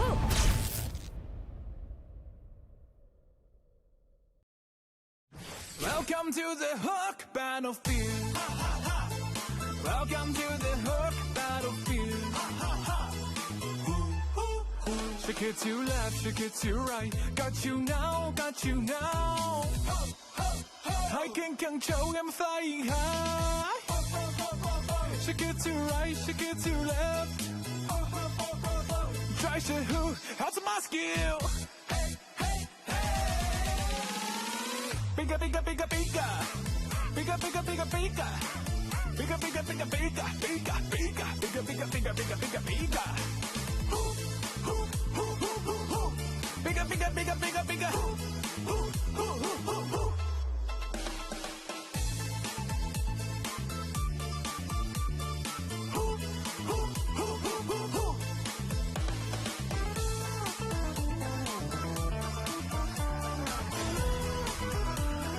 Welcome to the Hook battlefield. Welcome to the Hook battlefield.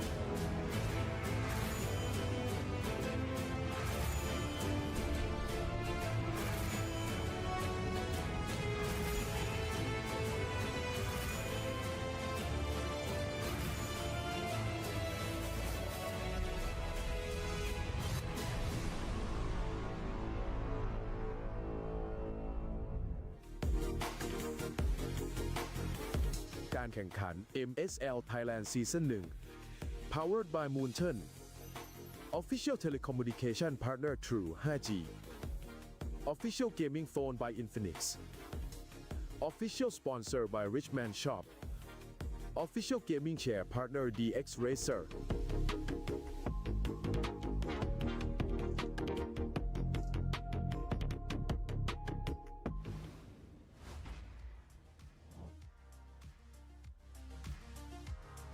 เอาละค่ะนะคะกลับมาพบกันนะคะในคู่ที่ 3 กันแล้วนั่นเองนะคะซึ่งตอนนี้เนี่ยเรียกได้ว่าผ่านกันไปครึ่งทางแล้วนั่นเองนะคะเป็นยังไงบ้างคะกับ 2 เกมที่ผ่านมานะคะในครึ่งแรกนั่นเองค่ะแล้วก็คู่แรกนะคะเราได้เห็นไปแล้วนะคะสำหรับลอยของเรานั่นเองนะคะซึ่งยังคงเป็นตำนานอยู่นะคะแล้วก็คู่ที่2นะคะสำหรับเทนาซิตี้นั่นเองนะคะที่ได้เก็บแต้มนะคะกลับบ้านไปนั่นเองค่ะแต่ว่าตอนนี้เนี่ยเราจะมีอีก1ทีมนะคะที่เราเนี่ยยังไม่ได้เห็นฝีไม้ลายมือนะคะในการเล่นแล้วก็แผนของเขาเลยนะคะว่าเขาจะเล่นเป็นยังไงบ้างนะคะกับทีมของอารีนานั่นเองนะคะหรือว่ากระต่ายข้างนั่นเองนะคะที่แมตช์นี้เนี่ยจะเป็นแมตช์แรกนะคะในส่วนของการแข่งขันนะคะ MSL Thailand ของเรานั่นเองค่ะซึ่งแน่นอนนะคะเดี๋ยวคู่นี้เนี่ยเขาจะพบกับทีมนะคะวลีไทย e-sport นะคะซึ่งวันนี้เนี่ยนำทีมโดยนะคะเฮดเชฟนะคะมิกาสะของเรานั่นเองนะคะที่เขามาพร้อมกับแฟ้มเมนูอาหารสีชมพู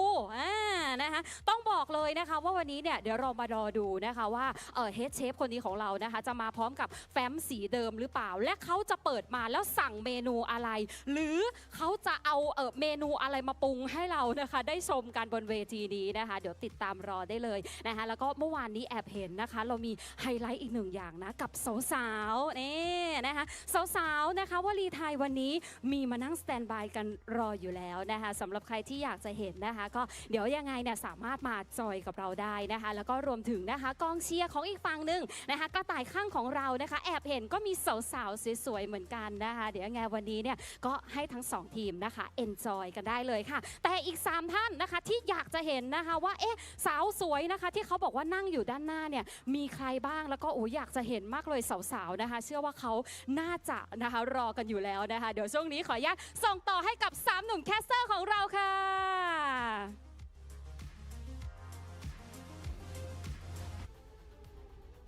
Thank you for the wonderful intro. Now we're back to the second half of the matches today. Welcome back to MSL Thailand. Still joined by the boys Midnight and Mirko. And so far, we've seen a couple of sweeps. In fact, all sweeps up until now. How are we feeling about the last two, Mirko? All right, man. It's been a quick day so far, right? I don't know if it's gonna continue here. The last two were honestly okay. The second match we didn't expect. We were actually on the same boat. We both predicted Solis to win the game, but on the first match, I think everybody, even the Thai casters, were all on for Buriram. So we'll see the predictions later on as well for this matchup. I think this one is going to be one of the closer ones, so I'm actually expecting a 2-1 for this matchup. E-Arena, they obviously haven't played just yet versus VLTH Esports. Now, VLTH Esports, they're coming in from the open qualifiers. They are fresh off the open qualifiers. They're fresh off a win yesterday as well, so they're coming into this with momentum. Question is, have E-Arena done their homework? Have they done their research on VLTH Esports with a win yesterday? Yeah, that's one thing that I want to point out to the audience. Again, the last two matches will have teams that got a spot out of the qualifier. So I feel like I do agree with your point. Like, this is going to be a lot closer than what we witnessed earlier on. Because, I mean, to be fair, first match, I think, as you've said, like, everybody expected Buriram to just, you know, run away with like 2 points, but 2 wins. But in the next matches, I feel like there is some fight amongst these teams, especially from the teams that will be playing from the that played from the qualifiers. E-Arena versus VLTH Esports. I feel like this is a close matchup, and I do want to see like the first 3 games of today, because, you know, like, watching MLBB, it's fun. Like, you don't really see a lot of like you know, close matches lately, even with MPLPH, MPLID. I know MPLID is very competitive, but there's a lot of like stomps in there, you know? So I just want to see like a close game. I don't care if it doesn't go to game 3, at least a 20-minute match, you know? I agree with you. I agree with you. Maybe we can see some of those games here, you know, some of the games that go all the way to late game where you have to play for that big evolved Lord. But we're going to take a look first at the standings, right? This is the updated standings as of right now. Tenacity now 1-1, and it gets really tough for the teams in the bottom here. Hydra and Solix, both 0-2, both 0-4. They might not make it to the playoffs here after looking at the standings. Yeah, even though it's week 1, again, these teams will not face off against each other again till playoffs. So taking a win here is very, very important, especially when you're looking for points. Unfortunately, Hydra and Solix, they're now both down by 4 games. The point system is still kind of graceful because, again, it's a battle of like 1s and 0s. But when you tie with somebody, it's very important for you to get those stacks. Now we're looking at both E-Arena and VLTH Esports. Let's watch this video. เล่นมาแล้วก็แข่งมามันไม่มีลีกแล้วก็ทัวร์นาเมนต์น้อยมากเลยครับพอมันมีลีกมันก็มีรายได้ทำให้ผมรู้สึกว่าผมมีอนาคตขึ้นมาสำหรับผมก็คือดีมากเลยครับ Mobile Legends เข้าถึงง่ายแล้วก็ช่วงนี้คนไทยเล่นเยอะมากแล้วเพื่อนๆผมรู้จักเขาก็เล่นกันหมดแล้วผมก็มาลองเล่นก็เลยรู้สึกว่าสนุกดีครับแล้วก็อยากจะจริงจังกับการแข่งขันมากขึ้นครับ So yeah, I think the teams were talking about MLBB, and some of the players actually came from other game titles, which is why I think they're talking about like their moves to MLBB, which is honestly surprising for me because at first when MSL got announced, I didn't expect a lot of like local talents to switch games. Now we're seeing experienced veterans, even on the side of E-Arena. I feel like this has got to be a factor, you know, like being coming from a different game title, being a professional player. What about you, Mikko? What are your thoughts on like other players from different titles coming to MLBB? I think it's really, really cool. You know, we've seen a lot of players from MLBB as well transition to other games, so it's really cool to see now coming into Thailand, a scene where we haven't heard of MLBB for a long time, right? Since 2017 when they actually won MSC, it's kind of been limbo. We have Mekong qualifiers here and there. We were able to see some Thai teams here and there, but we haven't been able to finally see like the best, the cream of the crop players. And with a lot of the players from other esport titles coming over here, that means we got a whole new talent pool to see. And this is E-Arena that we're getting to see right now with their roster walking up on stage. So let's welcome E-Arena. Again, E-Arena Esports walking towards the stage. You see them all waving the flag, waving the logo of their, the banner of their logo. And I feel like this team is very, very proud. A lot of these players are very well known in the amateur scene, even from other game titles. So there's definitely going to be support for E-Arena Esports. But one team that we also will be supporting will be VLTH Esports, coming hot from the qualifier, being present in the regular season.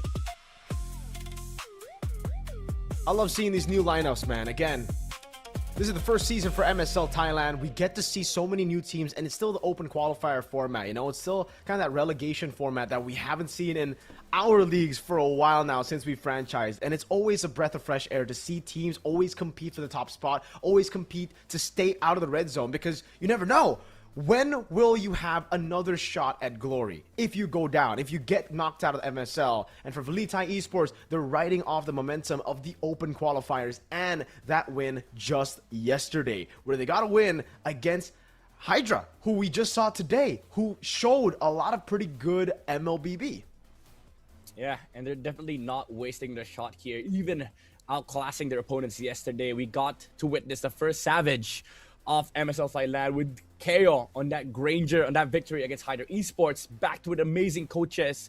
Now they will be able to duke it out in the battlefield, especially with, you know, a lot of experience on both sides. Even with VLTH Esports, we're talking about E-Arena having experience from multiple game titles. The coach, in fact, of VLTH Esports, now I've known this guy for quite a while now. He's coming from a game that I know really, really well.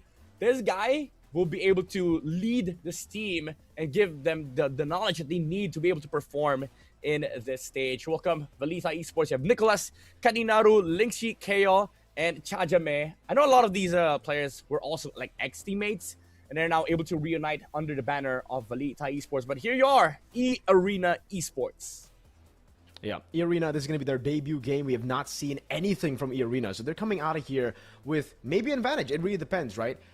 playing or not playing before your opponents is a double-edged sword. Maybe it could be good for you because, again, maybe for VLTH Esports, they don't know how to read E-Arena, but could also be the case of VLTH Esports having that warm-up game, having a warm-up series, and especially with a win, it comes with momentum. So for E-Arena, a lot to read. They've definitely done the research on VLTH Esports, but I don't know what's there to read midnight. Let's first go to this video and let's see or hear from some of the players. ตำแหน่งมิดเลนมาจากทีม E-Arena ครับ รู้สึกกดดันครับ เพราะว่าเป็นแมตช์แรกด้วย อยากทำผลงานให้ดีครับ สวัสดีครับผมแคตตี้นรู้จากทีมวดีไทยครับตั้งใจทำตามแผนที่ซ้อมไว้แล้วก็มาเพื่อเป็นแชมป์อย่างเดียวเลยครับก็ฝากถึงชาเจมนะครับ เดินตรงแม่น้ำก็ระวังโดนผมโป๊กนะครับ ทีมพวกผมเตรียมกรงไว้ดักกระต่ายไว้แล้วครับ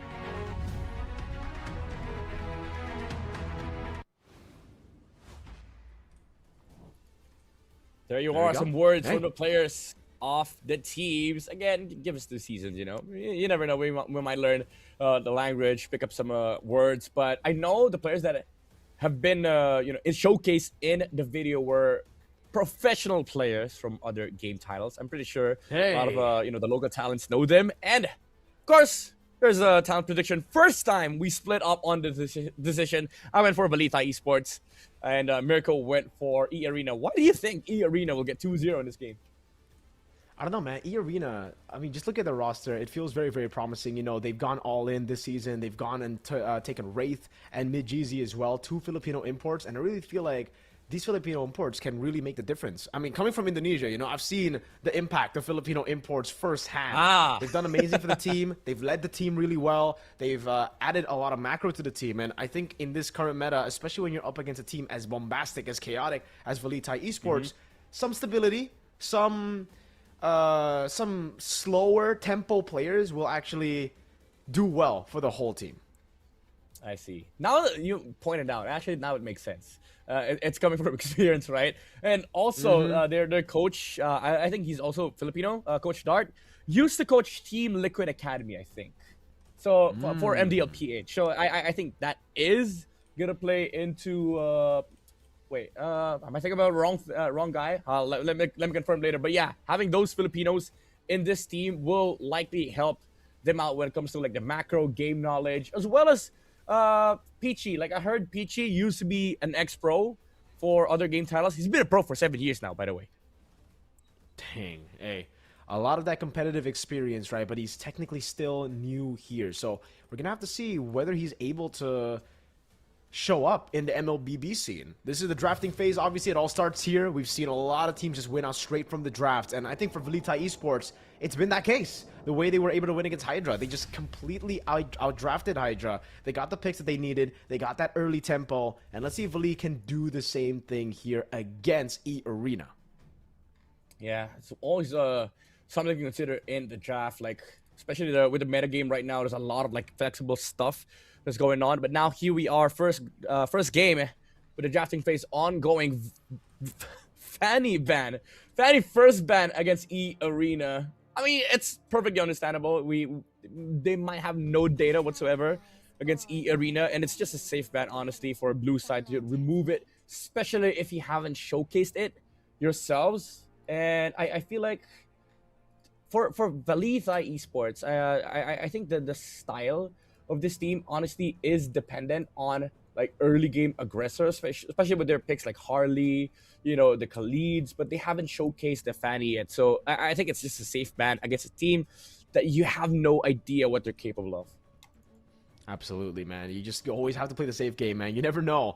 Maybe Midjeezy turns out to be a Fanny god, right? Especially with Coach Dart there. Again, it's a Filipino import with XP Wraith too. So maybe a lot of control for the neutral objectives. Usually that should be the vision for coaches to bring on these Filipino imports in specific roles like this. A lot of times we see maybe a jungle roam combo, right? But we see the jungle XP, which means, again, a lot of pressure to the XP. I think we're going to be expecting a winning lane for EA Arena around the XP lane and a very high pressure jungle in the hands of Midjeezy. So it's actually the same formula as we've seen from VLTH Esports. They've done the same thing. They picked up the Harley, then they pick up the Phobius as well up against Hydra. They ban out the carry, which means, again, they might be going for that front to back, or they might just be going for that tanky front line up in front, like the Phobius that could really disrupt E-Arena's game. Yeah, all it comes down to is the openers for these two teams, especially with E Arena having that last ban. They might just consider, there you go, banning out Phobius. But again, the Harley is open for VLTH Esports to take. It's something that we saw yesterday, and I feel like it is just a powerful pick to get, because if you think about it, there's not really much of a counter against Harley in the current patch. The one very well-known counter is the Kalea, because you get the instant jump and also the instant crowd control. Maybe with a flex on off-meta picks like Kaja, but it's such a good first phase hero, honestly, because you're not really pressured to play the game, because there's not a lot of existing counters in the current draft. So for VLTH Esports, I think it's just safe to go for that route, unless they want to go utility, because carries off the table. They go Marcel instead. All right.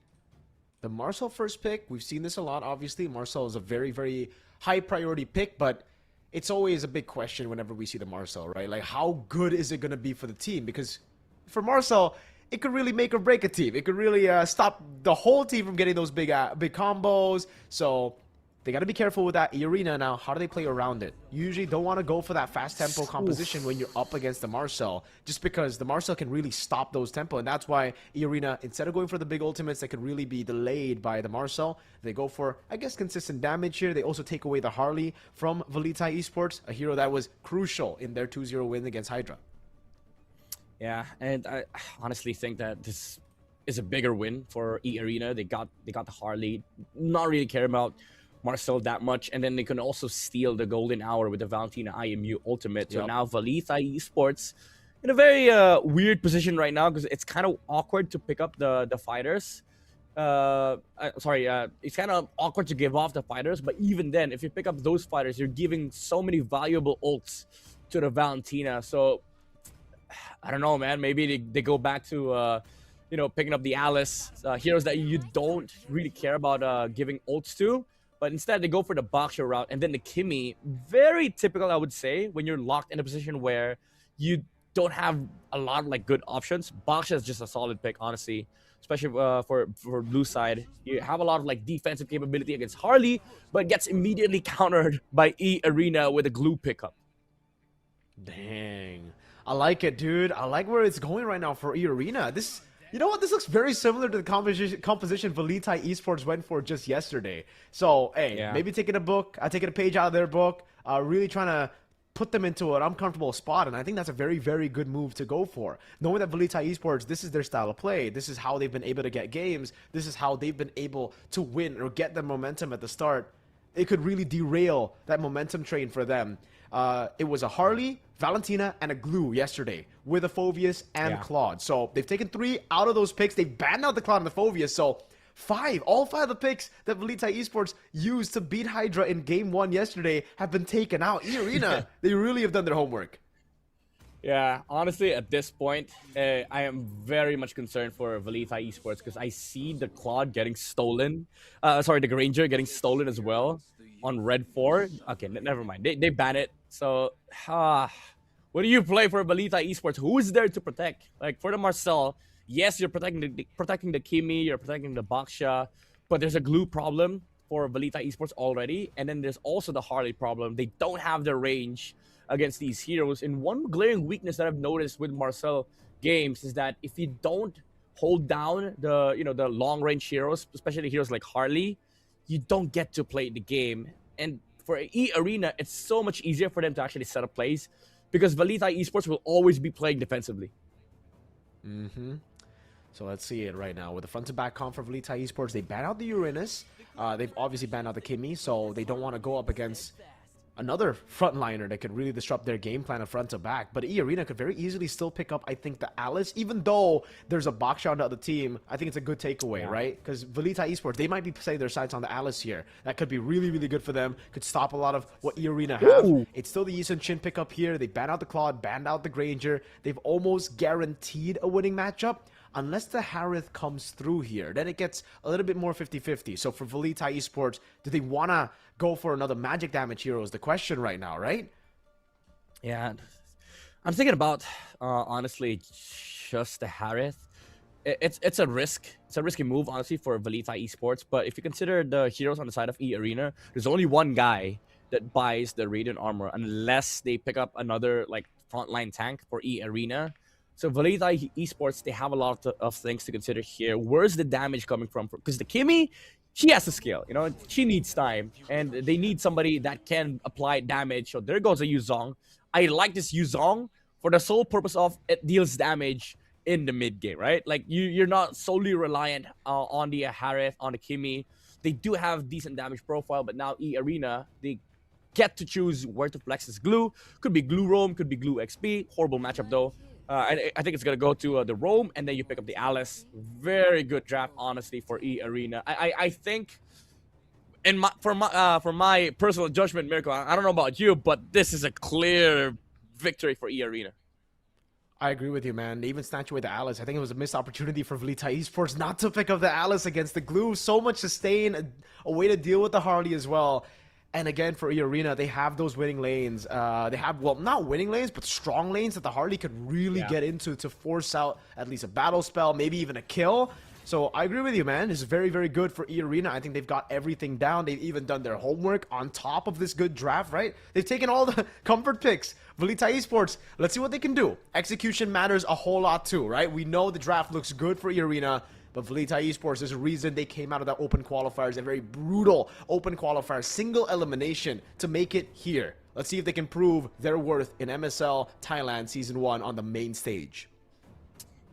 Here we go. First game between E Arena and Velita Esports. Momentum is everything. E Arena hasn't played a game yet, while Velita Esports has won yesterday. Question is, can they bring that momentum against E Arena? I do like the fact that we pointed out it's a clear victory for E Arena in this draft, because quite obviously so, it should translate in the game. But again, as you've said, execution is also something that they need to consider. And I feel like that's something that Velita Esports has proven yesterday, that they are able to execute, especially in this mid lane. Like the Kimmy and the MSL can provide a lot of pressure in the river alongside the Baksha. And we see that almost immediately, Baksha invading the green camps. Let's see it with the mid prio. I actually thought, you know, they would be. Oh, we have a lot of mixed opinions, by the way. This is the first time that the Thai broadcast is mixed as well. Wawa going the other way with Velita Esports, and Bird 5-star with Dr. Marks. They're coming with me. They're on the E Arena hype train. Not looking too good. Hanaga's, he's gonna get ganked as well with the shield unity. Doesn't have the flicker. Goes in with the slam pass, and gets punished. Kill early to Katinaru. Again, it's the execution, you know. They prioritize the mid prio with this Baksha. The combo in the middle lane, there's so many stuns. Like, you can layer it perfectly, and almost anybody dies in the mid lane. I think that's a very good move for Velita Esports. They just understand the draft completely. Even though there are a lot of, like, chinks in their armor, like draft-wise, there's a way to play this game. And for E Arena, they really have to be careful, because you need time in this lineup. Even though they have the Alice, they need to wait for their timings for the damage to actually come through. Agreed. I think for Hanagas, he's got to really respect this, man. I think he's gotten too comfortable on the glue, made some really bombastic moves, had to use the flicker very, very early, and got punished for it after that. No level 4 for Hanagas for sure, but Mid-Jeezy is already helping out Peachy here to get that mid-prio. Still, it's the Kimmy who clears out way quicker. Mid-Jeezy's going to have to look for a very creative angle to walk up, and against the Yuzong, this should be still Velita Esports with a free turtle. It's good tempo, honestly, for Velita Esports, but they're not done yet!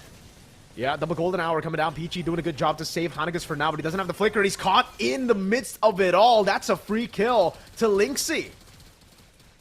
Wow, the aggression. Again, Velita Esports, we saw this yesterday, the execution, the ability to, play their draft. And I feel like they are playing into the strengths of their draft. They're very good at controlling people, controlling first objective, because they have this Yuzong. Usually when we see a Yuzong, it automatically equates to free turtles. And with this Baksha, they can be aggressive as they want in the early games. We see Glue going down here.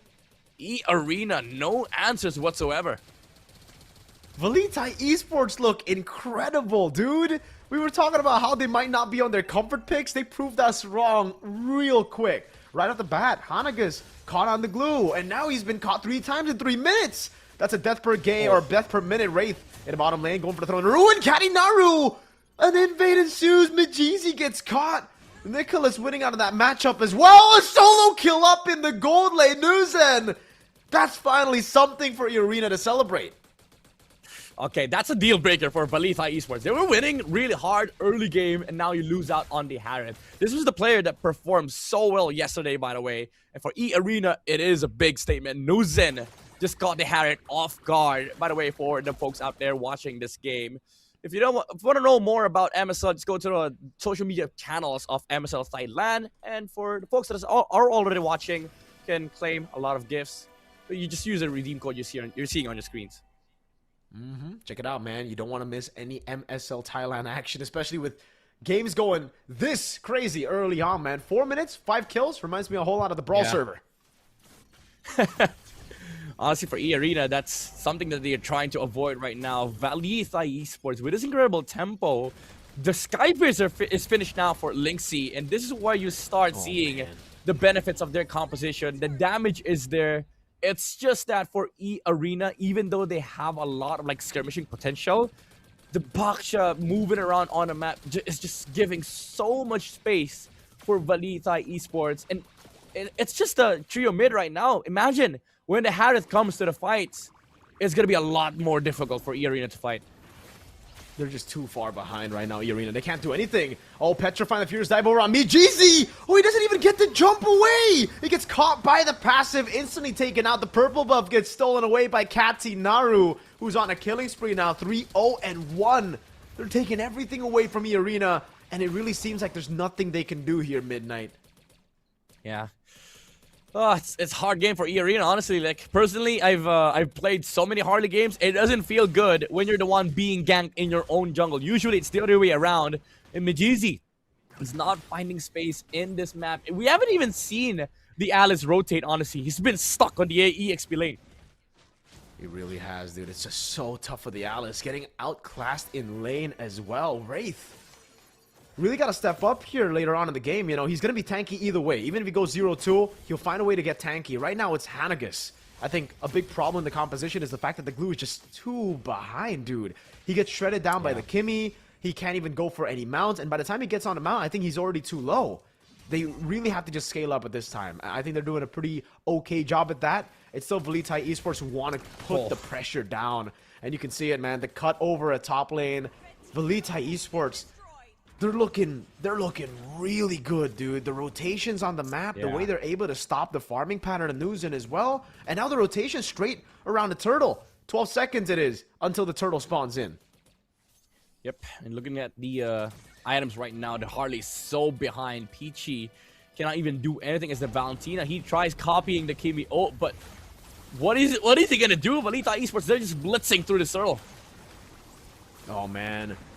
They get the golden hour, but it's not really enough. That's perfect turtle for VLTH Esports. They want more. Hanagus has to flicker out. Good save on the Petrify. Such patience from Nicholas, man. Again, VLTH Esports, they look just so good. They look miles better than Arena right now. Yeah, dude, it's a solid gameplay. You know, there's no unnecessary resources being burned. They're just doing their job. They know the timings as well. After the rotation towards the top lane, they got a tower. The pressure was there from both Lingxi and Chajame on the Marcel. Immediately went straight towards that turtle. And they know Arena couldn't fight. That's why they blitzed the turtle. And then Nicholas just used the ult for safety reasons. Just use the Black Dragon form. It has a cooldown, but you get to use it in turtles. And it's going to give so much space for VLTH Esports. And the problem is, even if Arena finds a way to scale with the Harley, with the East and shit, even if they get damage, there's also heroes on the side of VLTH Esports that are scaling. Tajame, though, gets caught out by the Harley. Hey, finally something on the board for Mijizi. You know, he's been doing a good job staying away from these fights, farming, and he's actually just... He's equal. He's level with Katinaru, which is pretty impressive considering Katinaru is 3-0-1. He's been farming up a storm. He's gotten 3 turtles. So, oh, wait. This is way too aggressive. Katinaru, all alone against everybody. Still, gets out. Doesn't matter. Traction Pulse comes around. Hanagus, though. No flicker. He gets on the mount, but it doesn't matter. Lingxi picks up the kill. It's a Sky Piercer over to him. 10 stacks on that Sky Piercer. Looks like they want to cut here. They're able to get the shield unity.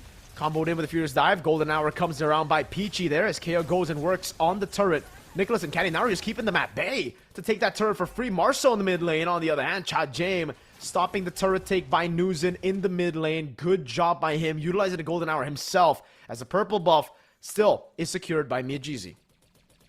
Dude, 1v4 on this Baksha and only receiving 20% of your health as damage. That's gotta be like, you know, a message to E Arena. You don't have the damage. And Hanago's, even though he's a glue, usually glues against Bakshas, they get so tanky, they're annoying in the front line. But because of the fact that he's so poor, he doesn't even have the Radiant armor right now. That's why the damage from KO hurt him so much. The Harith came through, the Kimi came through, and he got deleted 2 seconds after mounting on the Baksha. And E Arena right now, I don't think they have enough answers against this tanky front line of VLTH Esports. It just looks so tough right now.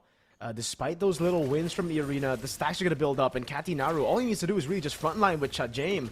That's exactly what they're doing already. The traction pulls a bit too early, but with Miyajizi up top, this looks like a free turtle, or sorry, free lord rather, in the hands of VLTH Esports. Wraith looking for the angle to go in, but it should just be a retry for free. Katinaru secures the lord, the first lord of the game, and they go straight into the mid lane.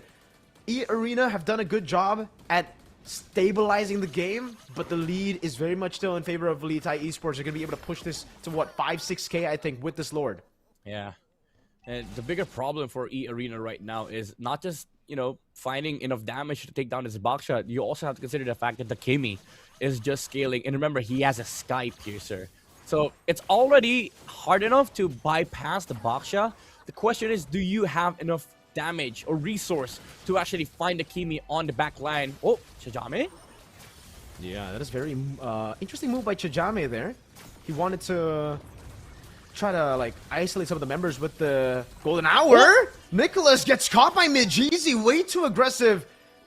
Luckily, they still were able to get some compensation on the top side of the map. KO picking up a turret there, tier 2. A bottom lane tier 2 will fall as well. E Arena putting a lot of emphasis in defending that tier 1 in the mid lane, but it'll still fall in the end. Good zoning coming down there. It's still a mount over to Katinaru, but again, it doesn't matter on the Baksha. They go all in on Hanagas, but the Zaman Force already used up, and Miyajizi pops into Deadly Magic, keeps KO at bay. Still a lord in the bottom lane to play with for VLTH Esports. Oh! They jump back on Wraith. Holy Shield gets him down. Huh? Throne of Ruin. All alone though, Wraith. Yeah, they just used to defend bot side. In E Arena, again, they cannot find anything on the map. Look at Katinaru right now on the Baksha. He's trying to find where the Harley is. He doesn't want Miyajizi to be able to farm up. And Likchi being very aggressive on this Kimi.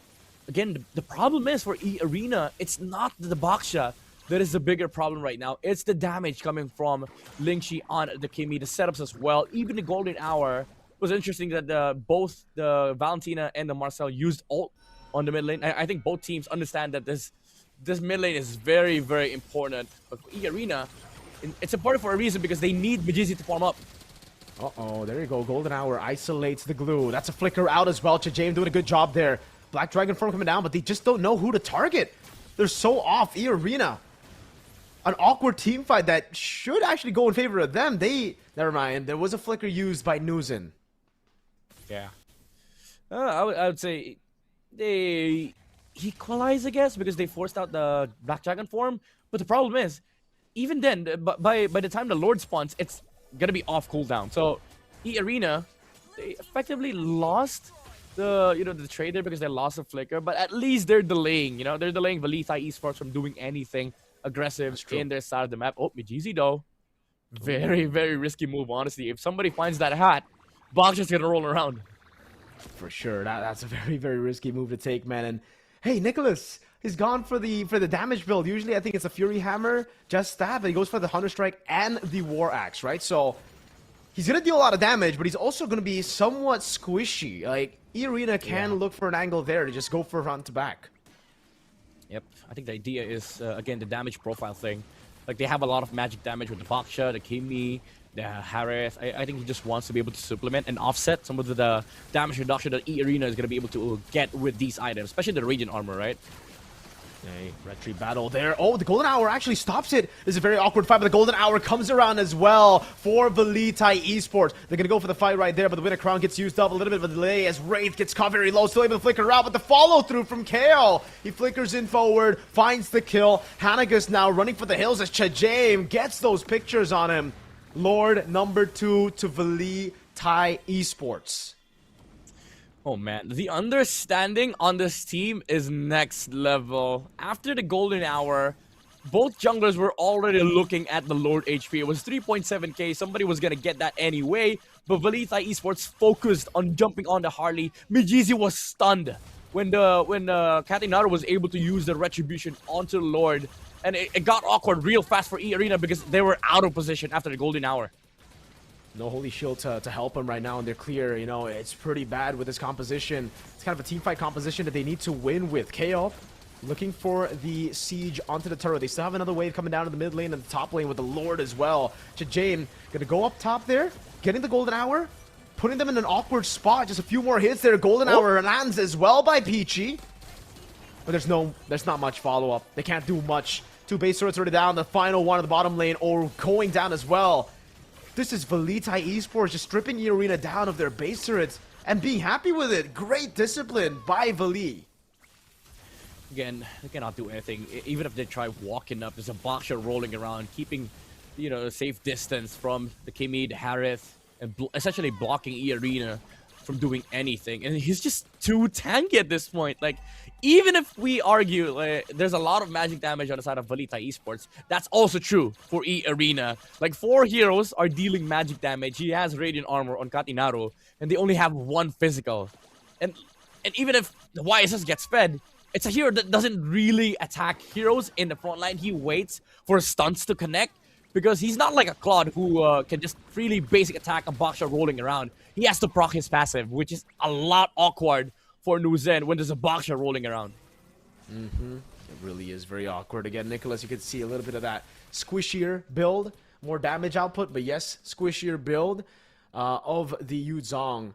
And you get to see how they're able to just walk up forward, how they're able to sneak away or snatch away a lot of the jungle camps from E Arena, even in this position. E Arena, they should be in a comfortable spot. I don't think the optimal spot, but an okay spot. Majidi just got the Holy Crystal, which means he should have already completed the Genius 1 Lightning Truncheon Divine Glaive trio. Nuzin, this is the thing for him. I think he needs a DHS before he actually fights these very heavy frontliners. Yep. Honestly, like you've said, they're in an okay spot because there is a win condition for this lineup.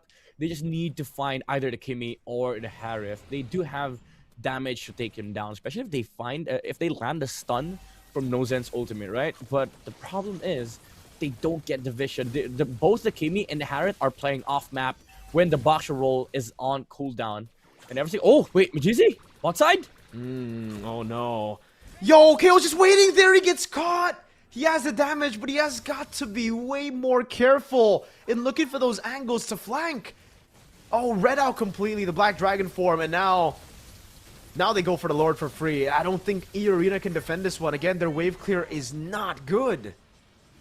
Man, Vali Thai Esports, they're so good with like info gathering and vision. Oh wait, Jamin! Wow, the golden hour on Peachy, and look at Lynxy! Oh, the burst coming in from the Kimi as he just goes for the shots with the golden hour. He gets a mount down onto Katinaru, but look at the Lord in the mid lane. They've already bursted, or they've already utilized 3 flickers to get away. Vali Thai Esports wants to end it right here, right now, and they have the wave to do it. 3 seconds on Mijizi. A wave in the mid lane with the Lord as well as Nicholas, who has the Black Dragon form up. Katinaru with a very aggressive move. There you go. A delay with the golden hour. Base wide open. That's KO to Monforce looking for more damage over on Peachy, and he's able to take him down. He's on a killing spree. The rest of the team is trying to defend right now, but the base is just getting swung on by that Trident of the Lord. And we'll see game 1 go to Vali Thai Esports. Stripped down indeed. The first game debut for E Arena is spoiled by Vali Thai Esports. What a controlled game from them. The macro, the discipline, the aggression as well in the early game. Full control all over the place. It felt like E Arena had no chance in game number 1, Mirko. Like, all angles were completely cornered. Even the Lord fight that we saw just now, the information was there. Tajami was looking for the Harley, and when they found him, the boxer rolled around, and they wanted to take down the Harley first before they attempted the Lord. Super tough loss if you're E Arena. You tried to do everything right. The draft was great. Both of us agreed with the draft. We liked it. Both of us thought, you know, they would have enough comfort while also taking a lot of comfort away from VLTH Esports. But I guess when you're in the lead team, everything is a comfort pick. Everything's good for VLTH Esports. Again, a replay on this crucial moment of Mejizi completely misreading the situation, getting caught off guard, outplayed rather by VLTH Esports, who were scouting before the Lord take. They knew there was a chance for E-Arena to come back, and it was through Mejizi. If he got a cheeky Lord Seal, if he got a cheeky little pick off on one of these carries, it could have been troublesome, but they did their homework really, really well. And hey, housekeeping, that's what you need to have when you're up against an assassin as creative as a Harley. Yeah, you basically have to be disciplined enough and go through the proper checklist. And it felt like they were just constantly looking, you know? But the weird thing is, who does that, right? Like, you're already set up in the Lord pit. Who expects Marcel to go on the opposite side to go looking for a Harley? I feel like they're going through a bunch of things in the game. They're going through the list. And Chitami was like, guys, hold off. We don't have Baksha roll yet. Let me go to the other side. Once you get rolled, let me find Harley. Kimmy and Harry, you go play off map, right? And when they found a Harley, they were like, okay, let's go. Let's go do this. And it speaks of like the mental capacity of the team. They don't really pull off unnecessary stuff, unnecessary moves. They play accordingly. They go through the checklist. And it was just, this is what I call proper game, honestly. It's a proper and clean game from VLTH Esports.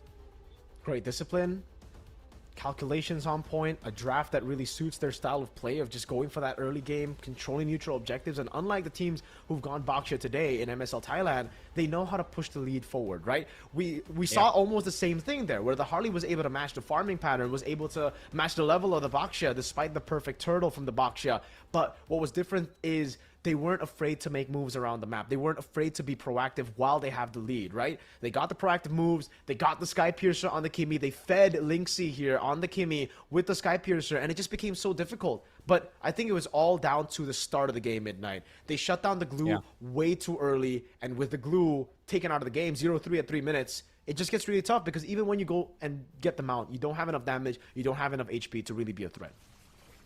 Yeah, it really comes down to like the overall game understanding for VLTH Esports. Like they knew they had a stronger trio mid prio, especially with the Baksha coming to to gank and pressure the glue.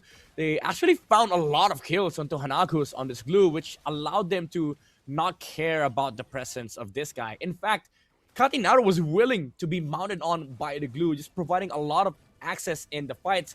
And this moment right here, it showcased the lead of VLTH Esports. They didn't deal enough damage against Katinaru on this Baksha because a lot of the players were scared to fight into the Baksha because they know reinforcements were coming. Jame was also an issue in the fight because when E-Arena tried to go for the re-engage, right? Marcel would just go backline, take some pictures of the players of E-Arena with a platinum staff, and he's just gonna be able to like flicker out or maybe even use a tracking shot to get out. And it just allowed the damage dealers on the side of VLTH Esports to do their thing. The Kimmy hitting the right targets, KO being active on the map. I actually think the Harriet was just a filler in this game. Like, honestly, it didn't really come down to the better Golden matchup. It came down to timings, which I do think where the Harriet came through because they were just so much more active in the mid game compared to E-Arena. Definitely. Let's take a look at the itemization of both these teams. Hey, you said it, right? They really wanted some more physical damage. This is a pure magic damage composition like we expected coming into the draft. And the Utah was able to do it. Hey, Nicholas, there were a few misplays here and there, but overall, it was a solid performance by Nicholas. Again, the read on Mejizi a couple of times, and the winning lane against Wraith. Wraith was held down by the Yuzong for the majority of this game, and that led to, again, VLTH Esports able to get those 3 turtles, taking 3 lords out of 0 as well. E-Arena was shut down, right? They tried, and thankfully they did. They were able to get a few good positions, good moments in the team fights, but it was just not enough to get them back in the game. Yeah, and honestly, even though E-Arena, to be fair, they got themselves some farm, but the problem was their heroes don't naturally.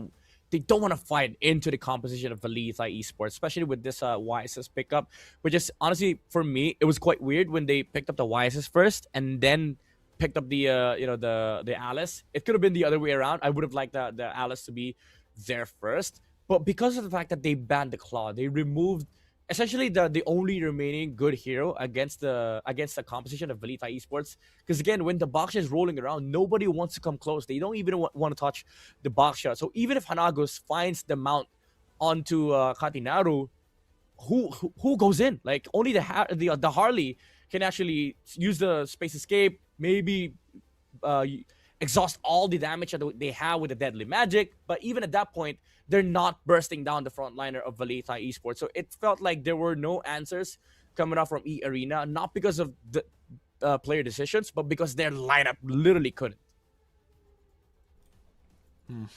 GPM there, it's KO in the gold lane with the Harith. Really good farming. This is one of the lowest GPMs we've seen today. You know, a lot of the stomps have gotten us to expect the higher GPMs. We even got 1,000, something that broke 1,000 there. Shoutouts to Water again with that Nolan performance. Phenomenal stuff.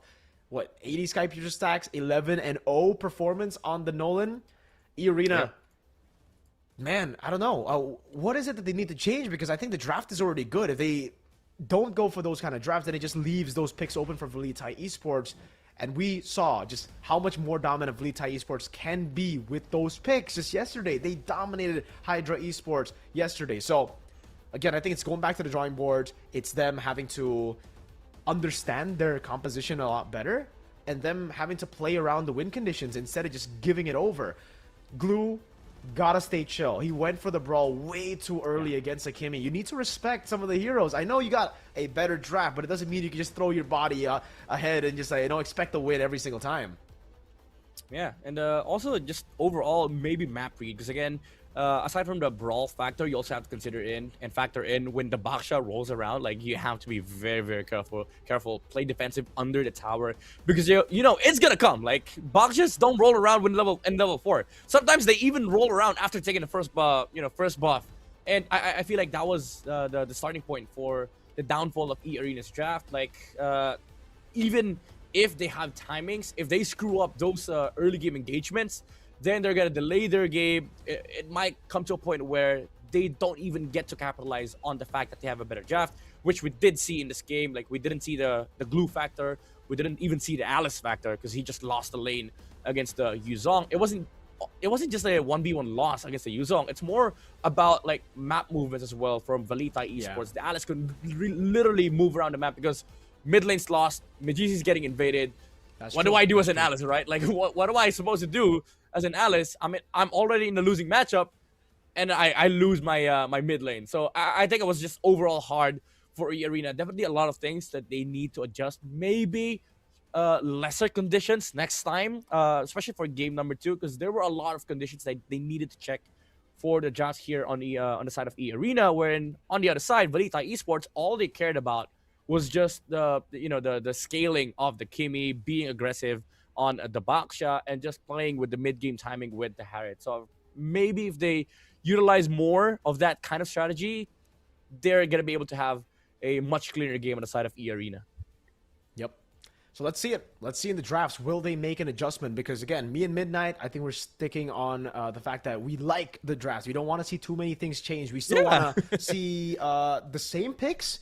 Maybe a few tweaks, but hopefully no major changes coming in for the side of E Arena.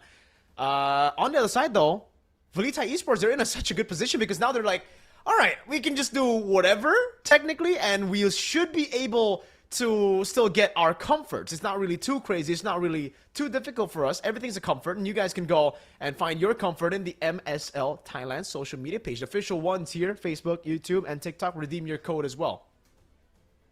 Yeah. Get your rewards now. So you're watching one of the rising regions in Asia. Well, it was definitely one of the top regions because they were the first MSC champions. But now we get to see the brilliance of these players, and a lot of the things we've seen today, they speak of high level. Like even me personally, like I see a lot of like high level plays. They definitely understand the metagame. They know how high level gameplay works, especially when we see like teams such as Velita Esports execute that level of strategy and level of discipline, right? Like we didn't see them falter at any point in the game, except from that one dash by Nicholas in the mid lane turret. But yeah, overall, it was just pure discipline. They didn't overchase that much, and they went through the checklist. So I really want to see the same caliber coming out from E Arena. Granted, it is their debut game, but I guess they need to step up because you don't want to spoil your first game, right? Like, especially like right now, it's their only game of the week. The next time they get to play is next week. And also the fact that the next time they face VLTH Esports is going to be on playoffs, if they get to playoffs. Starting off the week, starting off your season, your regular season with a loss is always a big blow to morale. So they gotta really start respecting this. They gotta really start try-harding to get that win. I know they've already try-harded, but they gotta try even more here. I think the jitters definitely got to them, and this is why I say not playing your first game or not having a one match here coming in as a debut performance, it could be good in a way where you can read your opponents, but it could be really bad because you don't have that warm-up. Maybe you're still feeling the jitters of that first match, right? Again, playing on the grandest stage of MLBB, MSL. It's a different league entirely. It's a different stage entirely with the people watching you, with the expectations being sky high. They got to lock in for game number 2 because, hey, the pattern has been full sweeps today. I don't know if it'll continue here, but it looks like VLTH Esports got that read. Yeah, we'll see if there's going to be a change here in game number 2, especially with the random map draw. Now it's flying clouds. We might get to see some chaos being brought here by E Arena as we see the drafting phase. I'm expecting a lot of fighters again here. I always like myself some fighters in the flying clouds, but now E Arena, oh my lord, this is, I would say, pressure coming into fruition here. Baksha first ban on their side. It is not a good sign. I've seen a couple of these in my, in the history of MLBB. Like, overreacting is sometimes the downfall of, the downfall of teams. And, like, I understand. E Arena, they got themselves some trouble with the Baksha pickup that VLTH Esports did in game number 1. But first ban Baksha, dude. You don't even threaten the first ban Baksha on their side. Like, if you're E Arena, yeah, sure, you might want to ban Baksha. Put it on third, right? Put it on third. But now they ban Marcel as well. Oh my lord. Wow. Is this too much respect, bro? Because there's a lot of different picks that are still open, dude. Ah, man. E Arena, do they even... This is tough, man, because VLTH Esports get red side now. And that means they can pick up the Harley. They can pick up the Glue, the 2 picks that they dominated Hydra with. Oh my god, there's a lot of like options for them. Honestly, if you're VLTH Esports here, it's rare for red sides to get to throwaway ban. But honestly, at this point, just ban Sora. Just ban Sora. You threaten the Valentina, you threaten the Harley, you threaten the Glue on your side. Even actually the Zetyan on their side. Okay, so they banned Zushin. Okay, they're still doing housekeeping. Okay, I like the discipline here from VLTH Esports. Now, E Arena, what do you do with this first pick, right? Even if you pick up the Harley, even if you pick up like the Valentina, there's so many answers that could come out from VLTH Esports. I guess the Harley is the best one for E Arena, but even then, VLTH Esports will get themselves the Valentina and the Sora. Yeah, there you go. E Arena, they strike first with the Harley. This means that VLTH Esports, I mean, they can go Guinevere. That's still up in the air as well. If they still want a utility jungler for Katinaru, if they really just want to play around those neutral objectives. If not, then, yeah, like you said, Valensora is up for grabs. They can go for... yeah, I mean, anything at this point. There's so many picks still open. So it's just up for VLTH Esports. What do you want to build your composition around, right? Let's find out. Yeah. So many good options. Valen Glue, Valen Sora, Valen Khalid even. I always like myself some Valen Khalid. Especially against Harley, right? Like, you get the oppressive duo mid already, and then you also have that Khalid versus Harley matchup where you don't really care about the deadly magic. And instead of Khalid, I mean, it works the same. Like, it's essentially like a second version of Khalid in this patch. Khalid and Hilda has always been like one of the, I'd say, like normal openers for Rome. And then Marcel took over, but because Marcel's banned out here, they pick up the Hilda. And the beauty of this Hilda pickup, I guess, would be the ability to flex Hilda up until the very last pick, because you could put it on the XP if need be. Yeah. So, E Arena, Cho, they try to match the mid prio and they pick up the Farsa as well. Ooh. Okay, I see it. But also, Now Vali can get a free Sora, right? That's a free dive into the back. They've got a lot of ways to deal with it. CC immune against the Cho as well. I think, and then they just... Yeah, they should pick up the Sora, right? It should just be the Sora pickup here. Yeah, I'm thinking, like, if they want to flex, Kalea's okay here. Put Hilda on XP, because the thing is, you can protect the Hilda with these second phase bans. I just like the Kalea here, because you essentially counter the 3 openers that E-Arena has brought to this draft, right? And honestly, with jungle pickups, I still like Leo and Gwyn. Okay, they pick up the Gwyn. They're gonna flex this Hilda. Actually, you know what? Like, there's triple flex going on here for Valita Esports. All of them have multiple roles. The Valentina could still go XP if he wants to. That's a threat of, like, you know, the Valentina against Sora, maybe even the Valentina against a lot of, like, the XP heroes that have good ults. That's also the same thing for Hilda and the Guinevere. The Gwyn could just go roam against the Cho. It's good against Farza as well. Also decent against Harley because you have that escape with the clone on spatial migration. Hilda's just, annoying overall, especially against Farza, right? Like, he can just run to you and cancel the Feather Airstrike. So E-Arena really needs to get rid of the Arlet right now. That combo has been nasty across different MPLs as well. The Uranus gets banned out. They're already trying to go for it again. The Phobia's already been banned. If E-Arena do not read into that, it could be a disaster, right? The Arlet against the Harley and the Farsa. Oh man, double kill. It's 2 birds, 1 stone. Then they can finish it up with a Claude, someone that's just safe in the gold lane. If not a Claude, maybe a Moskov could work as well. So yeah, for Vali, so many different options. But for E-Arena, their XPs are already getting limited down right now. They don't ban the... Oh, wait. It has to be a last ban Arlet, right? Maybe. Maybe they're baiting Valita Esports into thinking that they don't know about the upcoming Arlet pickup. But even then, like, Valita Esports probably doesn't care, right? Like, even if you ban Arlet, there's still that option that they can just flex the Hilda into the EXP. But yeah, I do agree, like, Arlet's such a high commodity here for Valita Esports. It's something that warrants a ban on the side of E-Arena.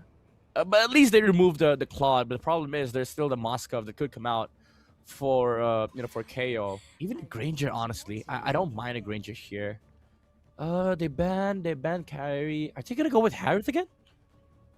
Hey, they can, right? I mean, there's not gonna be a lot of physical damage, but I guess if the Arlet goes for a similar build path, War Axe, Hunter-Strike, sure.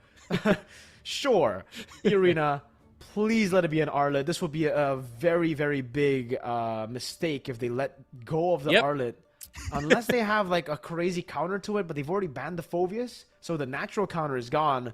And they're taking their time, which means I think there's a bit better chance of it being a Harith ban than it is an Arlet ban, dude. Because if it's... it's a Moskov. Okay. Valita Esports, they should just be the Arlet, unless they want to flex the Hilda to XP. Nah. At this point, you lose the flex. You just get the best XP you can get here. I think it is the best XP here. Like, you essentially don't care about the 3 heroes on the side of E-Arena, and you're also essentially the counter against those 3 heroes. So if Valita Esports passes up on the opportunity, I mean, you could say that it's kind of hard to pick up the Arlet for the side of E-Arena, but they can just steal it, So there's no point, like, giving out the opportunity to E-Arena to pick up the Arlet. Just pick it at this point. You reserve the gold lane for last. Yep. I think that's exactly what they should do, but, E-Arena might think otherwise, might try to do something different. They go Yutong instead. I mean, there's still a combo there with the Petrify and the Furious Dive. It's still... I mean, he did do a really good job, Nicholas, just earlier in the game.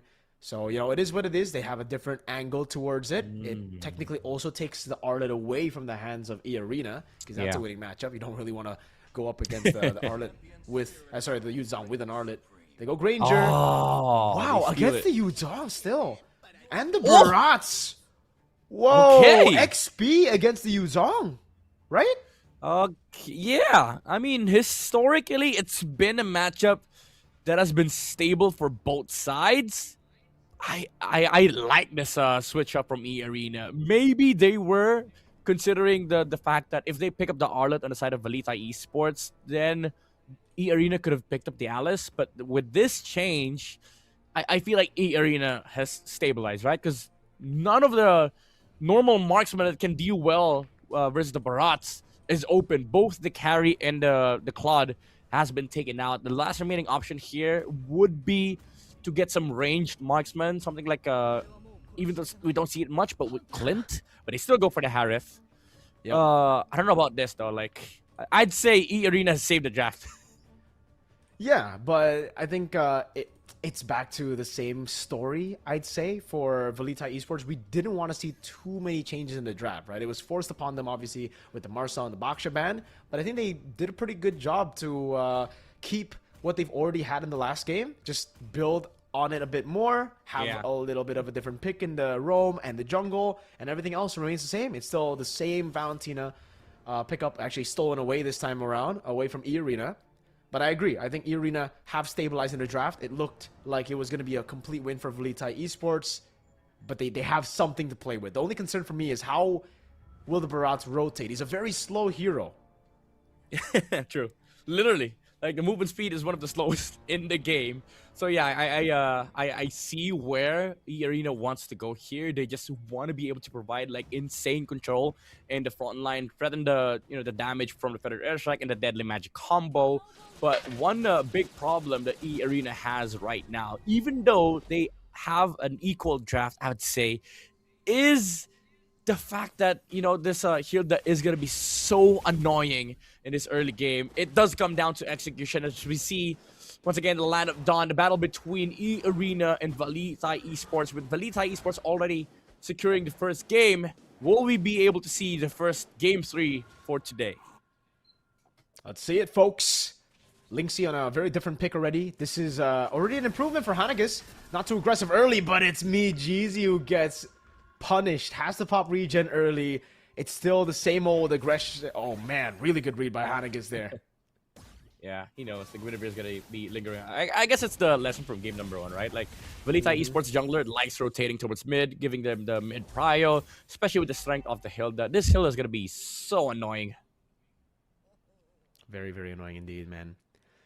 And he's already rotating around the map, screening both the Cho and the Hilda. Chajame versus Hanagas on this battle. No 0-3-0 start for Hanagas. This is already a very, very good start to the game compared to game number 1, where it was catastrophic from the start. Again, I think this is what we were expecting even in the last game, right? With their compositions. Not really too many brawls early on, just building upon what they need to get level 4s later on for Turtle 1. And Turtle 1 will be a very big contention point here for both the teams. Whoever gets it, whoever gets a win around Turtle 1 will definitely have that snowball to play with. And both kind of need it with their comps. They really need the snowball. Yeah.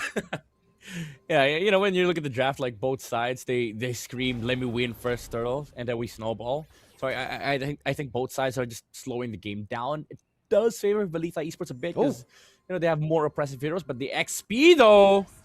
Yup, really good move. Detina's welcoming the flicker straight up by Wraith. Picks up Nicholas. Revenge from last game where Nicholas was able to hold him down. Now it's Wraith who chomps him down. 3v4 situation. It'll be a 4v4 as KO makes his way up top. And E-Arena don't go for it. Spatial migration. Great cancel with G Kundo. Wow, that Feather Airstrike was way too early. Yeah.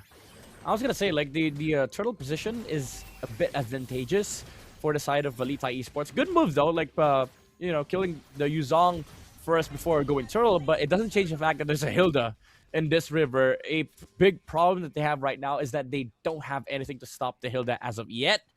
They have access to it now though. Now that the Cho is level 4, they have the kick, and they will have enough layers of control to sort of control Chajame down and maybe take him down. But still, it is. Oh wait, Hanagus. There you go, right on cue. They get a pickup, bro. Yep. It's something that they needed to wait before they take first turtle. So even though they got the kill on a Yuzong, they didn't clear the condition of like getting level 4 in Cho. But now that they do, they get to have river control and some form of vision, I would say, against this lineup. A very oppressive lineup, by the way, from VLTH Esports. But with this Cho, now they're able to move around the map, provide vision for Peachy, and then maybe get access to side lanes. All right. So let's see it.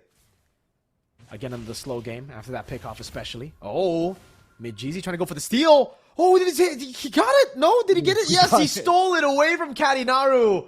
Oh man, great retry. This is why I like show matchups against Hilda. Some teams. Oh wait, Wow. Hanagus. Great move by Hanagus. You know what? I never want to see him on the glue again. This is his pick right here. 2 pickoffs dude. in a span of 2 minutes. I am a big laser of Cho when it's up against a Hilda. Like most people complain about who checks bushes, who goes frontline. You don't need frontline on Cho, bro. Like if you have damage, you just kick, and that's what his Hanagus is doing right now. He's just being annoying in the map, getting control on the river, providing vision so that E Arena can set up for these pickoffs. And Shajame is feeling it right now. It feels like even if he does provide vision, he alone is a target by the Cho. And look at that, gang. Look at that positioning already by Mid-Jeezy up top. Kaninaru still able to get level 7. Oh, man. They're reading it really, really well. There you go. Flicker, Jetson is welcome. Straight onto the Dragon up top. And he get the stun. It's Nicholas taken down as Chajame. Look for the play on Hanagas, but it won't happen. Again, a pickoff right before the fight even starts. 4-0. Wraith doesn't have Jetson as welcome, so maybe they can go for him, but Chajame gets caught by the missiles. Feather airstrikes the one away. Hanagas! That's another way of the Dragon. Lock in Kaninaru into the poker trick. The glowing wand's right there, but he's able to regen out of the way. E Arena picks up the turtle for free. I mean, they could have gotten a lot better trade than that. Peachy opted to zone out the Hilda rather than secure the kill onto Kaninaru. But nevertheless, it's still an objective take here by E Arena. Again, the pressure and the presence of the Cho alone is preventing Valita Esports from actually utilizing this Hilda. Mid-Jeezy is going to attempt the kill onto Nicholas. Oh, the TPs are coming. Top lane pressure is insane. Meanwhile, bot side, however, Nozen. These two have been quiet for quite some time now, and Valita Esports, they understand, okay, we're not winning turtles, we're not winning river, let's just go gold. Hanagas is trying to clear the wave there. Gets caught with spatial migration. That should be a kill, and it is.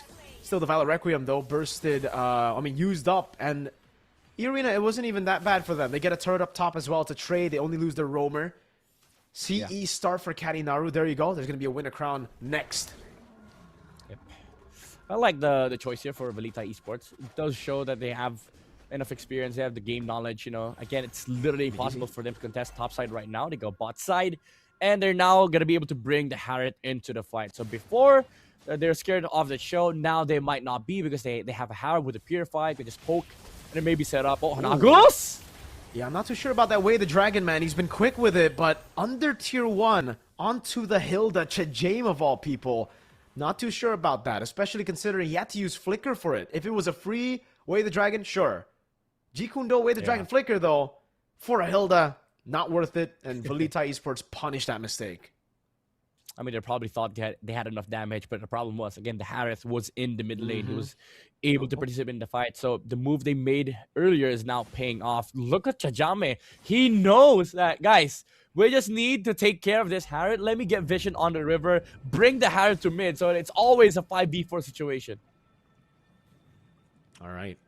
Still 1.5k gold lead. It was 2,000 just earlier. So Valita Esports have stabilized quite a bit.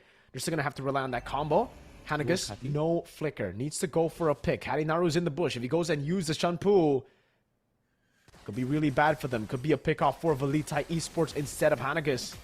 He's still waiting for the angle. There you go. That's a Shanpu.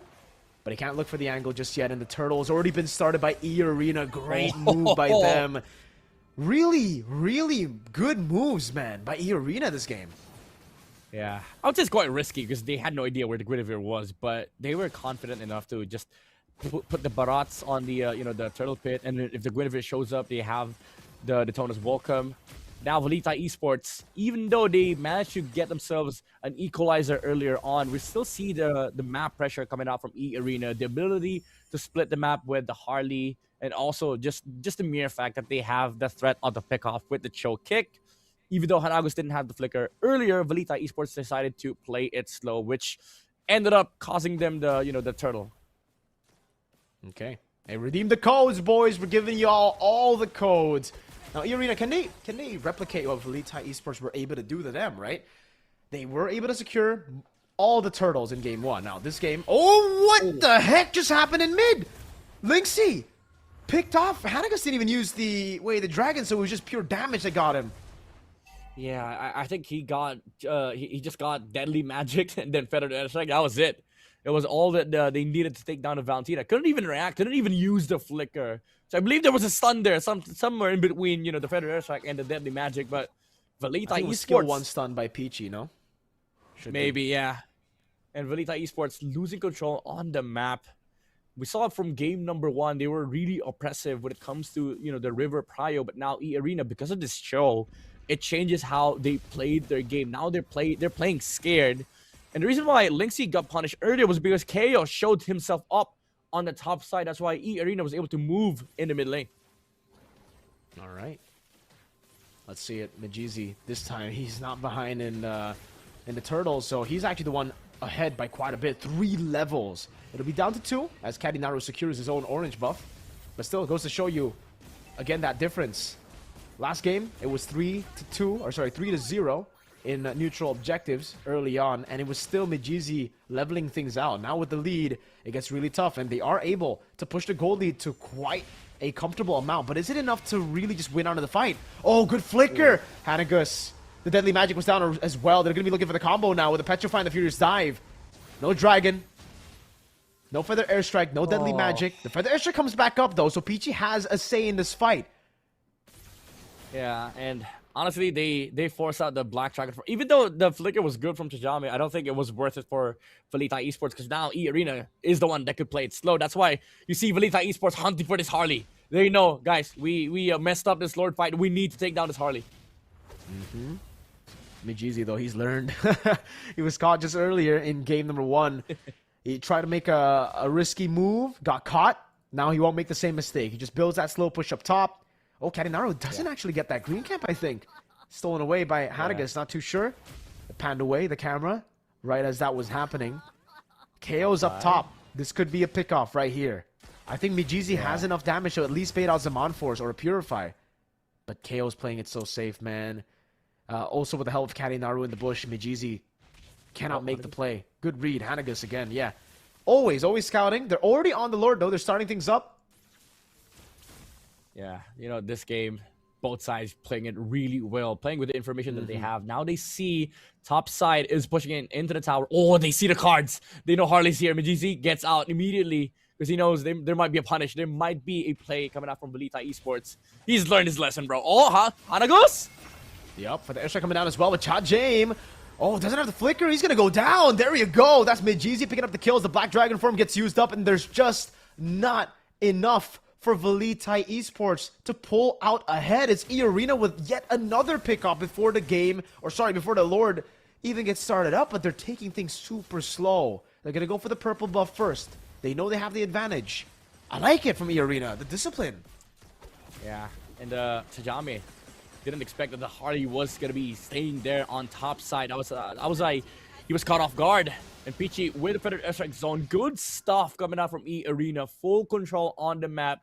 Just a vision and information gain from Hanagus is giving them so many access to so many good plays that they can access. Even in the mid lane, Chajame is not safe because, again, they have the damage necessary. If Velita engages with the Yuzong, you could just put the the Barats on the front line, prevent any other people from actually re-engaging. In the arena, they just understand how the team fights are going to play out. Majizi? Ooh. Hey, Lynxy is starting to deal damage. You still got to respect them. Oh my god, look at this flank from Hanagas. Deadly Magic already on Nicholas. Just a bit of damage down. And a tier 2 down below. E-Arena have amazing siege. Just like Velita Esports in game 1, though. Just like E-Arena in game 1, Velita Esports do not have the best clear. This composition was built to team fight, not to defend. Yeah. They're going to lose at least one base turret here. That's a Lord. Oh, at best they'll lose all 3 for E-Arena. Feather Airstrike zoning them from the mid turret. The Lord up top is still very healthy. Lynxy gets to the base in time. Oh, almost still dies despite getting into the fountain. Kadinaru with the Spatial Migration of Valor Requiem doesn't have to win a crowd. The Temporal Rain already active. They're going to go in for the all-in, but I don't think it's enough damage. Petrify the Furious Dive. It's out of the Zaman Force, but still they're able to pick up a kill. KO dashes away from the Smart Missiles. Lynxy with the flicker out. That's a 1-for-1 in the end, but again, a base turret fell down there for the airstrike. Okay. Good response by Lynxy there. Deadly Magic, KO looking for the Chrono Dash to heal up. He's able to do it. What a shutdown by Lynxy, and it keep the mid base turret alive.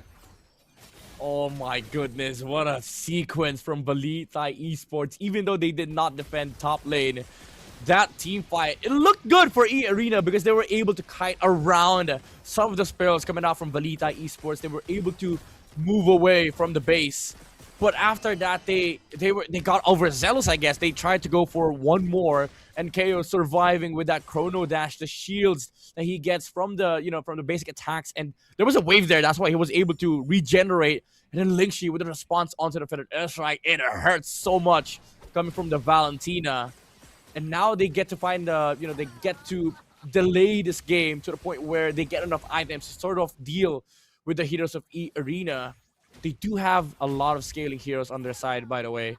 Like the Harith needs more item. He gets to farm up, maybe gets to the point where he can two-shot any guy on the side of E-Arena. Because if you look at the composition, only the Barats can stand in front of the Harith. Any other heroes that gets comboed by, I would say like a jump from either the Gwyn or the Yuzong, and then the Chrono Dash into Synchro Fission by KO gets deleted instantly.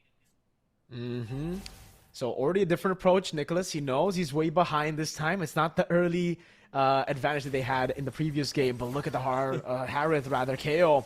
He spotted up top, and it's instant burst coming down for E-Arena. VLTH Esports, I know there's a slow push up top there, but you can't just be revealing that so early on, right? Especially with E-Arena holding on to the Lord, unless maybe it's all planned. Maybe for VLTH, they had no intention of contesting this neutral objective. Then it makes sense, but again, this is going to be even worse for them, right? They defend, sure, that's a possibility. But they're going to lose at least 2 base turrets. Whoa! Katinaru! Oh my lord, Mijizi went for a play on the utility jungler and gets caught. To Jame on the back line there. That's a Black Dragon form still over on Nuzin. Petrify the Furious dive! Oh, Nicholas gets the pick! And KO goes on a killing spree. Nozin has to flicker. Whoa! I don't know about that flicker, but Hannigas flickers out too. VLTH Esports, one fight. They find Mijizi. They caught him lacking. And now they have the game in their hands again. Oh my lord, the discipline. This is why I don't like doing plays outside of lord timings. It's definitely vamosable. VLTH Esports, they found their window. They get to take out the towers of E-Arena. Fortunately for E-Arena, there's a lot of waves coming out from their base, and VLTH Esports, they have to defend still. But man, Katinaru, he was ready for that. He was like, if the Harley shows, oh wait, here it is. Here he comes. After the space escape, the jump was automatically casted by Katinaru. Amazing play from the Guinevere. Yeah, it really was amazing, man. Oh my goodness, that was so beautiful. Beautifully done. Really, really well played. I can't believe they're back in this game, Midnight. I mean, it was possible. We were talking about the possibility, but we were thinking at least 2 base turrets would go down for them to wait to get this moment. So clutch, VLTH Esports. Man, even in a losing position, 7,000 gold behind. Katinaru's just him. Finds the catch in the right position, catches Mijizi lacking, and the Winter Crown. That was what we were been waiting for the whole game. He decides to delay it so long. I think it conditioned the E-Arena players. It made them think, oh, he's not going to go Winter Crown. He doesn't have Winter Crown. And in that one moment, when Mijizi thought he'd have all the space to go for these pickoffs to anyone, he gets caught. Oh, Tijame. Oh, okay, no, kick. He knows. He has immortality. He has 2 lives. Yeah. I mean, Black Dragon form. A bit too much, but it's okay. It's going to be back before the Lord spot. But man, a crazy sequence, like VLTH Esports always finding these weird plays that gets them, the victory. That jump from Katinaru. And now we get to see the Harith with full items. He chose Oracle for some form of magic defense and also like shield regeneration. Helps him when he gets targeted by Mijizi and also Peachy. These shields are going to come into are going to be a big factor in team fights here for E-Arena because they don't have the ability to one-shot the Harith now. Oh, wait. Death's welcome, but a Winter Crown is still there. Chajame doing a good job in the backline, zoning them as Katinaru looks for the opening here. Chajame loses immortality. Katinaru! He spies a spatial migration again on Mijizi! Oh, man! How does he keep on getting the right pick? He gets picked off here as well, but it's one of the main carries compared to utility jungler. Lingxi steals away the feather airstrike. And there you go. Again for VLTH Esports. They're still in the game. They're, practically completely back in the game. Yeah. Oh man, so many good plays there. Even Tajami using the flicker to cancel the feathered airstrike. Peachy saw it though, and he was able to use wings by wings after he saw the Hilda flicker. Kadinaru also used the winter crown to prevent the damage from coming through, and then he saw the Harley use space escape. And I think Mijizi is really scared to just go back from for the hat, and that's why Kadinaru is always pushing forward. He knows he's gonna catch the Harley if he doesn't use the hat back. And now, Valita Esports, again, as you've said, they're back in the game. E-Arena only has 1K lead. At this point, gold lead is not a factor anymore, especially when you're in a composition. You're rocking a composition that has a lot of firepower in the form of the Harith as well as the the Yuzong, and you have a lot of like kits on your arsenal: the Black Dragon form, the Spatial Migration, even the Power Wildness from the Hilda. A big bonk, man. It's very underrated in the late game. A lot of people don't expect the damage coming through from him, especially with the concussive blast. This time he doesn't have immortality though, so he's got to be a lot more careful compared to earlier against Han. I guess he can't just be opening it up. And the far lane, dude, it's controlled by E-Arena. Valita Esports haven't done a good job in clearing that out. They actually gave Mijizi just an easy route to clear that up in the bottom lane.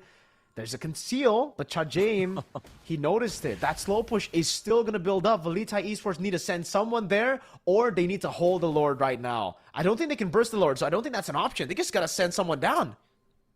Yeah, it's probably going to be the Guinevere, but the bigger concern is for E-Arena. Once they see the Gwyn, will they be able to find somebody? Because Chajame has been keeping tabs on these bushes. He knows where the Cho is, but they just have, they don't have enough information. Now the Guinevere is sent down bot side. E-Arena can just blitz this, but will they though? Yeah. I mean, it's an evolved Lord. Kadinaru's taking so long here.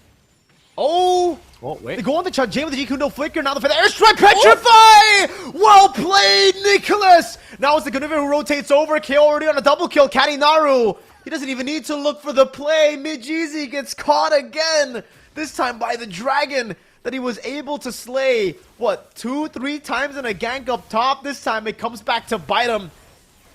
And this should be a free Lord to Valita Esports. I don't really think E-Arena have a shot to play this out. Wraith. Doing a lot of damage onto Wraith. He's going to get shredded down there. Immortality down as Chajame is able to bait out some of those shots with a feather airstrike. KO on a monster kill! He gets the immortality of Nozin. Nozin buys him with a crown in time, but he's stuck against 3 members with no flicker. It is a shutdown. It's a desperate play by Peachy. Try to go for the steal, but Kadinaru catches him with the spatial migration, and Midnight with this evolved Lord. I think Valita Esports have done it. Oh, what a sequence from Valita Esports. It started with the Guinevere going bot side. E-Arena thinking that, okay, maybe we can just kill the Hilda. He doesn't have immortality.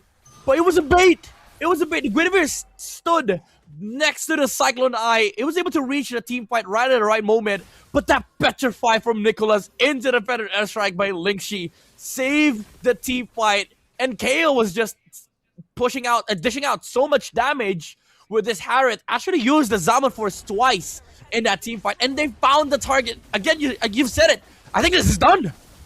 Yep. Black Dragon form coming down. Jajame. Immortality down. Petrify again. Oh my lord, Nicholas finds Mijizi back to back, and what a comeback win. You can see it in their faces.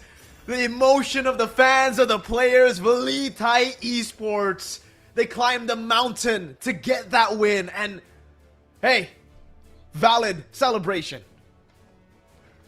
Bro, I'm not gonna lie, I almost fell down my chair. That victory was insane. Phenomenal. E-Arena.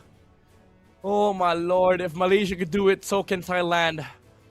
They got they got to 8K lead, brother. Valita Esports, they're stuck in the base for like 8 minutes straight.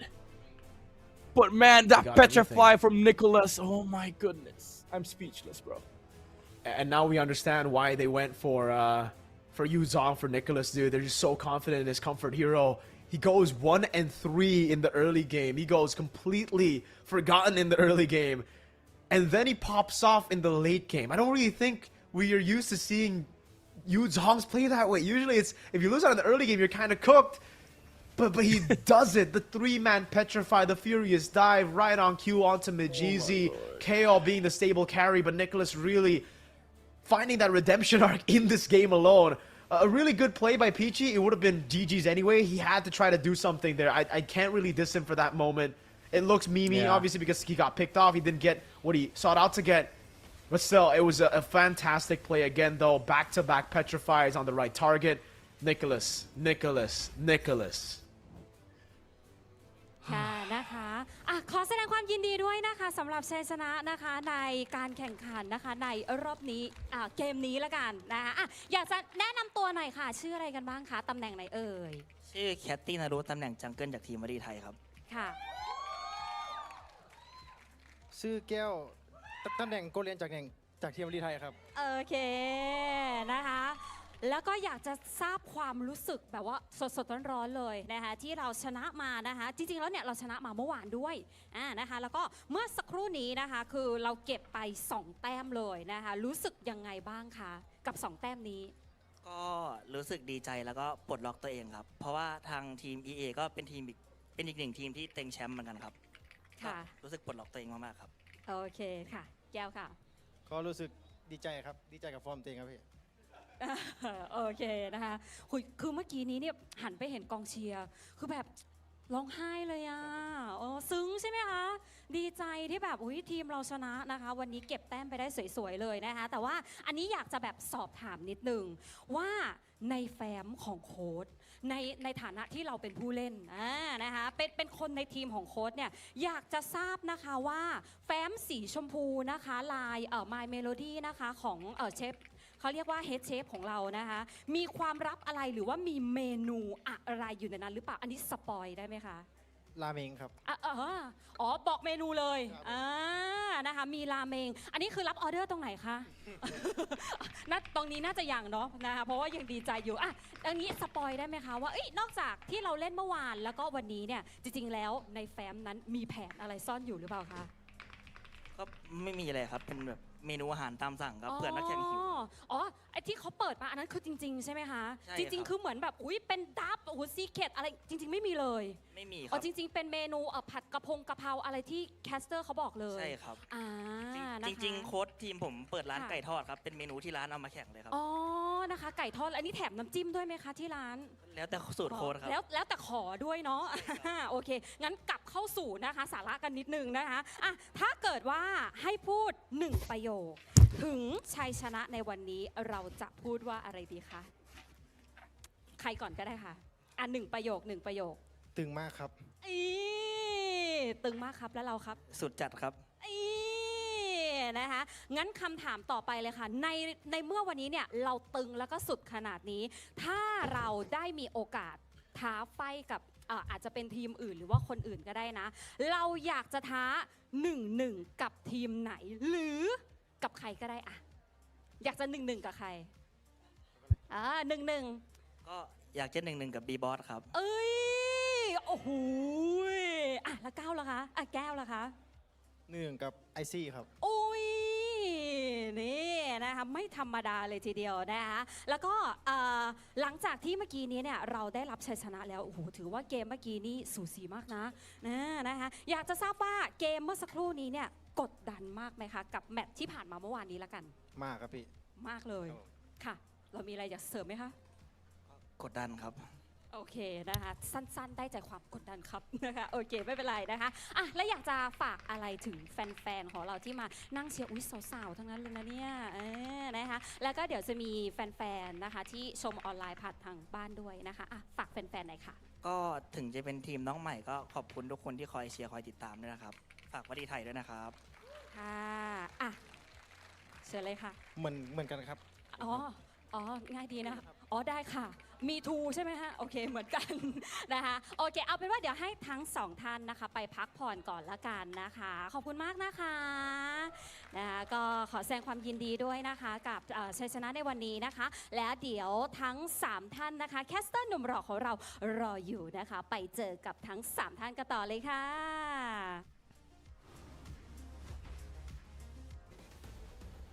Thank you so much for our host. That was Vali Thai Esports, we needed that break because I was so speechless, brother.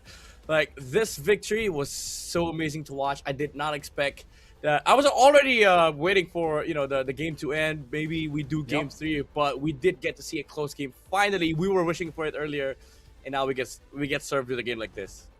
Hey, that's exactly what we deserve for, you know, asking for a 20-minute game. We get a 20-minute game. We get a banger as well. Yes, so, hey, no complaints there. Really good performance by VLTH Esports. And here, our MVP for game number 2. It is KO. Yeah, I mean, the guy was stable. Like, from early to mid game, he did. I would say he was the equalizer for VLTH Esports, but maybe, you know, Nicholas deserves some MVP spot. Like, I would understand, you know, KO being the MVP because he was dishing out so much damage. But man, those petrifies, bro, like, it was insane.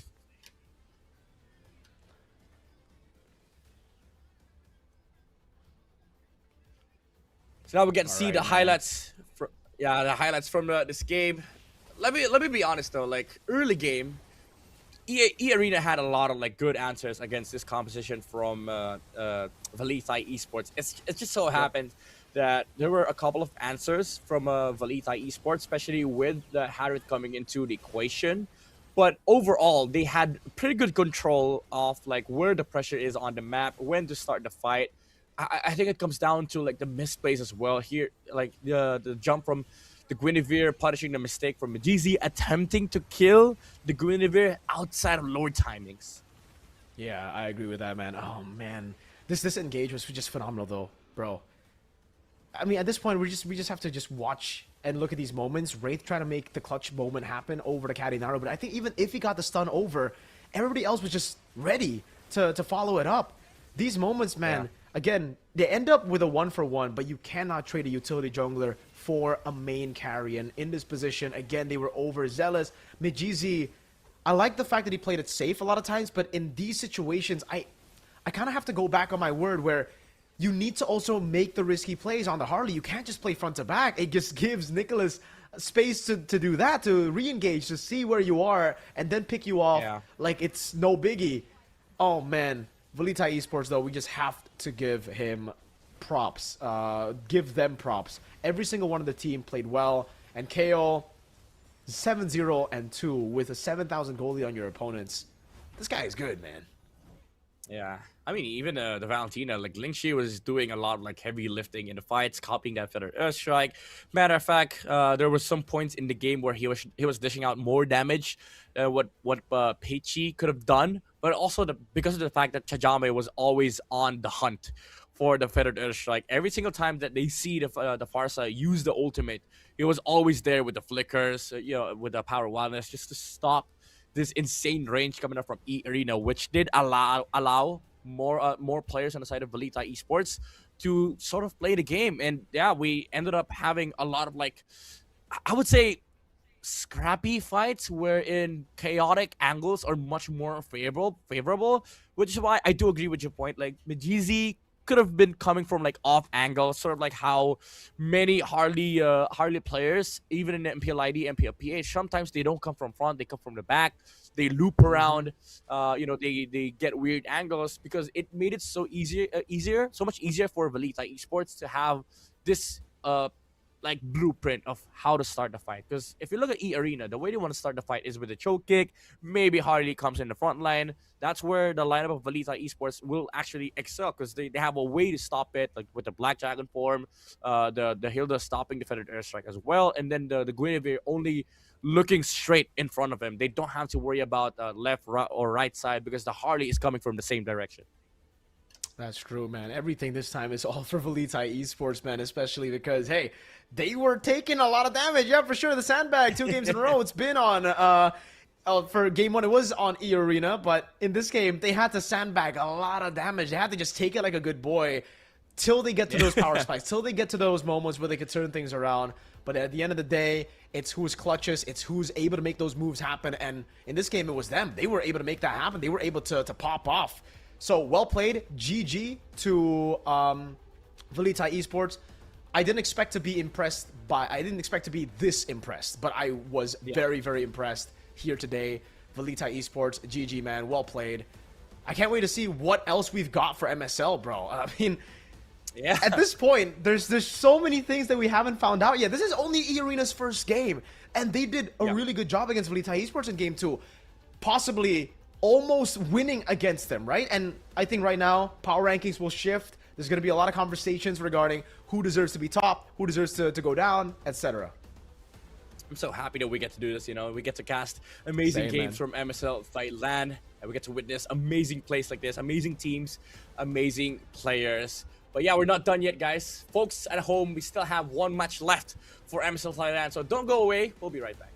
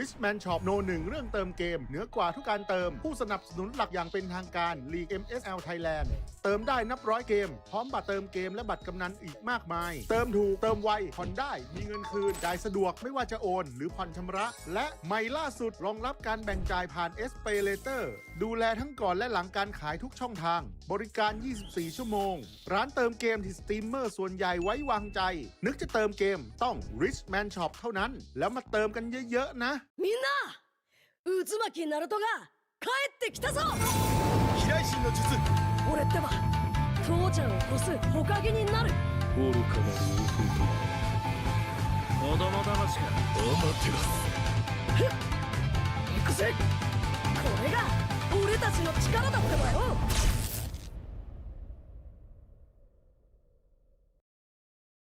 Welcome to the Hook Battlefield. Welcome to the Hook Battlefield. Shake it to left, shake it to right. Got you now, got you now. I can control, I'm flying high. Shake it to right, shake it to left. Try to who? How's my skill? Bigger, bigger, bigger, bigger. Bigger, bigger, bigger, bigger. Bigger, bigger, bigger, bigger, bigger, bigger. Bigger, bigger, bigger, bigger, bigger, bigger. Bigger, bigger, bigger, bigger, bigger.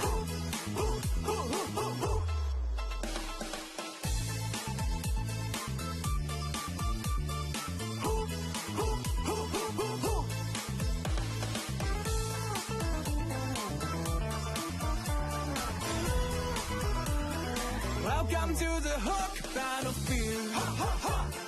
Welcome to the Hook Battlefield.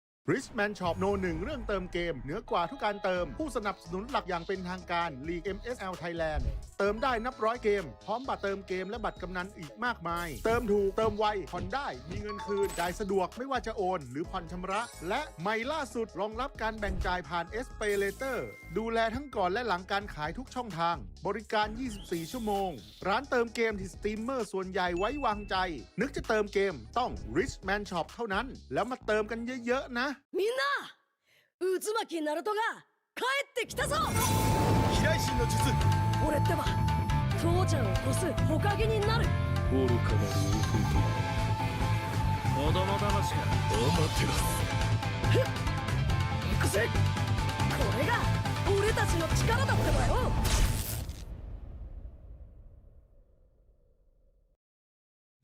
Welcome to the Hook Battlefield.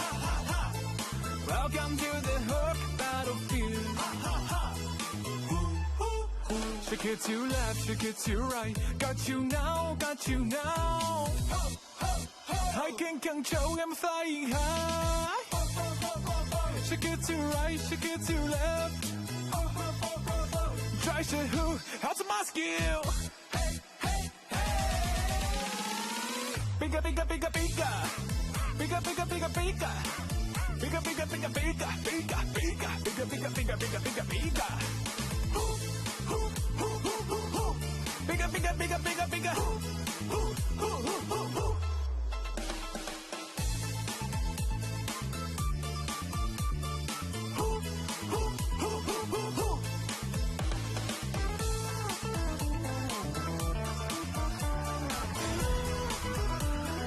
Welcome to the Hook Battlefield. Welcome to the Hook Battlefield.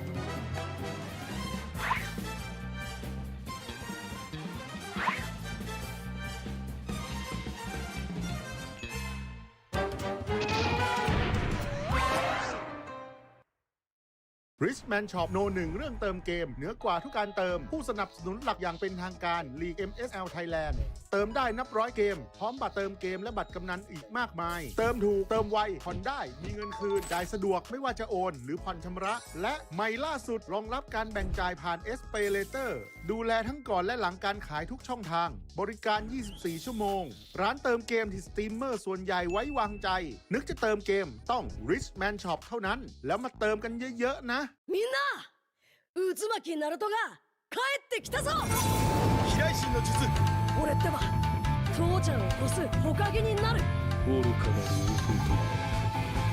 弟子供騙しかお待てろふっ行くぜこれが俺俺たちの力だってばよ。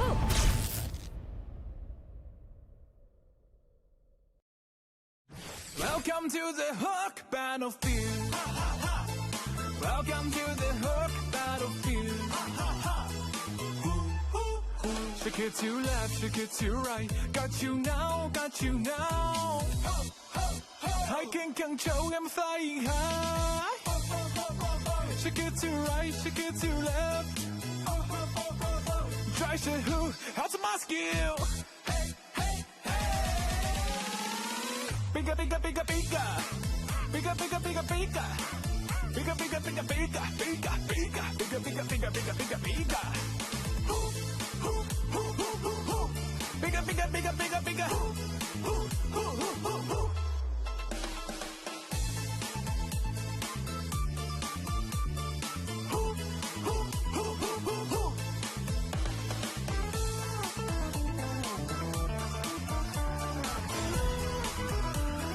Welcome to the Hook Battlefield. Welcome to the Hook Battlefield.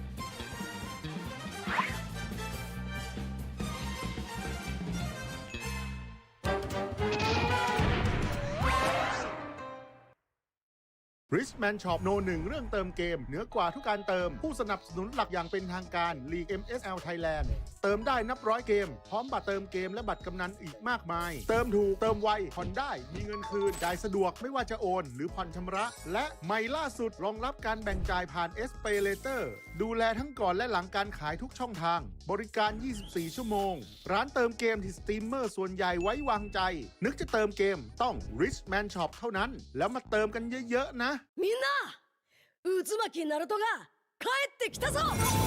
飛来神の術俺ってば父ちゃんを越す火影になる。愚かなる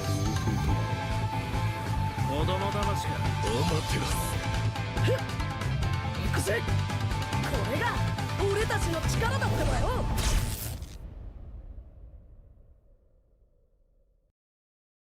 Welcome to the Hook Battlefield. Welcome to the Hook Battlefield.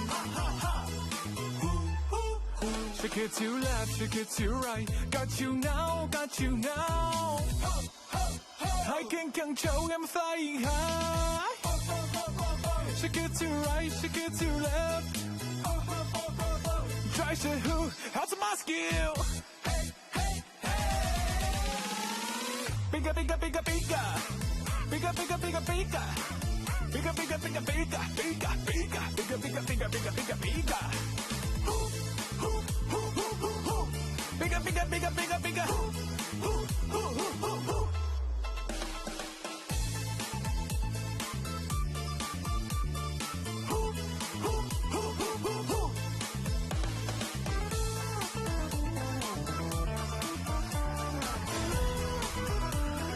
Welcome to the Hook battlefield. Welcome to the Hook battlefield.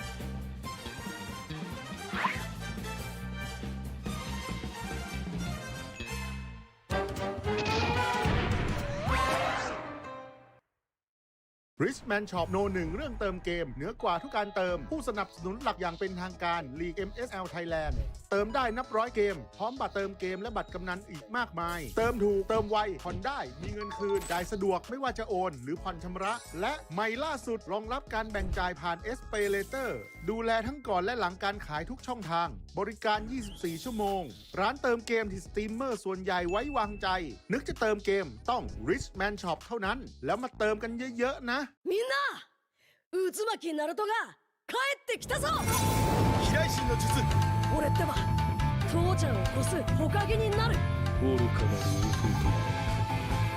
大風と子供騙しがお待てろ行くぜこれが俺たちの力だってばよ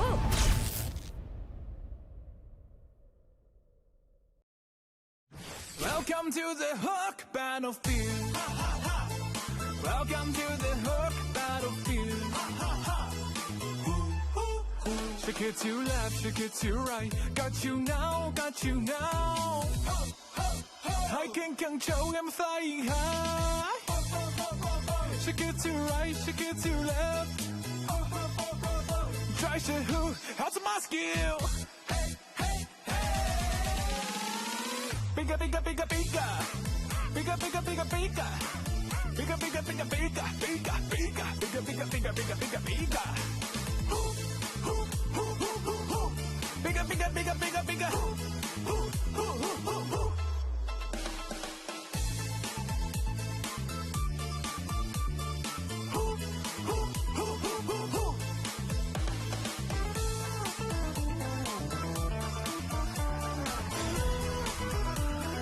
Welcome to the Hook battlefield. Welcome to the Hook battlefield.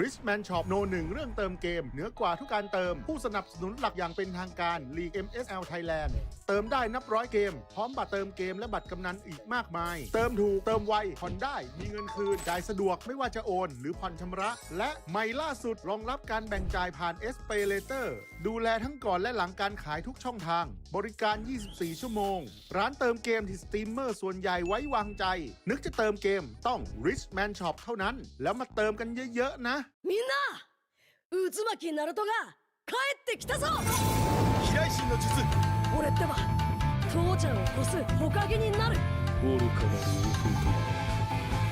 弟子供騙しがアマテラス行くぜこれが俺たちの力だってばよ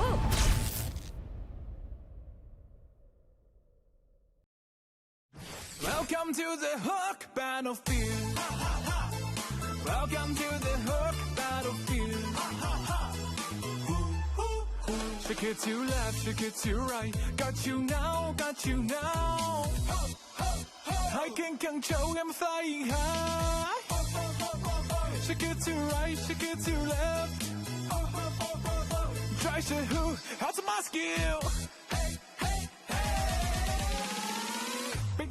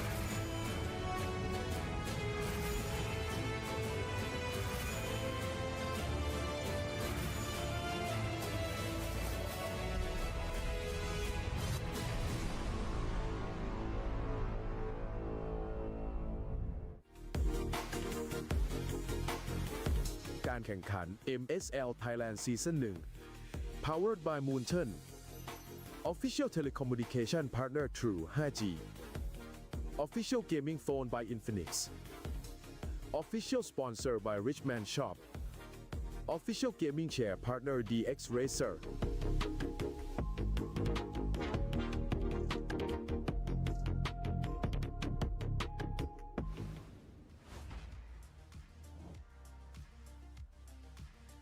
สวัสดีค่ะนะคะแล้วก็หลังจากที่เรากลับมานะคะจากการพักเบรกกันมาแล้วนะคะเพื่อจะให้เพื่อนๆนะคะพี่ๆน้องๆทุกคนนะคะได้พักเข้าห้องน้ำนะคะแบบว่าหายใจหายคอกันนิดนึงนะคะแล้วก็จะได้หาอะไรทานนะคะควบคู่ไปด้วยแต่ฟังแล้วแปลกๆเนาะนะก็ไม่เป็นไรค่ะนะคะเราจะได้แบบหยิบพวกขนมนะคะของทานนะคะสแน็คแบบเบาๆข้าวมันไก่หรือราเมงเมื่อกี้ก็ได้นะคะจะได้เอามานั่งทานด้วยนะคะแล้วก็ดูคู่สุดท้ายของเราในวันนี้ไปในตัวด้วยนะคะแล้วก็แน่นอนค่ะสำหรับเกมสุดท้ายนะคะของเราในวันนี้นะคะคู่สุดท้ายแล้วนะคะก็จะได้เป็นการเจอกันนะคะระหว่าง2ทีมนั่นเองค่ะสำหรับทีมแรกนะคะนั่นก็คือฟูเซนนะคะก็จะได้เจอกับทีมของ ACT Esport Club นั่นเองค่ะซึ่งเรียกได้ว่าโอ้โห2ทีมนี้เนี่ยเรียกได้ว่าตัวตึงนะคะทั้ง2ทีมอยู่แล้วนะคะเชื่อว่าหลายๆท่านนะคะทั้งผู้ที่รับชมผ่านทางออนไลน์ทางบ้านนะคะรวมถึงด้านหน้านะคะก็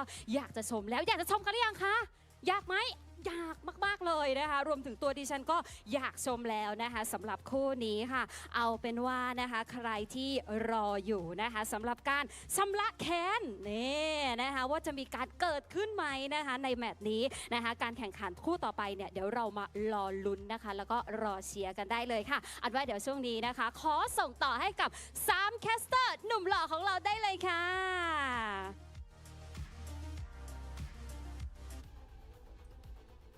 Hello, it's us again. Welcome back to MSL Thailand Season 1. Still your boys, Mirko and Midnight. Now we're down to the last game of the day, and I'm so excited about this because, I'm not gonna sugarcoat it. There's a lot of Filipinos in the roster here. So we're gonna be seeing Full Sense versus ACT Esports. How you feeling, Mirko? Dude, I'm feeling great. I'm feeling excited for this matchup. Very, very excited for this matchup. Again, it's not just any Filipino imports, though. We were able to see 2 Filipino imports in the previous game. This time, it's a pretty well-accomplished import in the XP lane. Dominic, SEA Games gold medalist. I remember this because it was an all-star Indo team that lost to Dominic and the trio of Blacklist at the time, and Owl. But hey, it is what it is. He's now in MSL Thailand, and it's really looking... Oh, honestly, yesterday they lost, but they lost to very, very good opponents. So I think we can give them a little bit of leeway. Bacon Time are up there when it comes to the power rankings. If you look at their roster, so I'm expecting Full Sense to actually get their first match win here today. Yeah, it was a very competitive match yesterday. Even though this team is jam-packed with a lot of experienced veterans from World Stage, from MDL even, and SEA Games. You have ACT Esports, who's very, I would say has been the surprise of regular season, especially coming from the qualifiers. They won 2-0 versus Tenacity yesterday, and I feel like this team has a lot of potential. I would even call them the dark horse of MSL Thailand. Coming from the qualifiers, there's more to expect from this team, and the expectations have been met. In fact, they went past expectation. The manner of their victory yesterday was I would call it a surprise, because again, who would expect, for a qualifier team to be that dominating from their day one debut in MSL? I agree, man. ACT looked phenomenal up against a team who went 2-0 just earlier. Tenacity, they beat SLX 2-0. It was kind of a stomp. You get to see here the standings now updated. VLTH Esports still that flawless record of theirs. It hasn't been shattered, and for the rest, I want to say everybody has a flawless record, but they're all 1-0, right? That can certainly change. Yeah. VLTH Esports have proven through very tough games today and through the 2 matches that they are still going to stay flawless. Yeah, the question is, will the qualifier teams take top 2 at the end of week number 1? Because it is an interesting, discussion, because now we see the benefits of having a qualifier, especially with teams, with players coming from different different places. We have a lot of experienced players coming to MSL Thailand. We even have imports, but also a lot of collegiate players coming into the league. And right now we have so many amateurs that are now competing in the pro stages that are performing really well. So I'm excited to see if that is going to be the storyline of week number 1. If ACT and VLTH Esports can actually fill those top 2 spots out of our standing. Now, let's watch. มาเล่นเยอะมากแล้วก็ทำให้การแข่งขันสูงขึ้นค่ะก็รู้สึกดีใจมากที่ลีกไทยจะพัฒนายิ่งขึ้นค่ะมันส่งผลอย่างคาดไม่ถึง ตามนั่นแหละมันลึกเกินที่จะอธิบายตอนนี้พูดตรงๆว่าอาจจะยังเป็นน้องใหม่เนาะในลีกอะไรอย่างเงี้ยค่ะเพราะว่าก็ยังมีฟิลิปปินส์กับอินโดที่เขาแข่งอยู่แล้วแต่ในอนาคตไทยอาจจะดีก็ได้เพราะตอนนี้ลีก MSL ก็มาแล้วก็ผู้เล่นก็ไทยมีเยอะมากๆอาจจะไปในทางที่ดีได้ค่ะ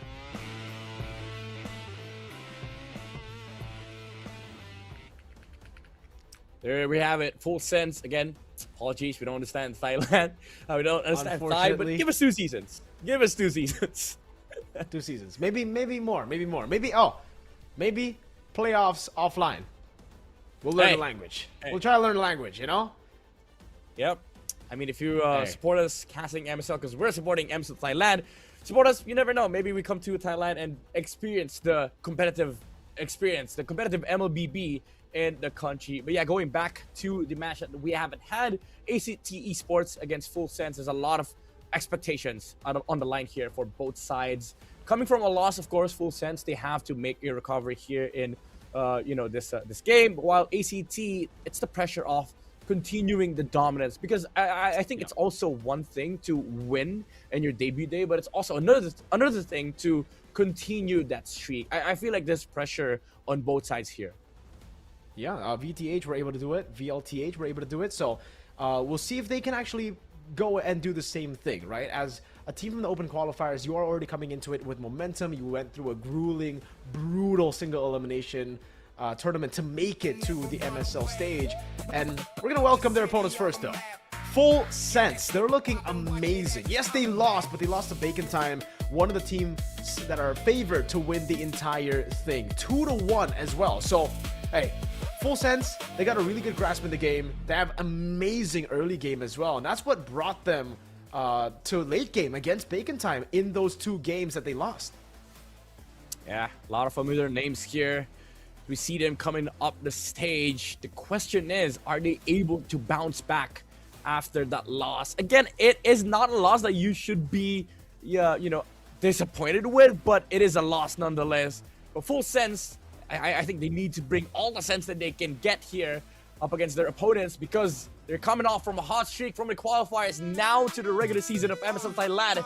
Here is ACT Esports, fresh from a win with a 2-0 victory versus Tenacity. I do think there is chemistry within this team, especially given the fact that 2 of the players here are literally identical twins. Maybe there's some science with chemistry here, but it is an advantage that they have right now going up against Full Sense. The gameplays would be more interesting. The drafts would be, I would say, something that Full Sense can utilize, because they have to attack ACT Esports when it comes to the combo, especially if you're looking into bringing chaos into the field. Because I think if you watch ACT Esports, especially from their previous games, chemistry is not a question here.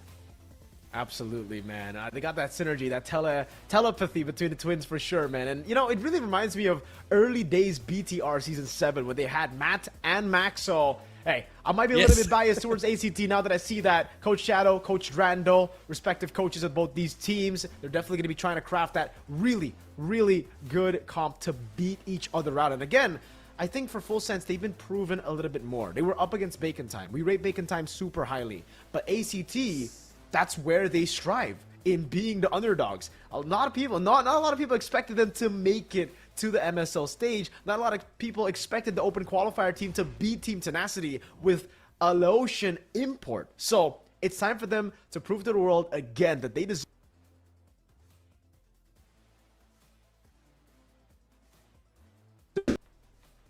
There is a lot of proof for Full Sense, given the fact that they have so many accolades on their lineup. But you can also say the same thing from ACT Esports Club. These players have a lot of semi-pro competition experience. They actually were able to win on the National Youth Development. They were in attendance in Philippines. I'm assuming they probably learned a lot, and it showed in their gameplay yesterday. There's a lot of chemistry, there's a lot of synergy, and I feel like they have more to bring to the table, especially with this hot streak victory that they had against Tenacity, a team that's proven to be a dominant force in MSL. Let's watch this video for a bit. จากทีม Full Sense ครับอาจจะเป็นเกมที่ดุเดือดความแค้นมันฝังลึก สวัสดีครับผมเซอร์รอนะครับมาจากทีม MLBB ครับเล่นตำแหน่งแชงเกิลวัดกับพี่ปอก็ผมชนะขาดอยู่แล้วเอาผมไม่ลงล้อผมพลาดมือลงโดนผมหน้ามือนะครับ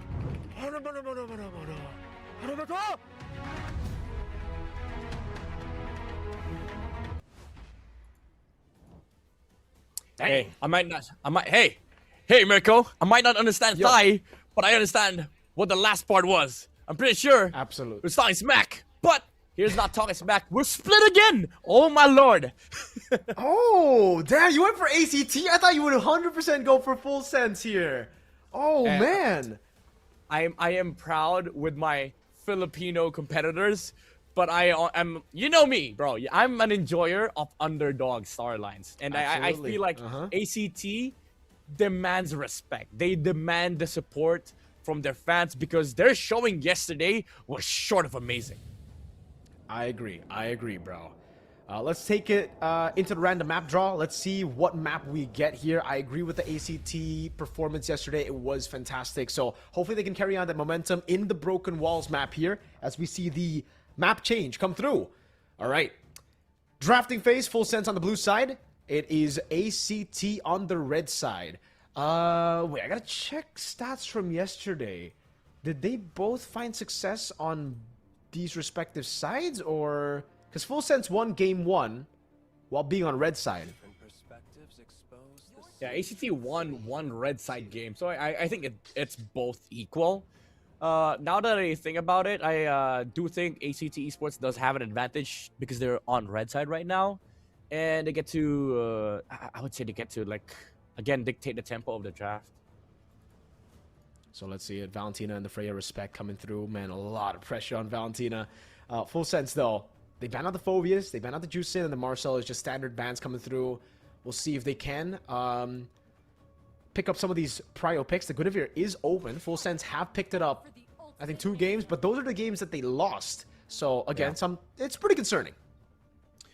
Yeah, I think one thing that ACT has to also consider is the fact that these mages ban don't mean anything to Full Sense because they've shown themselves to be capable of like putting the mage pick on the second phase because Angelina has been using the Kadidas or the Lunox, basically the weird heroes on on mages. Even sometimes like some players, especially mages, right, they don't like being second phase because you lose out on options. But Full Sense, they're not that team. They're confident to go with whatever Angelina feels like playing in a game. So now we get to see a Guinevere first pick from the side of Full Sense. We've seen this twice from them yesterday. It wasn't even banned out in the last game. And I feel like it's just confidence for this team, even though they lost with it. ACT, however, they can answer up with a typical Harley and maybe Glue or Eve. Yeah, ACT got to be careful though because the Arlet really looks like, Full Sense are looking to set up for it. They go for the Claude and the Sora instead. The Valentina's still open. The, again, Arlet is a great combo together with the Guinevere. It's also a great matchup against the Sora. They can pick it up right here, and I think the Yi Shin is a pretty good pick if you want to just get two winning lanes at the start of the draft. Yeah, I like this opener from Full Sense. ACT, I don't know if they...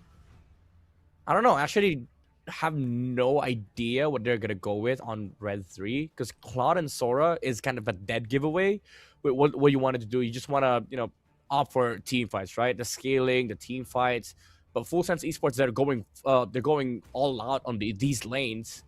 At this point, might as well just steal the Eve away from ACT, even though they would likely, pick mage second phase. They go for the carry. It's a decent answer against the Claude. Would have preferred the YSS though. Do you go Harley here?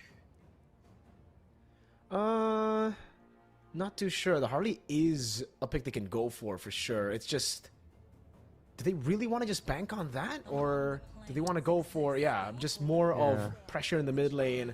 I don't know though. With the Eve, you did call the Eve. It's just I'm concerned when I see the Eve here, just because of the Arlet and the Guinevere combo. He's gonna have to be very, very careful. Has to pop the RWM right on time to cancel out on the big CCs. Yeah, these jumps are going to be a problem here for ACT. Even though they have re-engaged with the Sora, I feel like first engage is always going to be Full Sense. Now they're targeting the mage pool for Angelina. The question is, will Full Sense completely ban away the jungle pool for ACT? Because Suyo and Harley, these two heroes got picked up yesterday. And I think those are just comfort here for ACT. They removed the Zityan. Interesting. I thought they were going to remove the Kadita or the Lunox, but they opted to go for the Zityan. Maybe they're looking to get Kalea on red 4. But they got weird combos, though. I don't think Kalea fits their lineup. Yeah. Right now, with the Zitian Farsa banned out, Valentina, and even the Juicin banned out by Full Sense, this is actually quite a tough spot for Angelina here. I wonder what he's going to actually pick up. The Harley gets banned out by Full Sense. Last ban coming through here should be another jungler, right? And it is Suyo. Okay. Yeah, what are the mid laners up right now? The Lilia is an option if you want to go for safety, but then you would lack the range, and actually, I think it's alright to clear the way, especially now that Khalid has been picked up, right? You can try to match that mid prio just with the Lilia. And then you go, what, Gatot Kacha? Is that it? Or would you prefer Hylos? I think either of the two. Oh wait, Glue is still open, right? Yeah, Glue. Maybe Glue. Maybe they also get the Kadita. It's a decent Kadita game, I would say. Like you get if the they go threat Kalea, it's Kalea Kadita. Eve. Yeah, I agree. Maybe yeah. Badang and okay. Yeah. Okay, different approach entirely. I have a big concern though, like for mid game. Like I like the Guinevere Arlott Badang combo. Like these three are oppressive, especially up against the Khalid, right? But what are you gonna do if they just go full utility on ACT? Like imagine if there's a Baksha on last pick. If they don't pick up fighter jungle like a Leomord, they're more than okay running the Baksha here because there's not enough damage on the side of Full Sense. Even though there's a carry, there's a lot of ways for ACT to play around with a team fight against the carry. So I feel like Baksha is just so perfect here. So let's see it. Will it be the Baksha? They already have two very strong carries in the mid lane and the gold lane as well. They have that mid prio, so the Baksha will actually get a lot of value. But they go for the Leomord, which isn't a bad pick. But I agree with you. I think the Baksha would have been a bit faster to play around the Guinevere. The Leomord, on the other hand, very easy to catch for the Guinevere, for the Arlott as well. Those spatial migrations, the combos of the Valor Requiem. It looks like it's going to be quite easy to land this game. Yeah, dude. I was already concerned that they might pick up the Leomord, but this Padang just had its value increased because now he gets to stop at least 3 heroes in the river. It's not. I would say it's not an easy early game for ACT, but they do have that snowball advantage with the Leomord compared to the Baksha, because the Baksha will lose its value over time. And you also have to consider the displacement coming out from the Badang, the Arlott. So with this Leomord, at least they get damage. But my concern is if this gets shut down, this lineup is gonna get shut down immediately because there's a lot of threats coming out from Full Sense. Absolutely. So let's see it, man. Purify on the Claude. Let's just jump into the Land of Dawn for the final match of the day. The last day of week 1 here at MSL Thailand Season 1. And the people are hyped for this matchup. I'm hyped for this matchup. Let's see what they got. Nezha on the carry up against Flukeo on the Claude. Yeah. Also looking forward to the performance of Mr. Dominic on this Arlott. This used to be one of his better heroes, I would say. And against this composition, I feel like the Arlott is going to be able to do a lot because he doesn't have to worry about his own laning stage. All they have to worry about is this mid lane presence coming out from ACT. You pointed this one out earlier. Like the dominance is already there with the Eve. Like this mid lane is in favor of ACT, especially with the the pokes coming out from the Eve, right? But once the Guinevere comes into the equation, I feel like the trio mid just changes naturally. Compare that to a Leomord going to mid. He has to wait for level 4. The Guinevere's presence is just an additional stun so that they can layer their spells all together with the Badang and the Navaria. Definitely, man. Everybody has gone ACT. I'm the only Full Sense dude on the team right now. All right. Hey, I'm going to stick to it. You know, Full Sense, I think they have what it takes. Flash SR walks up and really gets cooked there by the damage. Dominic has to flicker out. This could be really bad. Zeros gets first blood. Oh, a quick shank on him. Okay, ACT. This is why I mentioned earlier the dominance though. Oh, wait, Sylvie gets punished. The jump from the Guinevere with a combo from the Badang. Nowhere to get out. So it ends up being 1-for-1, but it's still ACT to get more of the value here. Look at that. The entire jungle bottom side was taken away by Seros. He's level 4. Flash SR needs to wait a little bit before he gets level 4. And I think that means this is a free turtle. Should be to ACT. Yeah, I don't know, man. Full Sense didn't even utilize their trio mid. Now the Leomord gets to play. And I think this is the value of picking up the Leomord, right? If your enemy doesn't want to play trio mid, then you get the value of the Leomord having that level 4 with the Phantom Steed. He gets to play the oppressive game. Oof. Wow. Okay, nice attempt. Oh, solo kill Piper! Oh my lord, that's a solo. He saw that Dominic didn't have the flicker, was still level 3, went all in and got the kill. These open qualifier teams are crazy. Yeah, dude. Okay. We did mention during the draft with this Leomord, there is that snow potential. I think that's it. Full Sense, they have to wait for the carry to pop up. Unless Angelina is going to be able to like find good snipes in this game.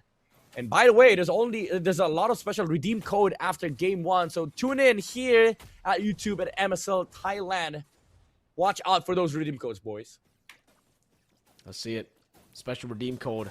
What will it be though, right? Like, is the redeem code going to be a skin or will it be like like magic dust? It really depends, dude. If it's magic dust, I might not claim it. What do you think, Midnight?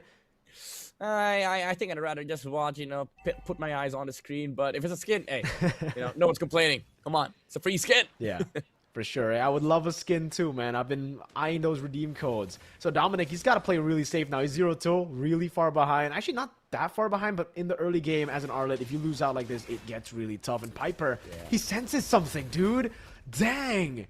ACT are playing it so clean. Instead of just playing for the lane, he just rotates over despite having Concussive Blast. He knows something's fishy. The Arlet hasn't shown up. The Guinevere hasn't shown up. But it'll end up going in right here. I think it'll be Copper Spatial Migration and all in into the bottom lane there. A gank. It will be a free kill. So they're finally able to get the kill on Piper. Now the orange buff. No Spatial Migration. Oh! The all in with a fist crack there with the final slash as well. But now here comes the Phantom Steed. Resets coming down as the RWM with the Raging Sandstorm. Takes Flash SR down. Oh, great sidestep, but it's still going to be Dominic who picks up the kill, and he's looking for more. He's all alone, though. The team has left him alone. He can't go for it. He can go for the skill 1 flicker, but he'll play it safe. Yeah, good patience coming out from Full Sense. After that Sora kill on the bot side, Flash SR waited for like 40 seconds for the Sora to come back. And after taking down the Sora, they knew that they could play. They could play mid. And ACT didn't respect the fact that there's enough damage on Dominic on the Arlot. Even though they've gotten themselves 1 kill, Sylvie actually took 1 kill on the side of Full Sense. I think after that sequence, Full Sense is back. They're completely back. Flash SR playing very aggressive in the start of the fight. Oh, Dominic! Uh-oh. Amazing plays coming in. Final slash, locking him down. Now, Raging Sandstorm with the Valor Requiem's right there, and he gets a Retribution as Porzan rotates over. Piper gets away with the claw. Now goes to the air, but can't find the angle to get on Ninja.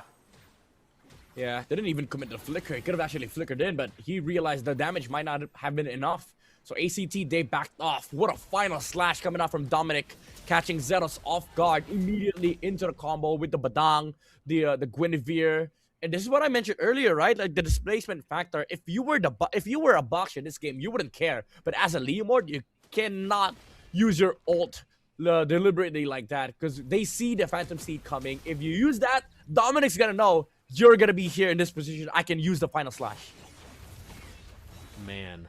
And now it's Sylvie really struggling to utilize that mid pressure. It's all about the early game. It's all about that snowball if you want to utilize the the Khalid. And on the other side, the scaling comp being so even at the start of the game, able to get a turtle as well means that it's tough for ACT, dude. They wanted to rely on a snowball. Oh, bit of a miss there, a whiff, but it's a-okay, you know. Yeah, I feel like for ACT, they even though they had a good time early game, it is still like very conditional, especially when it comes to fights, right? Because there's a lot of like utilities and controls on the side of Full Sense that you have to be very, very careful. I said earlier that that was it because ACT, if they played it right, if they played their cards right, there was almost no way for Full Sense to actually make a comeback because they have to force errors on the side of ACT. But if you play Leomord like that, if you show where you're gonna be with the Phantom Steed, then again, Dominic could just counterplay with a final slash, pull up the combo with Flash SR. And now that they've gotten themselves back in the game, the Navaria, suddenly you realize that the value is becoming higher and higher by the minute because every vision is important in this game. Because if Full Sense sees the heroes of ACT, then there's nothing to be done on the side of ACT. Then the carry is just scaling. And he is doing exactly that right now. He's just scaling. He got a kill too, so that's a bonus. But in this lane, it's really hard to put it on him. And look at the control of the Astral Echo as well. They go, final slash into the Final Requiem! That's the couple we were talking about, and now the all-in as Angelina's able to flicker out, but Dominic gets caught, still has a vengeance. Does he go for it? Oh, Dominic surviving for such a long time. In the end, it's a winning team fight for ACT. Yeah, the Blazing Duet from Fukio was amazing. In the middle of the fight, alongside the RWM, they didn't have enough damage on the side of Full Sense. Nezha was zoned out by the Sora. Go flicker out, however, is able to survive off of that team fight. But ACT, at least they managed to secure something even after losing the turtle. Uh-oh, Astral Echo. Great fist crack coming down, but the Phantom Steed's right there in Seros. Oh, it's still Flash SR who takes it away. I thought it was his red tree. Nope, Flash SR.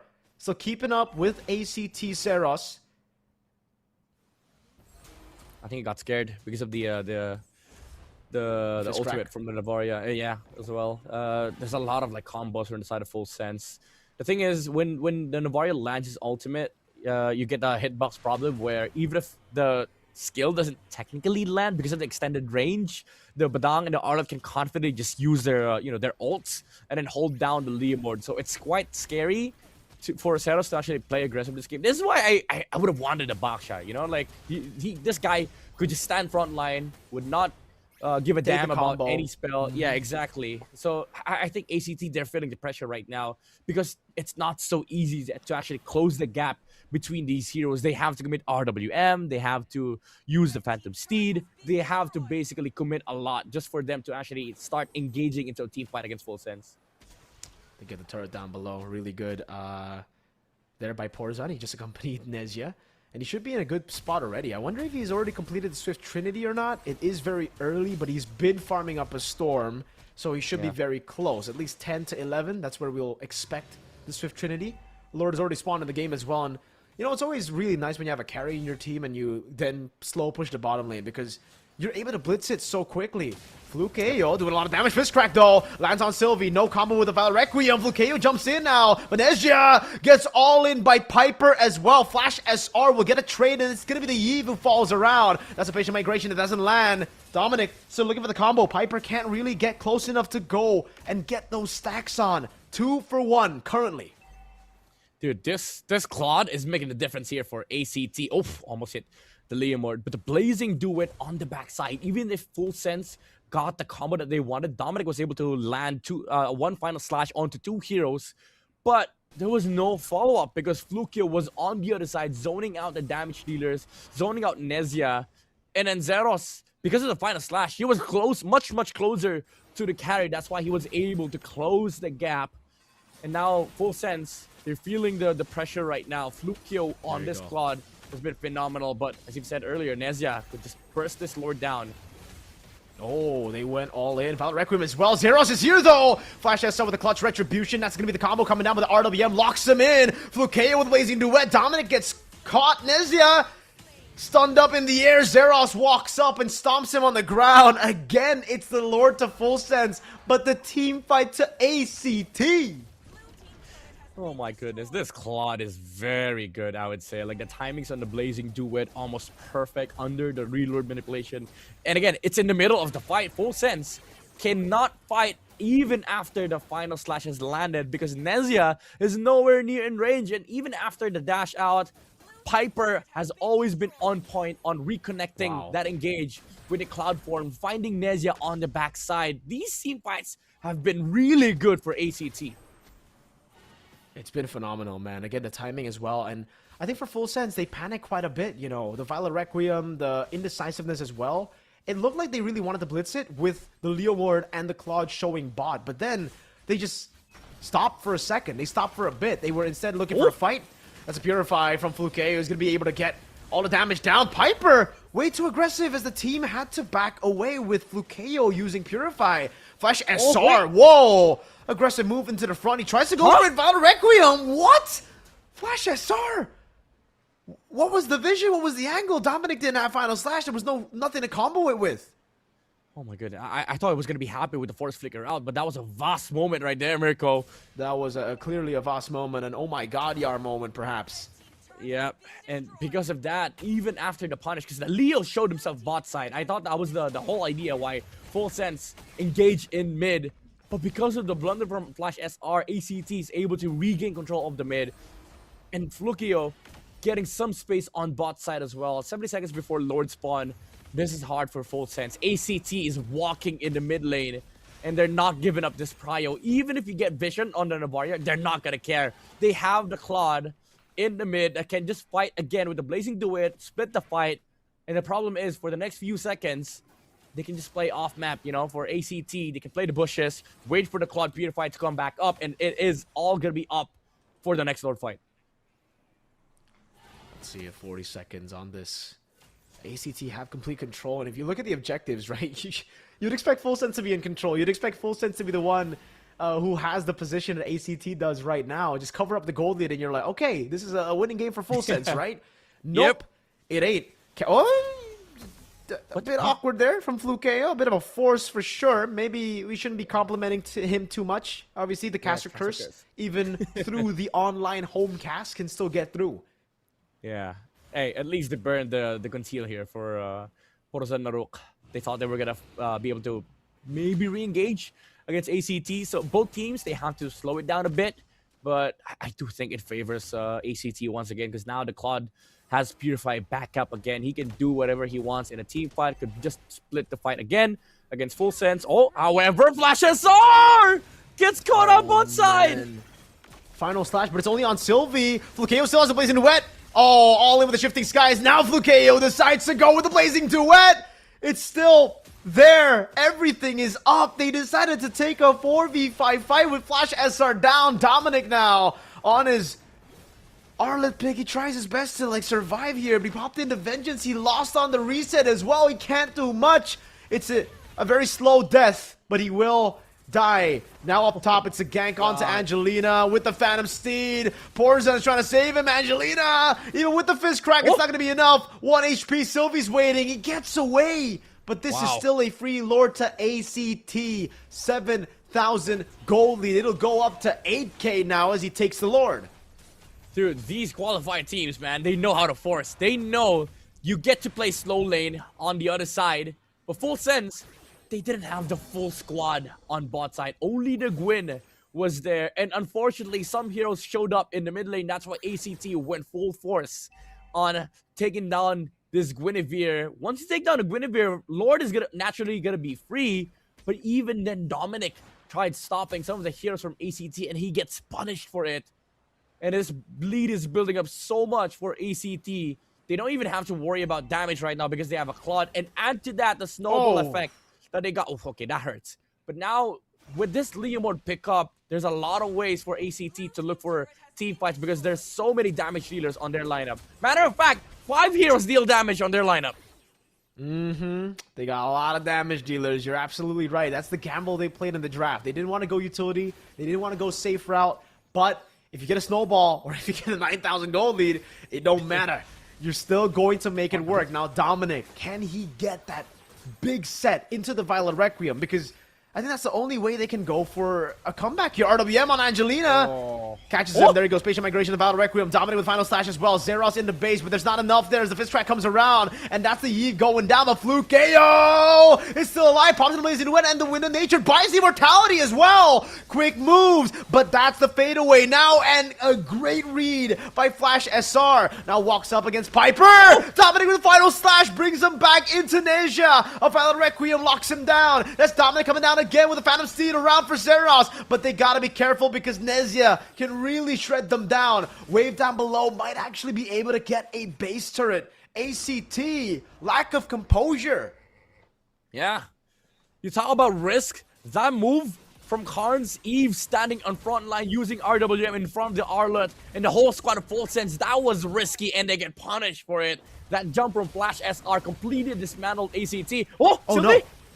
Oh, that was a whiff! That was a whiff! They thought they could get a Final Slash into the Valor Requiem. Neja still kiting! Fist crack to peel him in the back. Neja gets taken out by Cards on the Eve! It's a shutdown though. Dominic going through their HP bars. That's a stun and a spear from Angelina down below. Flukeo looking for the play. Cards with the flicker in forward. Flukeo trying to gap close. They get Porzen down. 3 members are down, and it's looking like ACT want to go for the end.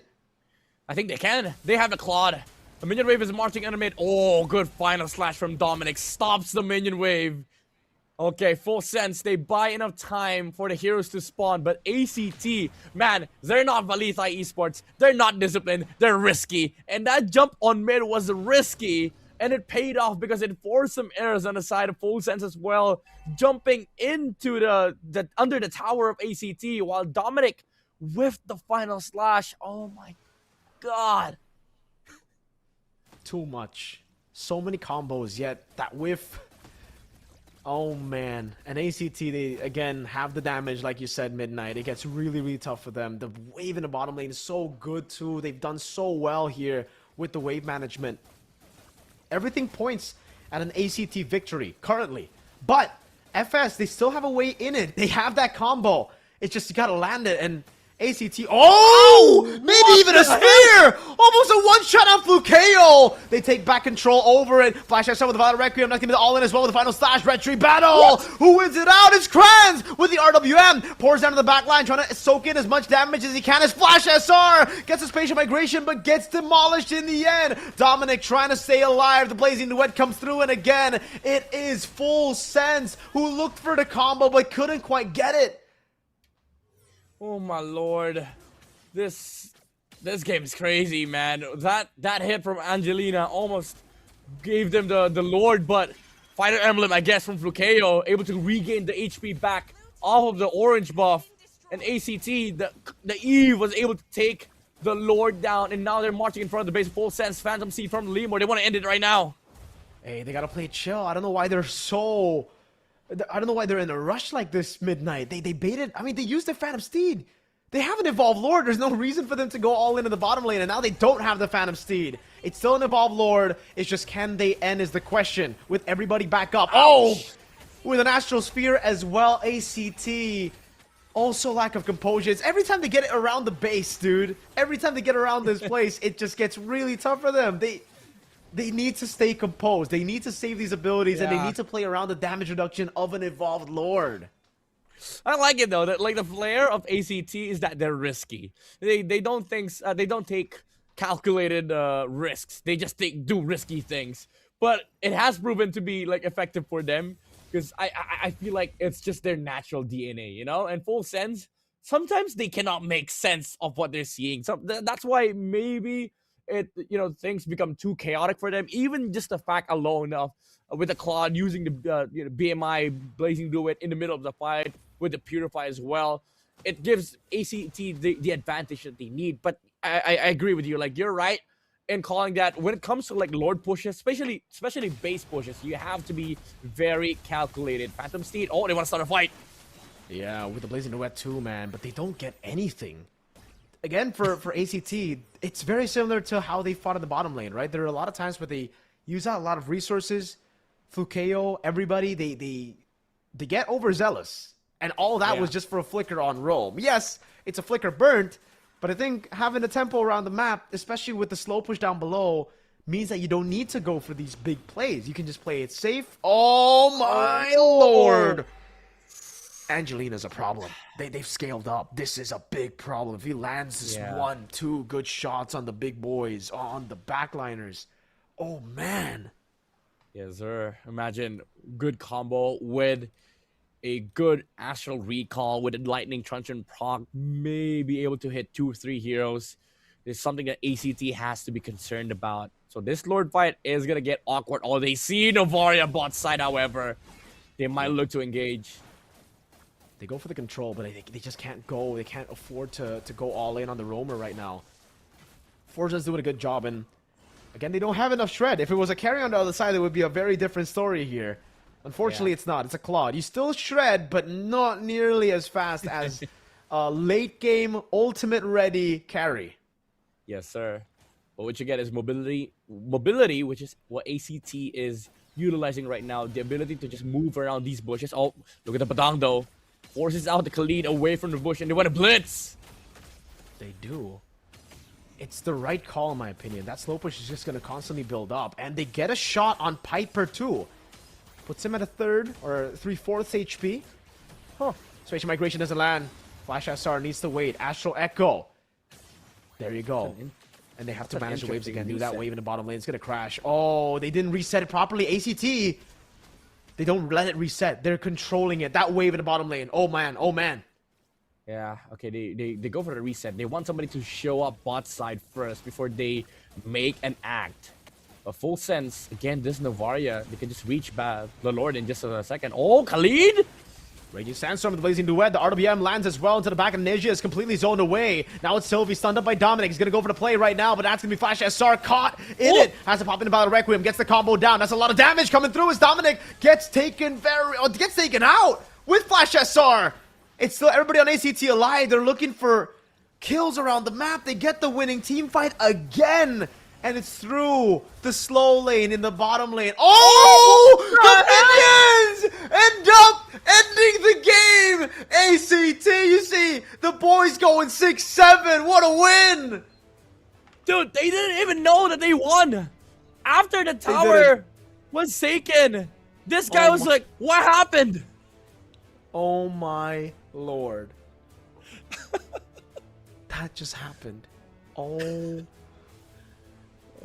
man. I mean, it happened in Malaysia. I guess it can happen again in Thailand. Oh my god, this game, man. The risk takers taking this game by storm. Dude, the last fight was very close. If Angelina was only able to land one Astral Recall, he would have been able to take out at least 2 heroes on the side of ACT. But it didn't matter because the fight wasn't about who's winning the team fight, who's taking the Lord. It's about the minion wave that crashed into the base of Full Sense. Well played, ACT. Well played. A long game. A game with 0 neutral objectives at the start. But hey, it doesn't matter. If you're able to team fight like ACT, those objectives are only just bonuses, man. Play around it. Play around these team fights. ACT are just banking on what they're best at. And it clearly is team fighting. Despite the combo from Full Sense, despite our like concerns for the Leomord against the final slash and the Vile Requiem, they prevail. Yeah. Like, I guess this team is really good at like problem solving in team fights because we've seen so many layers of engage from ACT. First, it was the Sora that was providing problems for the carry, and then it became the Claude, and then it became the Khalid. They tried so many ways of engaging fights till they found the right answer. But even then, there were a lot of problems that they needed to solve. First off, the Novaria problem that they had in the late game. They were trying to force the Novaria back to the base before they actually take the Lord. But thankfully for ACT, they had more answers than they could have asked for. They had minions. Minions MVP. 2 times this week. Sir. I can't believe we get Minions MVP 2 times in a week. I mean, at this point, I'm just hoping for the last match of both PH and ID to have another moment. We got to make it 3. But hey, it's been a crazy week 1 here for MSL Thailand. We've gotten crazy games, some upsets here and there, but also Minions. I would give the MVP to Minion. I'm joking. It's Sylvie here who gets the MVP. 96% kill participation. He did a lot, and it's mainly the screening. It's mainly like the things you see outside of the team fights, right? And then in the last moment, obviously he got that big Raging Sandstorm that started things off. Yep. You know, when you're talking about roam, there's a lot of things to consider. It's not just about tanking. It's not just about setting, but it's also about like vision, controlling mid prio, river, not allowing your enemies to like go to side lanes. That is what he was able to do in this game. He was preventing the Gwyn from coming to the mid lane, which sometimes is the correct play because even if you have a hero like Khalid, most of the time you want to be able to poke out the mages. But in this game, he just provided vision on the Guinevere, prevented him from coming towards the mid lane, which kind of allowed the trio mid to play it chill for a bit so that they get to that level 4 timing of the Leomord where Zeros is much, much stronger.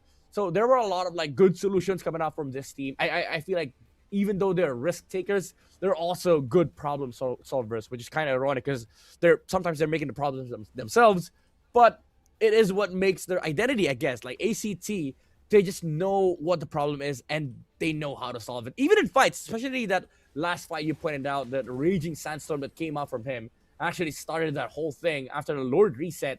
And then the true MVP of this game, the Minions just finished the game. Absolutely, dude. Oh my lord. These team fights are great. You pointed it out. The Claude's amazing. It's an amazing Claude player. And Flukeo, even though there were a couple of misses here and there in the Blazing Duet, you know, you can kind of give him a pass because of how good and how much he's carried around these team fights. Always coming in late, always acting as the assassin towards the team, and it works perfectly. You don't want to go in first up against a final slash and a Valor Requiem. That can always ruin your game. And the fact that he always has the Purify up at the right moments and he's spacing really well. I don't know, is he spacing really well? I think in a lot of these team fights, it's also just, for some reason, Full Sense never targeting him. They see him and they go for other combos instead. So yeah, we have to see that problem get fixed by Full Sense for sure. But there you go. Look at them. Look at the way that they were able to push in through. I think the glimpse of brilliance that I saw in this game from Full Sense was Angelina, actually. I think that's the only part of the game that I was like, whoa, you know? He's doing a lot for the team. And it was through those big shots. It's just, that's why in this meta we don't see the Novaria too much. We don't see too much poke like that conditional poke. It's because sustain is ridiculous in the current meta. You have to take that into account. Yeah, it's too slow, honestly. Like, even if you land those shots, we saw earlier just how quick Claude was able to regain his HP back. Huge shoutouts to the dev who thought Fighter Emblem could get some buff. And now we see the full strength. Like, Flukeo, even after getting hit by a big Astral Recall, took 2 seconds for his HP to go back, and then just use Blazing Do It under the Lord. Carnes was able to steal the Lord away from, from Full Sense. And that was the end of the story right there. And I think I would have preferred, honestly, the Kadita on the side of Full Sense. In that regard, like the Kadita, Kalea maybe could have bursted down more heroes on the side of ACT. But it is what it is. Even though he had an amazing performance, I think you're right. Like, there's a lot of things that Full Sense needs to fix come game number 2, like team fight control, targeting, and maybe draft as well. Because even though it looked great for a couple of moments, this Navaria pickup really did hurt, even in the late game. Even if the damage was there, they just didn't have the right tools to deal with ACT. Yeah. And ACT had all the ways to deal with it, right? Again, a couple of moments where the spheres did land, but then you take the comparison straight up in the mid lane. You see Karns on the Eve, consistent damage, CC that you bring to the table. I understand maybe it wasn't just about the poke, it was also about the Astral Echo so that the hitboxes are better for the Final Slash and the Guinevere. But it just didn't work out because against elite teams like ACT, they know when to walk up. They know when they can just play the long lane. They know how to split up as well. So even if you get a Final Slash, I think the most they got was 2, right? Like 2 members. It's never more than 3. It's never 3 or more. So again, the combo just never really was there. And if you build the composition around just one combo, that's where we usually see elite teams. They're able to outplay it. Yeah, because there's a lot of like openings. I would say even with the the concept of having a Navaria as poke, one might argue that it's good poke, but good pokes in this meta usually have follow-ups, and I feel like Navaria is just too slow. Even if you take down a huge chunk of somebody's HP, they're gonna be back and full in just a second. That's why heroes like Alice, Uranus are very prolific in this current patch. A lot of like the fighters can get their they have higher uptimes compared to old meta heroes, which is why I think good burst and good poke is very important in this patch, and that's something that they lacked in this draft here for Full Sense. So I'm expecting a lot of adjustments come game number 2. But hey, we did ask for the second half to have amazing games, extended games. Now we're getting it. We're getting everything that we asked for. Maybe we get a stomp on game number 2. I don't know, but it is an interesting match between these two teams. But let me just say, the qualified teams, man, there is something else. Dude, for now, it really looks like the qualified teams are on a level of their own. We'll see if they can actually beat the experienced Thai team, Buriram, right? They obviously showed a very good game. They were super clean with it. They were actually even faster getting those matches against Hydra. So we'll see. Again, that remains to be a question. I'm glad we already have so many questions here. Coming into week number 2 later on, week number 3, and later on the playoffs, even more questions as these teams will upset each other. These teams will beat each other around, and we'll have like a definitive power rankings before the playoffs. But again, in the playoffs, it'll be different, right? The open qualifier teams, they make it to the regular season. The regular season might go smooth, but in the playoffs, that's where experience really comes in handy. And that's where maybe some of the experienced players can show up, or we might get that lightning in a bottle situation with these 2 teams from the open qualifiers. Maybe they'll make it all the way to the grand finals. I wouldn't complain. Any way it plays out, Midnight, I think it'll be a banger. Yeah, dude. I mean, it's happened so many times in the past, even in the recent years, recent memory. One team pops up to my mind. It's Team Liquid ID. These players were very young at the time. They were very fresh, and they got to the grand finals of an M series. Maybe we get the same story for MSL Thailand. I'm so glad we get to do this, right? Like, having to cast for a region such as Thailand, it's one of the first few regions to be able to, like, I'd say come out for MLBB. And now that they're back in the competitive scene, you get amazing storylines like this, where even amongst the experienced teams, experienced players that come from multiple titles, we still get to see teams coming out from qualifiers beating out these experienced players. Mind you, there's a lot of champions on the side of Full Sense. For Filipino fans out there, Dominic is in this lineup, and we get to see like ACT pull out an amazing victory against them. Granted, they got the help of the minions. Yep. So again, back to the drawing board. ACT, can they keep this momentum alive? I think after that game, it makes sense for us to just say yes. Yes, it is going to be very good for them. Yes, they will be able to keep this momentum alive. They looked really good, and they were surprised. They got that momentum boost. I mean, they were celebrating that win. I don't know exactly who that was who just spamming 6-7 as they were winning there. But hey, a win is a win. And I think it might be a bit tilting for Full Sense to lose in that fashion midnight. Going into this matchup, I hope they've reset. I really do. If they haven't, it's going to be a long game. And I don't mean a long game literally. I mean a long game for them because, yeah, it might be a stomp after those kind of games, man. Usually when we see a close game go in the way that it did, the next game gets a bit stompy. Yeah, I agree. Because the thing is, even if, let's say, they win game number 2, they still have to play game number 3. I think the only real reset for Full Sense is for them to actually stomp game number 2. But it is something that they have to do. Keep your composure, reset, remain calm. Because at the end of the day, you didn't lose to ACT. You know, you lost to minions. And Full Sense, they have a lot of adjustments that can be utilized in game number 2. First off, maybe change how the archetypes of the mages that they want to play is made. Because I don't think Novaria is that good in this patch. Even though we saw the ability of the hero, the capacity for damage, it's just not fit for the current meta. Yep. And it's the same, well, it's very similar bands, but it's just reversed. Now ACT are on the blue side. So Full Sense, after losing that game, they decided to swap over. Decided to take over the red side. We'll see if it actually works out for them here. Because, like you said, red side has been favored in a lot of different series, in a lot of different regions as well. I think in MPLID as well, it's the red side that has been winning a lot more than blue side. Just because you have the final say in first phase, you have the final say in the second phase. You're able to leave way more heroes open and snatch away so many more heroes open because there are a lot of OP heroes. It's not just a one hero meta like it was back in the day.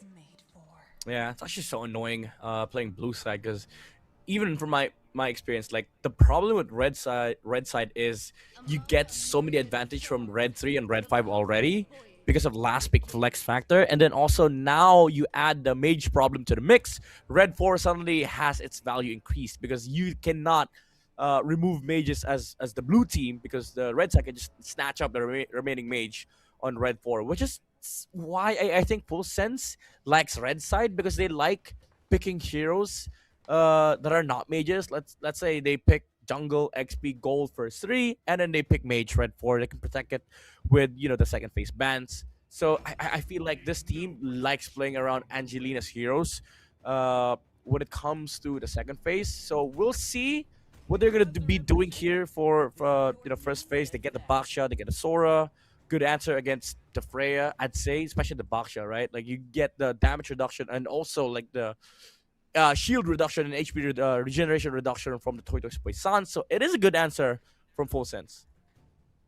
All right. So again, they stick to that. The Freya gets left open.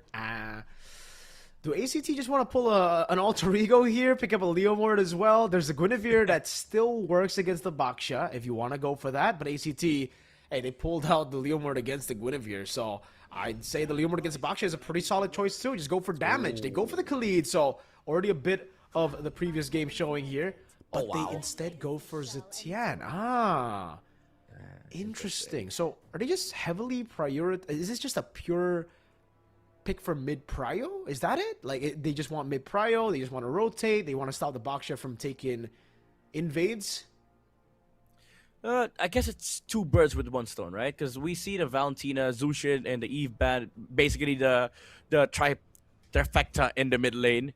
And ACT, I think they understand that this team lacks second-facing mages, So the way to solve that is there's already the 3 mages removed. Let's just get one that is quite annoying on the hands of Angelina, and then we utilize the second phase bans to remove some of the powerful mages out there, like the Kimis, the Lilias, against Full Sense. So now I think Full Sense, they're pressured to pick the mage right now, because if they don't, they get Hylos, all mages will be removed on the side of ACT.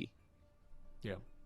So the Hylos gets picked up. Now they gotta remove Shred, right? They just get the carry out of the way, maybe even the Claude, or carry Moskov maybe. Just get away the Shred, pick up.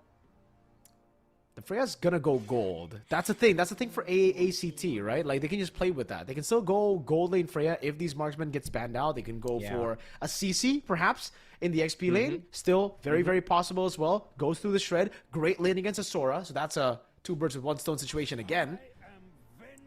And it's actually the Moskov ban from ACT. So is this just... I think it's opening up for the Freya to have a good lane, no?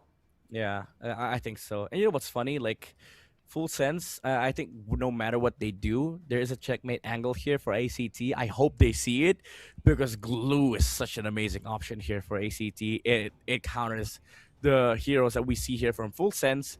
And, you know, the thing about Full Sense is if we, again, go with the narrative, right? Like, Full Sense will likely pick up the mage on red 4. If it's not a Faramis or Vexana, then Glue just gets a free game. Because honestly, if you put Glue here and then pick up a fast jungler like a Nolan, I think it's game over for Full Sense.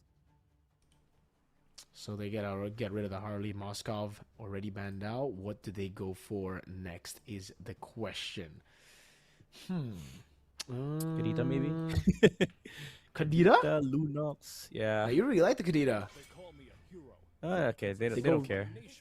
Yeah, they don't. They just go for the Yi Sun-Shin. So, you know, the carry ban actually works in favor of ACT if the Freya does go into the gold lane, because that's another lane or another matchup that a lot of people would go for if you're up against the Freya. Full Sense, though. Let's see what it is in the gold lane.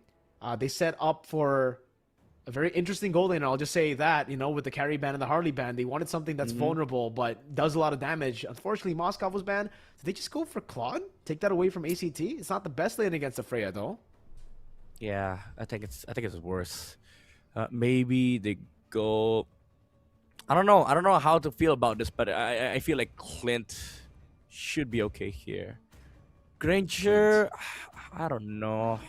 I don't think there's a good mage. There's a good gold lane here. Yeah, Full Sense again. Red 4 mage always. I think that's been this team's identity, especially with their coach. That's just the drafting style, I guess. Now ACT, they see no Faramis, they see no Vexana. I think it's a perfect glue game, honestly. Even though there's a Lunox, you're not laning against the Lunox, so you don't care. Just go glue Nolan, I guess. Glue Nolan is a solid option here.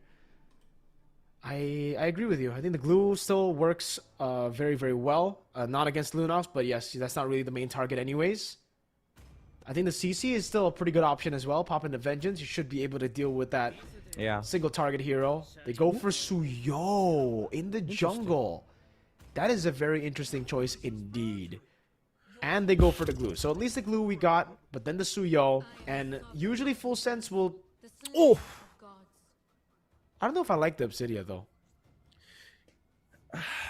I guess they have a Hylos, but I don't know. It's too slow for me. Like, this draft feels too slow. I agree with you. It really feels like the Lunox not gonna have a fun time. The Hylos as well in the mid lane, they're really gonna get bullied. Baksha then will try to look for invades, but the Suyo matches him in mobility. And then there's a Sora in lane against the glue, which is a bit 50-50. I guess there's a way for you to play safe on the Sora. And then there's a late game Obsidia that can't really rotate. Meanwhile, Flukeo is going to be active all around. I think even from Turtle 1, because it's up against an Obsidia, right? You just cut the wave. Yeah. Obsidia can't do much. Very immobile early on. So I think ACT might have drafted a composition where they could just snowball. Yeah, I think it's a surefire win for ACT just based off the draft. I've seen this draft before, and I like Obsidia against Freya, but I don't like this Obsidia Freya version because there's a lot of problems that they have to address. First off, this glue is going to be annoying in the team fight, you basically have to kill this guy first before you target Freya, because the way that this composition works for ACT is that if you ignore Glue, you're losing out the poke battle against the Zetyan, against the Suyo. So there's a lot of ways for ACT to play this. So this cut, what the hell is this cut? What the? Zeros? Oh, they're actually gonna win it out? What? How did this work out? Zeros just got first blood. It's gonna be a double. No way, 2 kills at the start. How did they? Sylvie's gonna walk up. Oh, quick Sandguard to slow. Angelina got a flicker. It's an early invade. What a cut. We were judging it like what, level 1? Oh my god, dude! I didn't even notice. Like I thought ACT was red side, and I'm like, what the hell is Baksha doing here? And then the map reveals itself. It's blue side going over the red side. So that's ridiculous, invading, bro. Oh, the risk takers, man. Dude, I don't know what's more ridiculous, the fact that they did that or the fact that it worked. Hey, you know what? Like, maybe they think, okay, we have a Suyo, immortal form, by the way. Damage reduction is good. And then they were like, what's Baksha gonna do? Like, is he gonna roll around? No, he's level 1. I guess, you know, with the Khalid, with the Zetyan as well, you have multiple procs of your skill 1. And with the Suyo, you're right, you do have the immortal form. But the thing is, everybody was magic, right? It was a Hylos and a Baksha. Sure, I guess the Obsidia, I don't even think Nezia was really there to hit all that time. Yeah. But hey, it is what it is. The killing spree is also a very, very good shout because he was able to get a little bit of HP from both the low targets of Porzan and Flash SR. And because of that, they cannot play for Turtle 1, man. Flukeo wanted to go for the cut. Just Valkyries are sent out of there. This is what I'm talking about when it's the Freya dude. It's just, you can't kill him. You got CC immunity. He's even got a Purify. That's an all-in on Carnes. But he's able to get away, and it's a free Turtle. Act 1.2k gold lead so early on.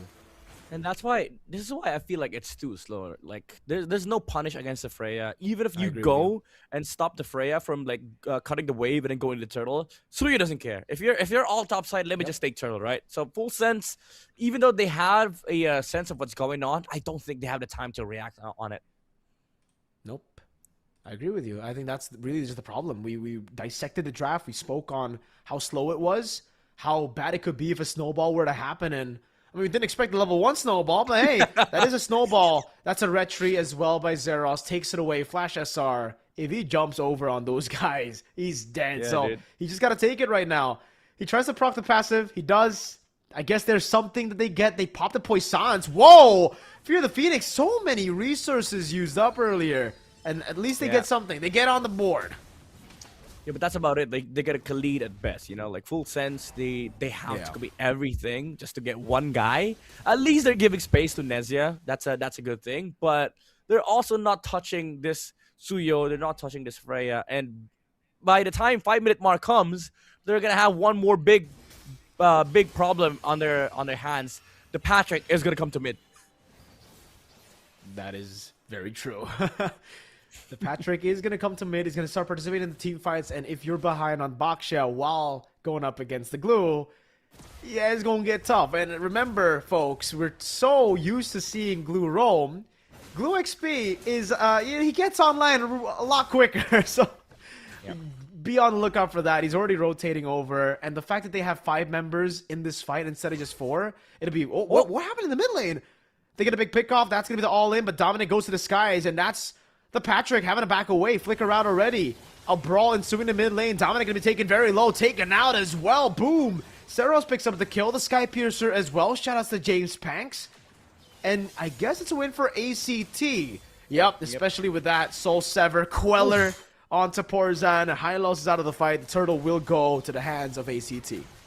Yeah, it's a sad shout out though, because AP Brain just lost to Aurora, but this Oh, Suyo no. is winning in this early game. 4 minutes, Miracle. It's not even 5. Like the Patrick's here, and they're now feeling the wrath from the sea. Full sense has nothing against Piper. Even the Dominic found a good engage against Carnes because the Zetyan passive was not there, especially with the shifting skies. He's able to sort of like displace the Zetyan, but that was about it. This is the problem with this lineup, especially if you don't have the Obsidia. You're not able to take anybody down on the side of ACT. Oh, top lane though. Yeah, that's a skirmish. Oh, no way! Raging Sandstorm, the fray is going crazy! Flukeo there, bought enough time for Zeros to rotate over. Nezia doesn't even have the Hunter Bone. The Queller doesn't land. They still want to stay here. But look at Angelina on the Lunox, already positioning to stop that from happening. All right. Yeah, this gives them mid-priority for ACT. And this is the biggest concern I had during the draft. Like, if you look on paper, it was okay when they picked up the Obsidia. But when you add the other factors in, like battle spells, as we see Dominic die on bot side, Flukeo is just going to go Purify on this Freya, and he's going to be able to fight into the Obsidia. And you also have this Khalid problem. Basically, the ultimate from Nezia is negligible in fights because there's a lot of heroes that can catch it that don't die to Obsidia. Yeah, it's tough, dude. Look at how they're already giving the resource over to the Suyo as well. The Glue's just a roamer at this point. They're gonna deny waves too. I thought it was gonna be a turret take, but they're denying waves from Dominic instead, which I think is the better move. Sylvie zoning Porzan. They're gonna go for the steal again, man.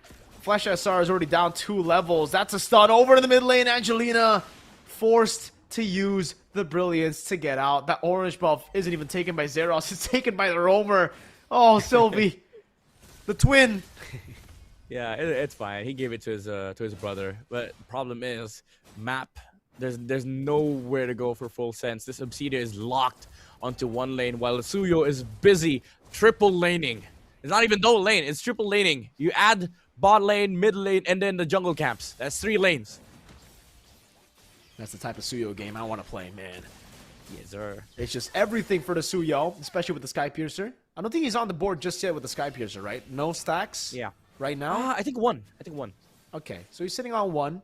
It's still geekable in Indonesian terms.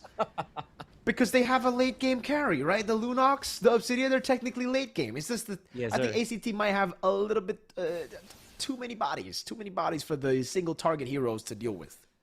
Yeah, I mean, I'm fine with geekable, just not Vamos, because we saw that last year's. Oh, Sylvie. Man.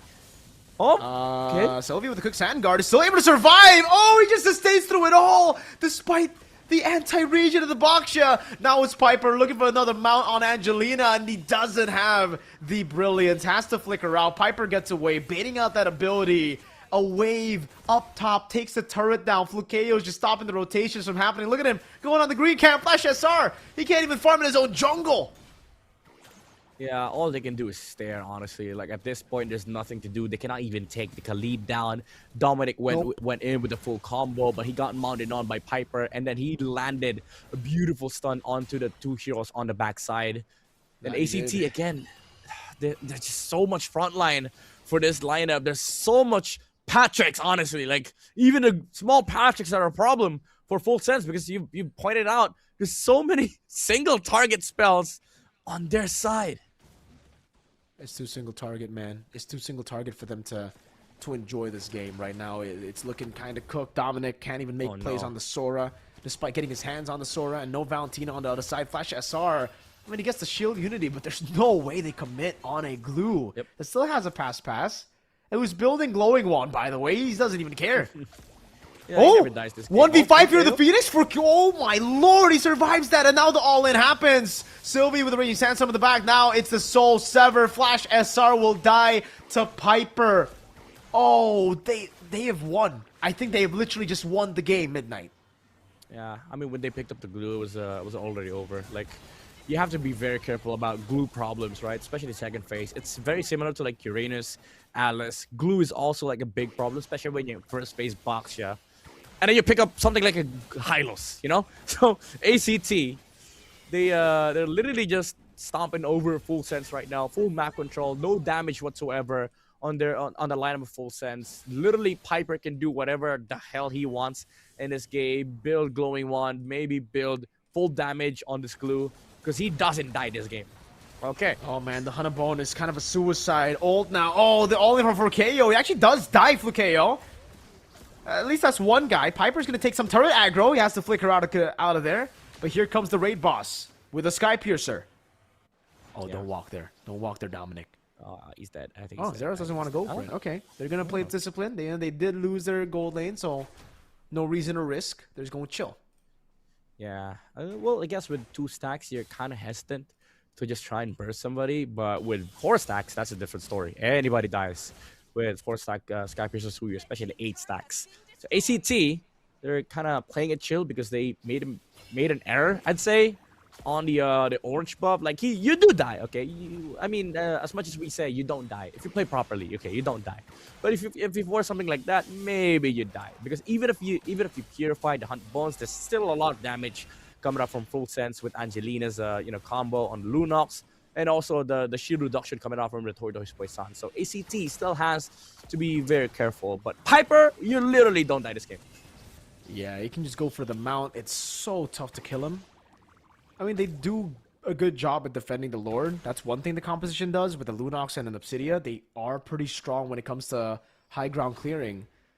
Yeah. But ACT, as long as it's outside of the base, as long as they get enough Lords, this will ultimately just, fall. It'll go back to what they've always wanted. Let's take a quick item check here. Oh my god. I wonder how many Thunderbelt stacks this Khalid has, because there's a bunch of like melee heroes on the side of Full Sense. This guy's so tanky. Look at this Khalid. He's so tanky. He is. Oh man.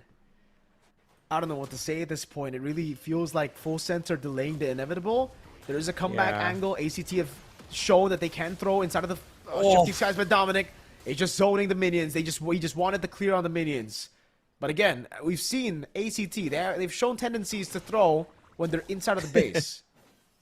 It's the risky moves, right? They're the risky team, ACT Esports. I feel like they understand after that game 1 victory that they are capable, I guess, of throwing. And after that Freya death, okay, maybe we don't play aggressive. Maybe we just wait for Lord. Maybe let's just freeze the map, similar to how top teams play, freezing the map, play for their resources, and then just force Full Sense back into their base. And right now they're coming out as 5 Full Sense. They want to look for somebody. They find Flukeo, however.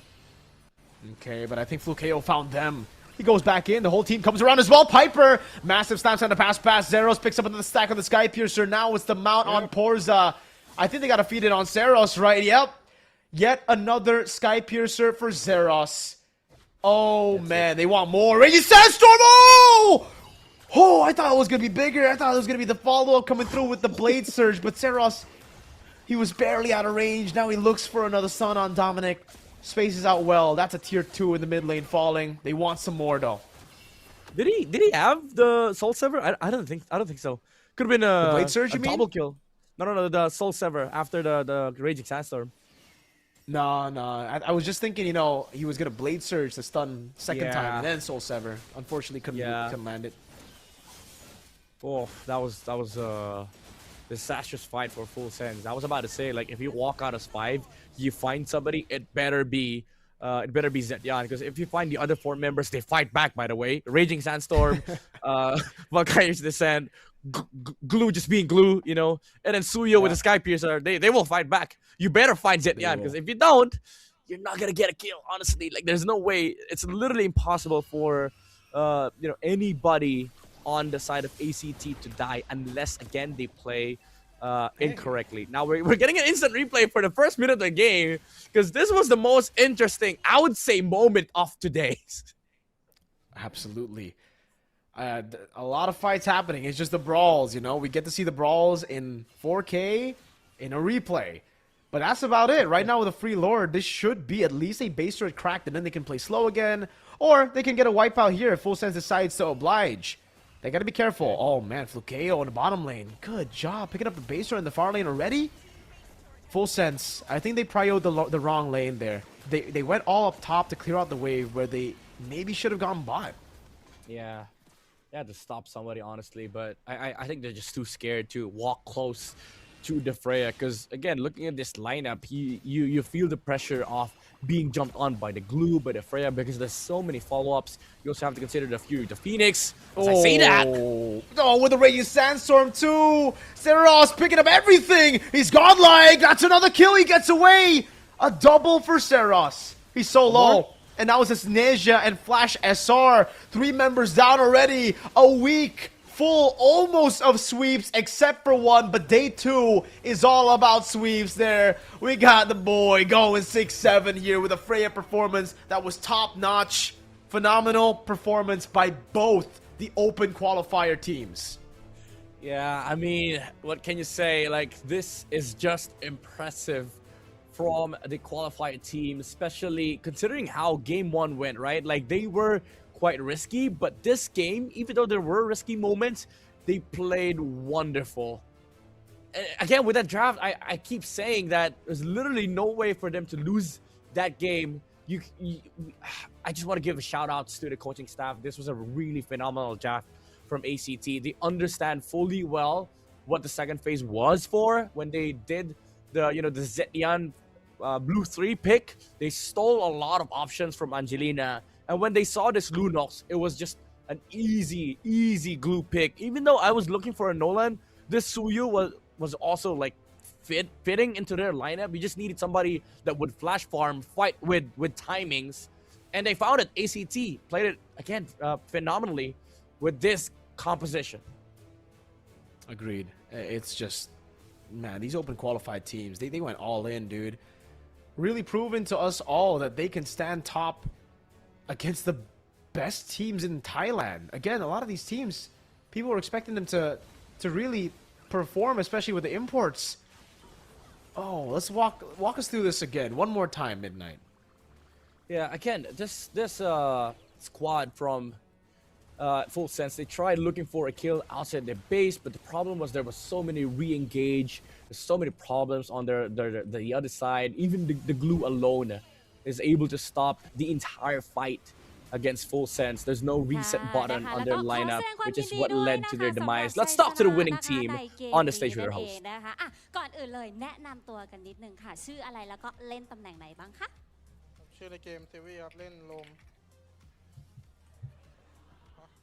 ชื่อในเกมเซอร์ลอครับเล่นตำแหน่งจังเกิลครับนะคะอันนี้สงสัยนิดนึงหน้าตาคล้ายกันมากเลยเป็นอะไรกันหรือเปล่าคะเป็นคนข้างบ้าน ใครพี่ใครน้องคะผมเป็นพี่ครับผมเป็นพี่นะคะหลักๆงั้นพี่ต้องเป็นคนตอบแล้วนะน้องจะได้พอแบบดูไกลๆได้ไม่ต้องเขินฉีดยาแล้ว นะคะคำถามแรกเลยค่ะนะคะคำถามนี้นะคะน่าจะหลายๆท่านนะคะอยากจะรู้นะคะว่าความแค้นที่เรามีมาตอนนี้ได้หมดไปกับเกมเมื่อกี้หรือยังคะตอบได้เลยเอาตามความคิดของเราได้เลยค่ะได้หมดติดฮาติดจริงจังได้หมดเลยค่ะตอนนี้แต่ตอนนี้ติดเครียดแล้วนะคะ ค่ะความแค้นที่เรามีมาตอนนี้ได้หมดไปกับเกมเมื่อกี้แล้วหรือยังคะยังครับก็ถ้าคือฟูลเซนเข้ามาให้ได้ครับเพราะว่าผมถือจะรอในรอบเพลย์ออฟครับเขาบอกว่าจริงๆแล้วว่ามันก็ยังไม่หมดเนาะมันก็ยังแอบมีไฟเขาบอกเดี๋ยวยังไงอาจจะเจอกันในรอบเพลย์ออฟนะคะไม่ธรรมดาเลยทีเดียวนะคะแล้วก็แล้วทีเนี้ยค่ะอยากจะทราบว่ามีเขาเรียกว่าเอานี้ด้วยกันพอที่ไทยเนี่ยมีลีก MSL ของตัวเองแล้วนะคะเราสามารถไปต่อนะคะแล้วก็ไปต่อในรอบของ Global นะคะในอนาคตเนี่ยรู้สึกยังไงบ้างคะลีก MSL ในครั้งนี้นะคะเราเนี่ยอาจจะได้ไปต่อในรอบของ Global นะคะเพราะว่ารอบนี้เนี่ยเราแข่งกันนะคะก็จะมีในระดับของ International ด้วยนะคะเราอยากจะทราบว่ารู้สึกยังไงคะถ้าวันหนึ่งเนี่ยเราได้ก้าวเข้าไปสู่ในระดับอินเตอร์จะมีวันนั้นไหมมันต้องมีก็มีโอกาสครับก็ถ้าได้ไปก็รู้สึกดีใจครับอยากลองเจอกับทีมตึงๆครับทีมเก่งๆของต่างประเทศว่าเราสามารถจะรับมือได้ขนาดไหนครับค่ะนะคะแล้วน้องมีอะไรอยากจะเสริมไหมคะไม่มีนะคะโอเคตามพี่เลยนะคะหรือมีทีมอะไรที่เราอยากจะเจอเป็นพิเศษไหมคะเอาในลีกนี้ก่อนก็ได้ค่ะก็ในลีกนี้ก็น่าจะเป็นบุรีรัมย์ครับเพราะว่าเขาบอกว่าเก่งครับก็อยากเจอทีมเก่งครับจะได้รู้ระดับตัวเองว่าต้องพัฒนาเรื่องอะไรบ้างค่ะนะคะแล้วเราเคยมีการแบบไปกดแรงกดอะไรเงี้ยแล้วเจอทีมบุรีรัมย์มาก่อนไหมคะเคยมีไหมก็เคยครับแต่ว่าเป็นช่วงที่เพิ่งเล่นแรกๆครับ นะคะตอนนั้นเราก็เลยอาจจะยังอยู่ในช่วงซักซ้อมกันอยู่ด้วยใช่ไหมคะนะคะแล้วคิดว่าลีกไทยครั้งนี้ค่ะจะสามารถยกระดับนะคะวงการโมบายลีเจนด์แบงของเราได้ยังไงบ้างคะก็จะทำให้แต่ละทีมพัฒนาเพื่อสู้กันให้พัฒนาเรื่อยๆครับค่ะเพื่ออยู่ในระดับที่ดีๆครับค่ะนะคะน้องมีอะไรเสริมไหมคะเหมือนพี่เลยครับ นะคะแล้วบรรยากาศในวันนี้เนี่ยแตกต่างจากที่เราซ้อมกันมายังไงบ้างคะบรรยากาศในห้องส่งมีคนมานั่งเชียร์นั่งอะไรอย่างนี้กดดันไหมคะหรือว่าดีเลยได้กำลังใจจากกองเชียร์ก็กดดันนิดนึงครับแต่ว่าไม่ได้เยอะมากโอเคแล้วน้องล่ะคะเหมือนพี่เลยครับ เราพูดบ้าง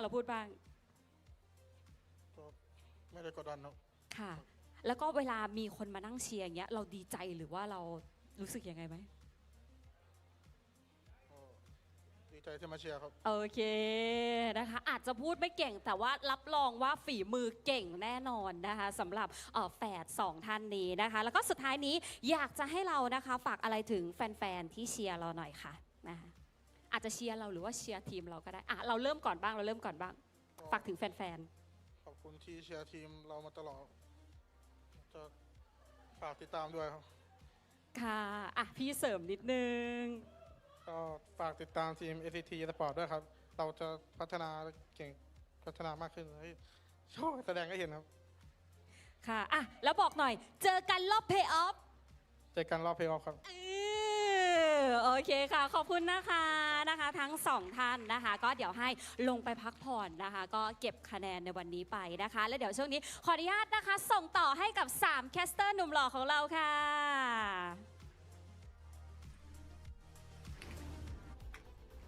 There we have the twins giving out the interview. Again, unfortunately, we don't understand the Thai, but big props to those guys. They performed really well in this game. Another sweep, Mirko. Another sweep.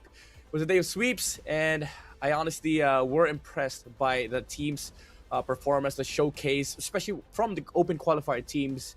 I'm excited for the upcoming weeks for these two teams, especially when they face up each other. But I have to give MVP. The broadcast will give MVP to Zeros, not me. Man, Suyo invade level 1, by the way. It's a crazy invade, dude. Like I don't even think to do something like that. You already get your ultimate at level 3, so that's already usually a plus. So once you get level 3, you just start going invade. You start going for those brawls. But he took it a step further, level 1, and again it was up against magic damage, so it wasn't really even an all-out win with the immortal form. But hey, it worked. We can't knock it if it worked. It was a 2-0 start to ACT Esports Club. I don't know. I don't even know what to call it. Like it was either an invade or even a cut on the gold lane. But I just saw like 4 heroes on the the side of ACT. Yeah, it was a cut with the Suyo and the Freya, and then they found the Baksha, and then it's just snowballed from there. Even if they didn't do this, I would say the game would have turned out the same way because the problems were still persistent on the side of Full Sense. The fact that they cannot take anybody on the side of ACT, but it was just an added insult to the already existing big problem that is Patrick for Full Sense. Yeah, they just accelerated it, I feel, right? Like that's the right term to use. Yes. It was an acceleration. They were able to get clearly way more ahead in such an early portion of the game and made it free for the first turtle. So it just accelerated with a snowball that was inevitably going to happen with the super slow tempo comp. Yep. I'd like to give some commendations to Piper as well. He played it, I would say, almost perfectly because his ability to zone this game is based on how conscious the glue player is. Like, you have to be really aware of the skills being thrown out. Can you actually engage? Who do you engage on? And most of the time, he just annoys the right people, especially like this Hylos when they see the the glorious pathway. He tries to go on 2 targets. It was either the Sora or the Hylos, sometimes the Baksha as well, and it was just done beautifully. Like, they didn't overextend. They chose the right targets, and when they do that, when they stick to their jobs, there's no risk involved. I mean, aside from that orange play from Fukeo, was a fairly calm and collected gameplay from ACT. Unlike game 1, actually. So yeah, full sense. Even though they lost 0-2 against ACT Esports, I would say they put up a good fight, especially in game number 1 where they got, they got close to almost making a comeback against ACT.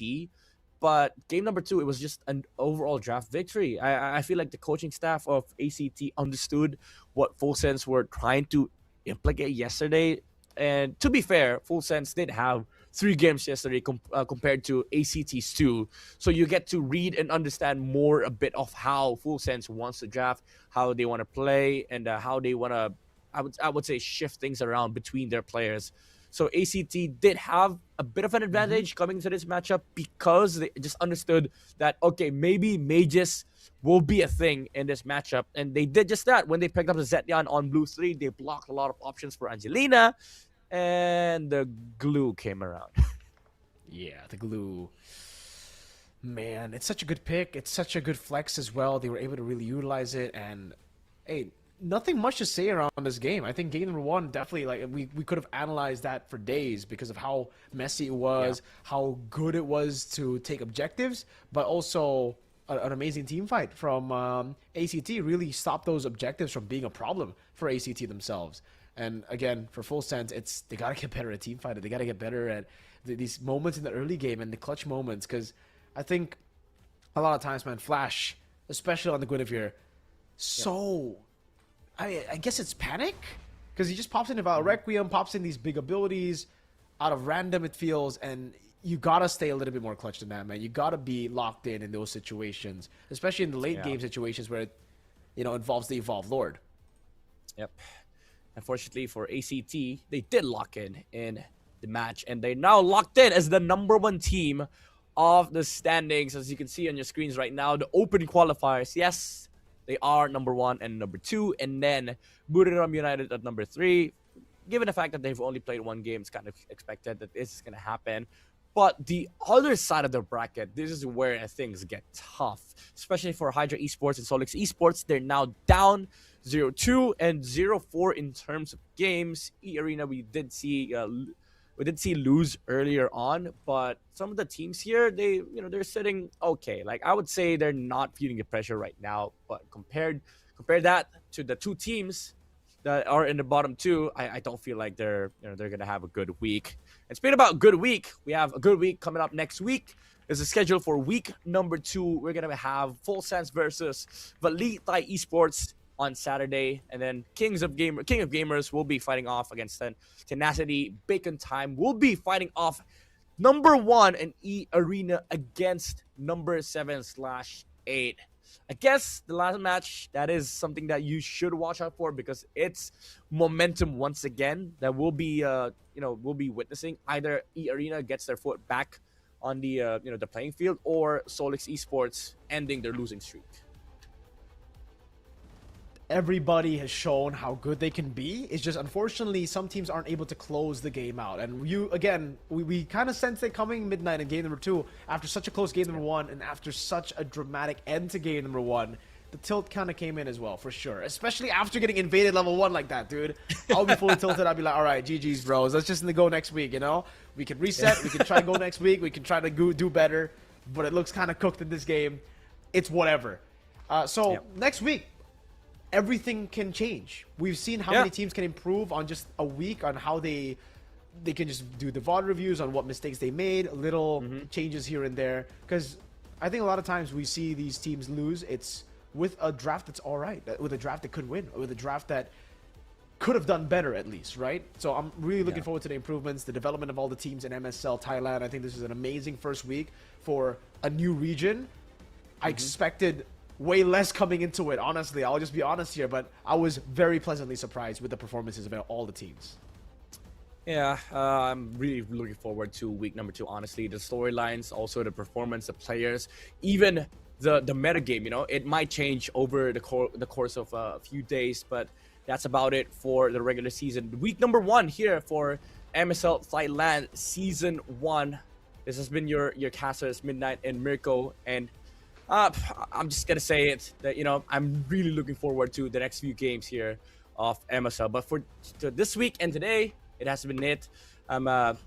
let me just say thank you for Thailand for having us here to witness this amazing tournament for you guys, and for you guys at home watching this, I really thank you. So that has been it for week number 1, day number 2. We'll be seeing you next week.